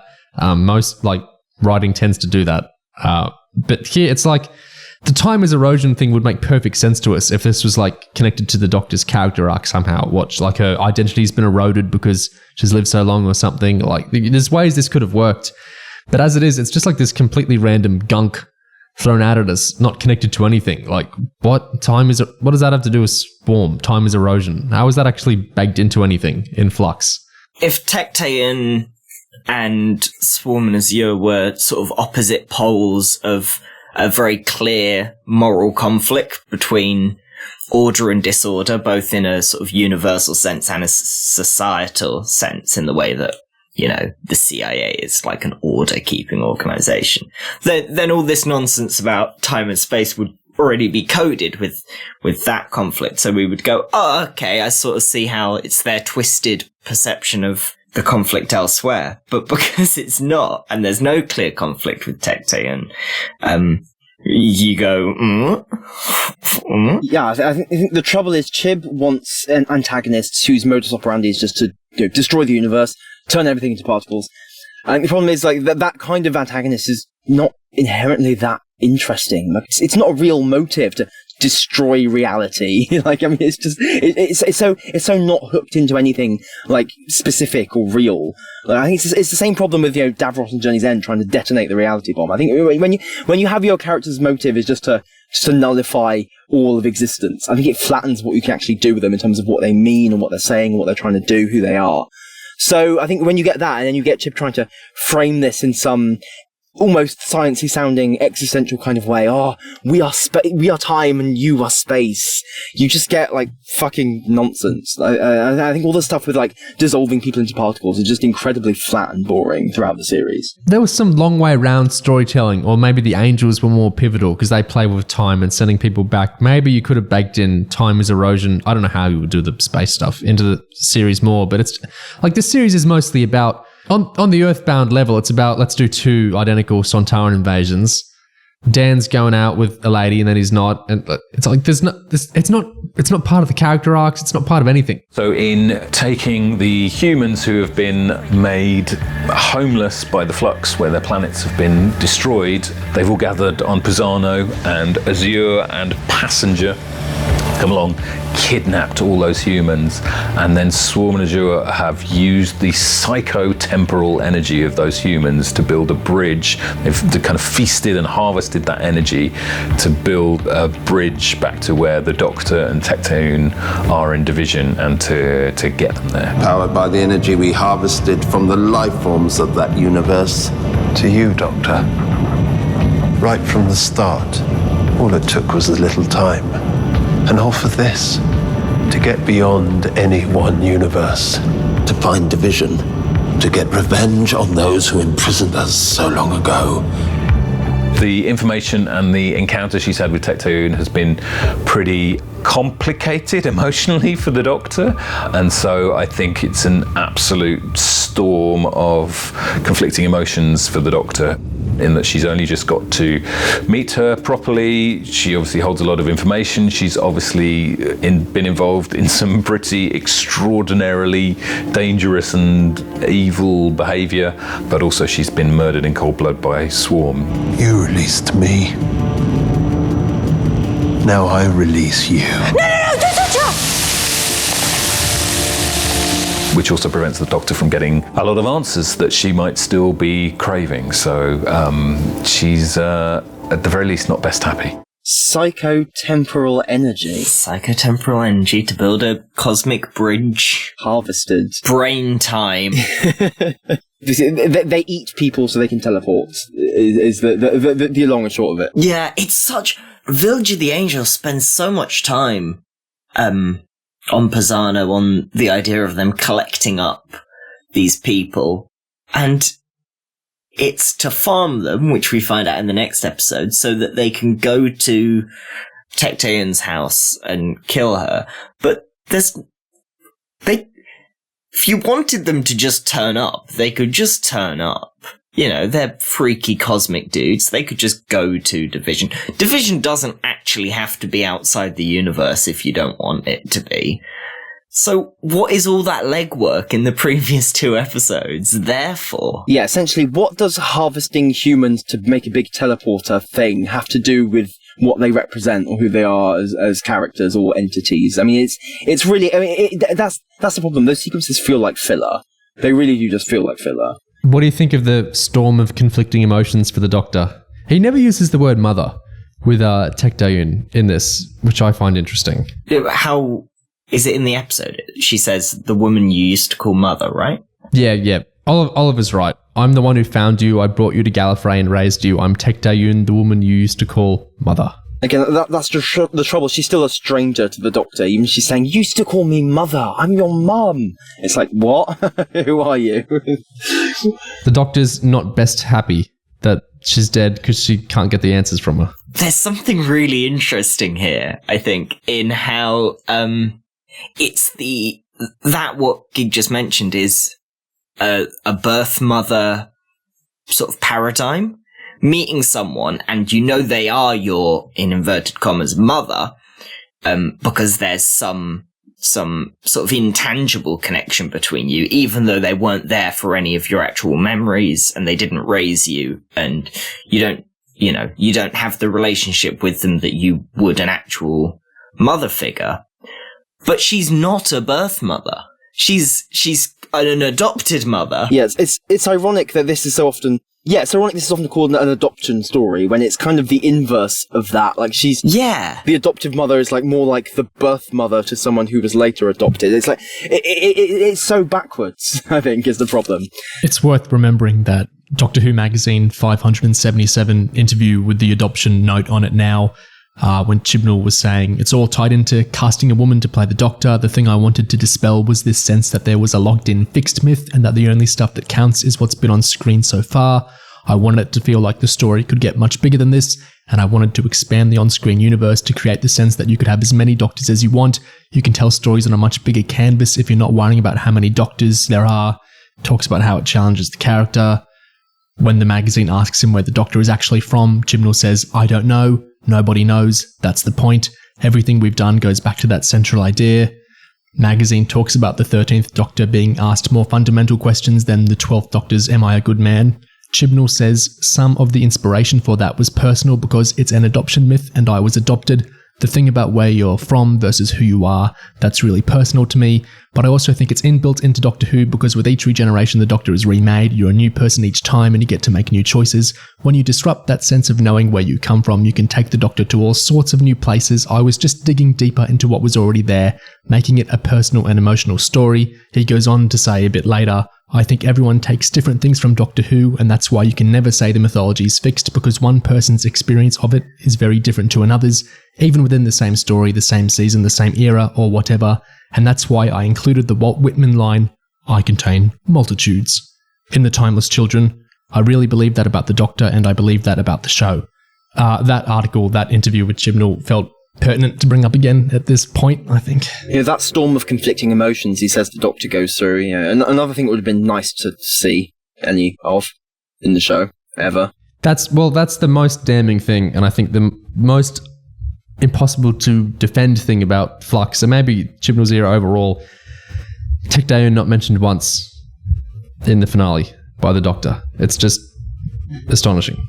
You can't COVID explain your way out of that. Just so much like bunk about how, this is the emotional journey and exploration story of the Doctor, and it's just a complete... It's bullshit. ...disinterest in actually mining that. Yeah, it's bullshit. It's a complete disinterest in actually mining that story for its emotional, like, effect or, like, tangible, like, consequences. Yeah, there's no way you can argue around that. I can't see any possible argument. Oh, but Chibnall couldn't, or he couldn't film, or he couldn't get this. And he could have done any scene in the TARDIS. He had all that... There's so much bullshit in the Vanquishers that it's repeating a Sontaran invasion, and we got the bizarre dialogue with the Doctor and the Watch. Like, there's so much room for anything to do with Tecteun. There's a complete disinterest in it. Complete disinterest. 3 whole Doctors and none of them even bring it up. And you can't say it's too rough or whatever for Chibnall to deal with, because he's saying in this video explaining Flux that he wants to do big emotional journeys and there's a big emotional storm with the Doctor. He's telling you what he's trying to do. And then he didn't do it, or doesn't do it, or failed to do it. Like, I feel like it's pretty clear-cut here. The adoption stuff is interesting. You know, of course, writers put their own personal stuff into their work. I find it difficult to... He's almost talking in a more general view, isn't he? He's saying it's kind of inbuilt into Doctor Who that it's kind of an adoption story throughout. Because, you know, the Doctor is remade and they're not kind of defined necessarily by, you know, where they come from or what they come from before. This is why it's such a weird web he's woven here with... the genetic stuff, the genetic obsession, and then the sneaking in Doctors in the back door of the history of the show, and the weird disinterest yet vaunting of Tecteun in like the behind the scenes stuff. It's all very complicated and convoluted. Especially interesting because the last era very heavily implies that the Doctor is orphaned and adopted, or in foster care, or something along those lines. Listen is basically as explicit as you could get Moffat to be, even with nipple clamps. But I don't think that the next era sort of gets more explicit about the adoption thing, but doesn't, because like we were talking about, it's sort of double layered as a story about finding your birth mother, but your birth mother is an adoptive mother. There's no clear actual adoption narrative in the text, I don't think, though I'm not adopted. I just think there's no explanation for not talking about the mum at all in the Vanquishers. There's no, that's what I always come back to. I think it's one of the firmest weird bits of the whole era. And there's just this dissonance. He's talking up the emotional storm. He's talking up emotional arcs. He's talking up character journeys. The show is more than just a space opera. And in Doctor Who magazine is bringing his own life into it. Although it's not really in the Aswok thing I think he's talking about here. He's talking more broadly, I think. He's saying some of it's personal because it's an adoption myth. And he's saying, you know, timeless children. He says, I think everyone takes different things from Doctor Who, and that's why you can never say the mythology is fixed, because one person's experience of it is very different to another's. Even within the same story, the same season, the same era or whatever. That's why he included I Contain Multitudes. Like, that kind of makes sense, but it's not... There's nothing in the Vanquishers really about this.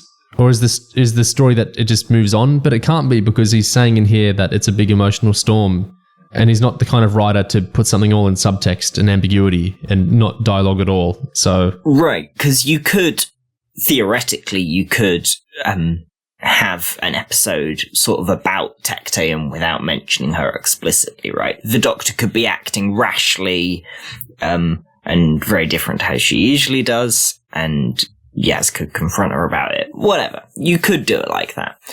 But that's not really what's going on. It's also interesting in terms of Tecteun not being mentioned explicitly.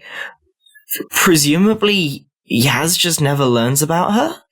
That's the central point of this series, and one of the 2 lead characters just doesn't know it happened.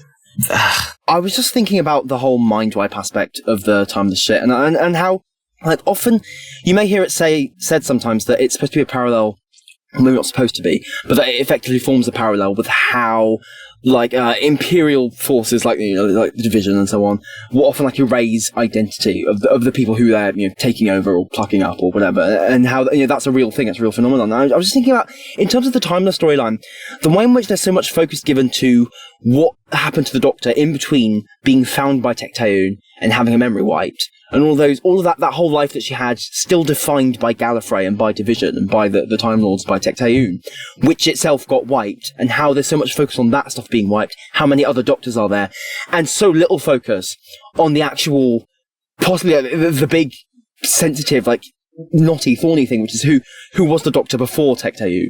How that question seems to get, like, I mean, it's just such a big blank in that thing. So I think it just doesn't seem to really work as that story of the idea of like a lost other identity, a lost personality, because the thing that's been lost and gets gets talked about the most in terms of what's lost is this thing that we're already pretty familiar with, the whole Gallifrey shit. So yeah, this isn't that related to what you were just talking about. It's just another way in which I feel this whole storyline fails to really cohere into being about any particular emotional journey. Now, Doctor, you.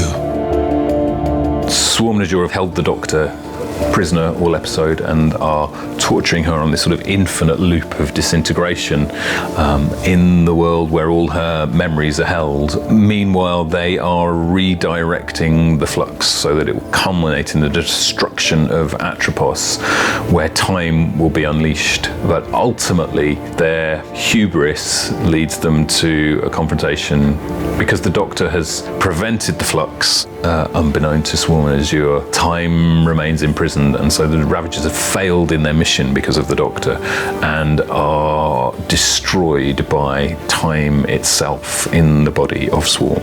I always wondered what time would look like.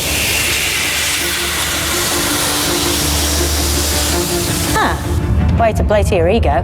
Savior, we have come to release you, and yet I'm still encaged in this pitiful realm of Atropos. I like how in this Flux ending explained, he doesn't talk about how the Doctor stopped the Flux, so he doesn't have to explain the shit about her triplicating into 3 separate Doctors due to a teleporter accident and just sort of racing around the plot, 3 Doctors at once, and just how turgid all of that is. A teleporter accident would be a lot more coherent than what actually happens to explain her game. Well, what actually is it? She takes off a badge that stabilizes her outside the universe. And by destabilizing, she gets zipped to all the important places in the plot. Yes. It's like that. A teleporter accident sort of makes sense, right? That's coherent. Yeah. And of course, at the end, she just gets conveniently reunified by time for shits and giggles. Like, why? I don't know. So the Doctor ends up stopping Swarm and Azure in a way that has come as a huge shock to them as well. They felt that they were the puppeteers throughout the entire kind of third act, and have felt that they're the ones manipulating and controlling and causing the pain. And for them, they thrive on that. They thrive on the trauma. But what they haven't realised is I've been trisected across 3 different realities, and in that, versions of myself appear. And I am present in those and able to act with hindsight and with knowledge from the other realities that I'm in to essentially put an end to the flux destruction. So their grand moment of offering to time and their saviour and look at what we've done, look at what we've achieved for you, to get you, to free you, has all been for nothing. And it turns from a grand moment into humiliation, which for them is their demise, but also it's the worst kind of demise for characters that have thrived on performance and love the kind of the theatrics of death and destruction.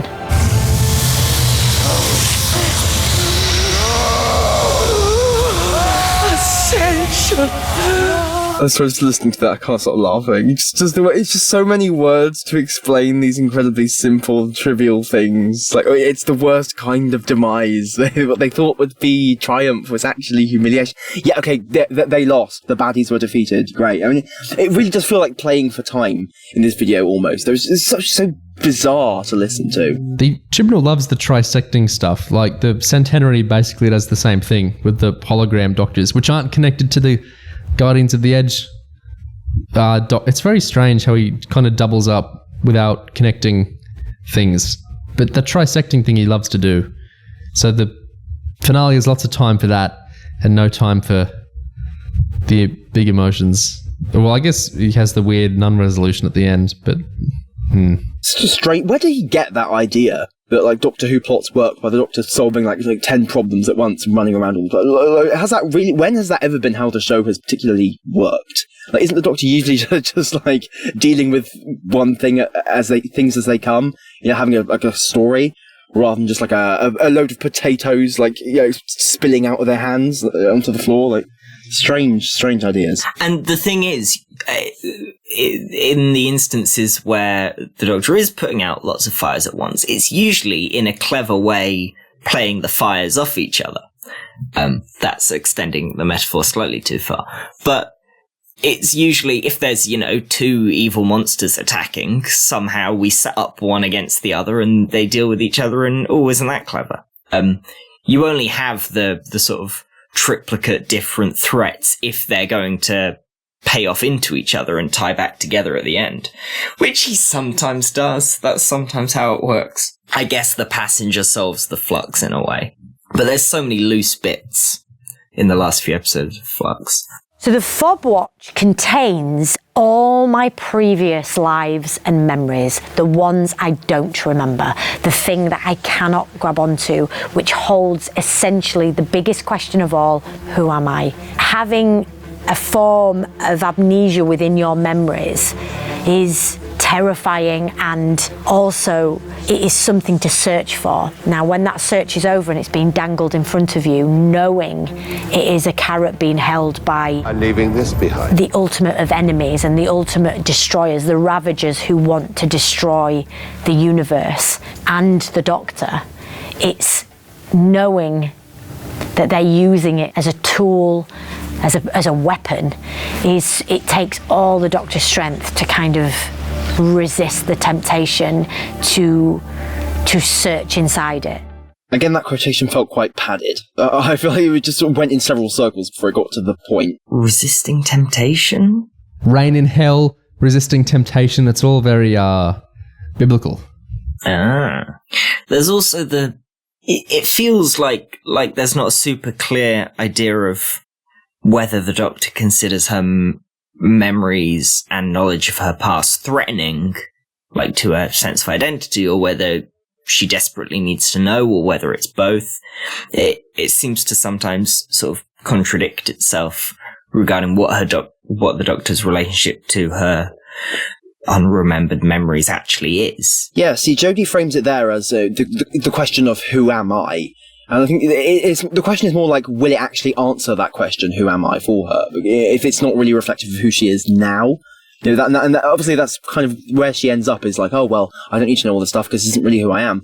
So it's just, well, if those are the actual stakes, the question of whether this is even important, then, well, but you see where I'm coming from here. It's sort of like it's like we're asking the wrong questions almost. Historically in Doctor Who, a fob watch and a Gallifreyan fob watch has always circled around the ideas of identity and history for either the Doctor or the Master. And it's recurring here in Flux, where all of the memories that were taken from the Doctor by division when they erased the Doctor's memory, and they've now been transferred and stored in a Gallifreyan fob watch. So that fob watch contains the unknown past lives and the lost memories of the Doctor. Thank you for your service. We're sorry you won't remember it.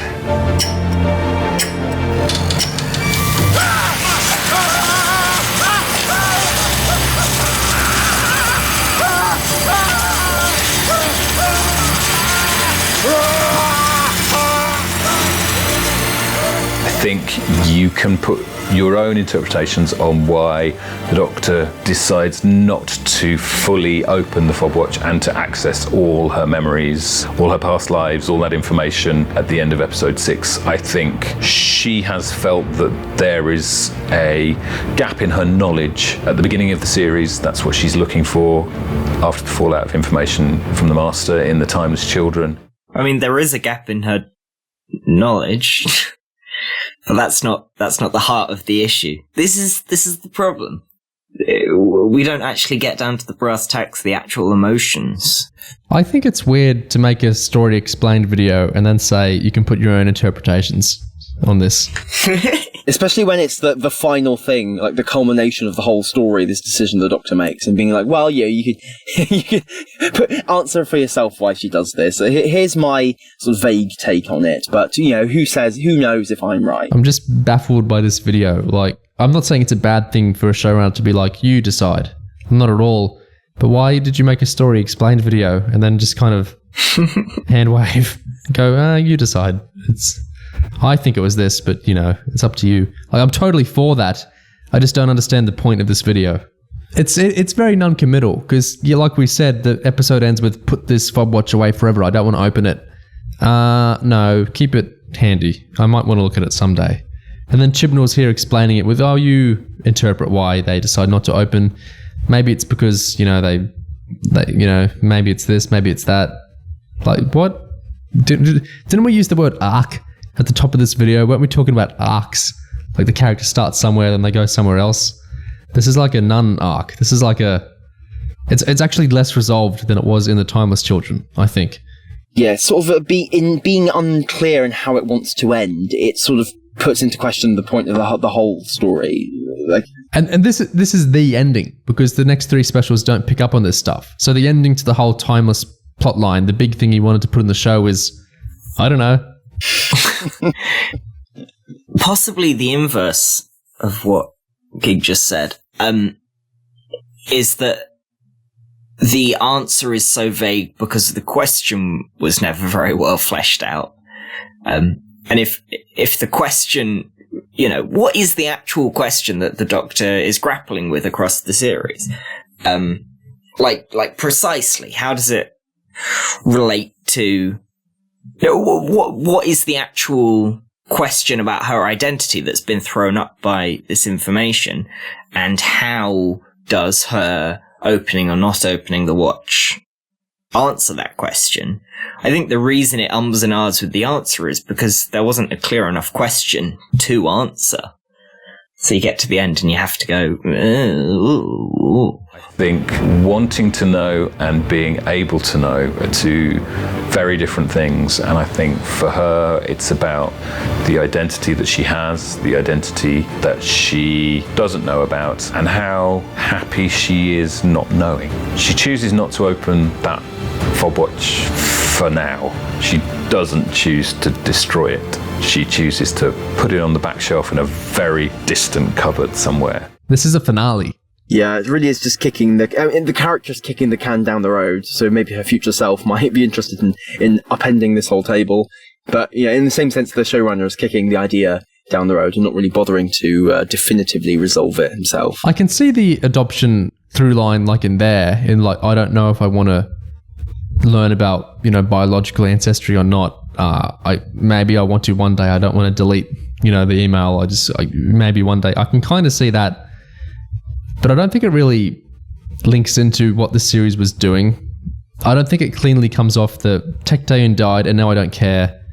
And I think the whole significance of the past hidden Doctors is so opaque and weird to unpack that I just feel like none of this really coheres.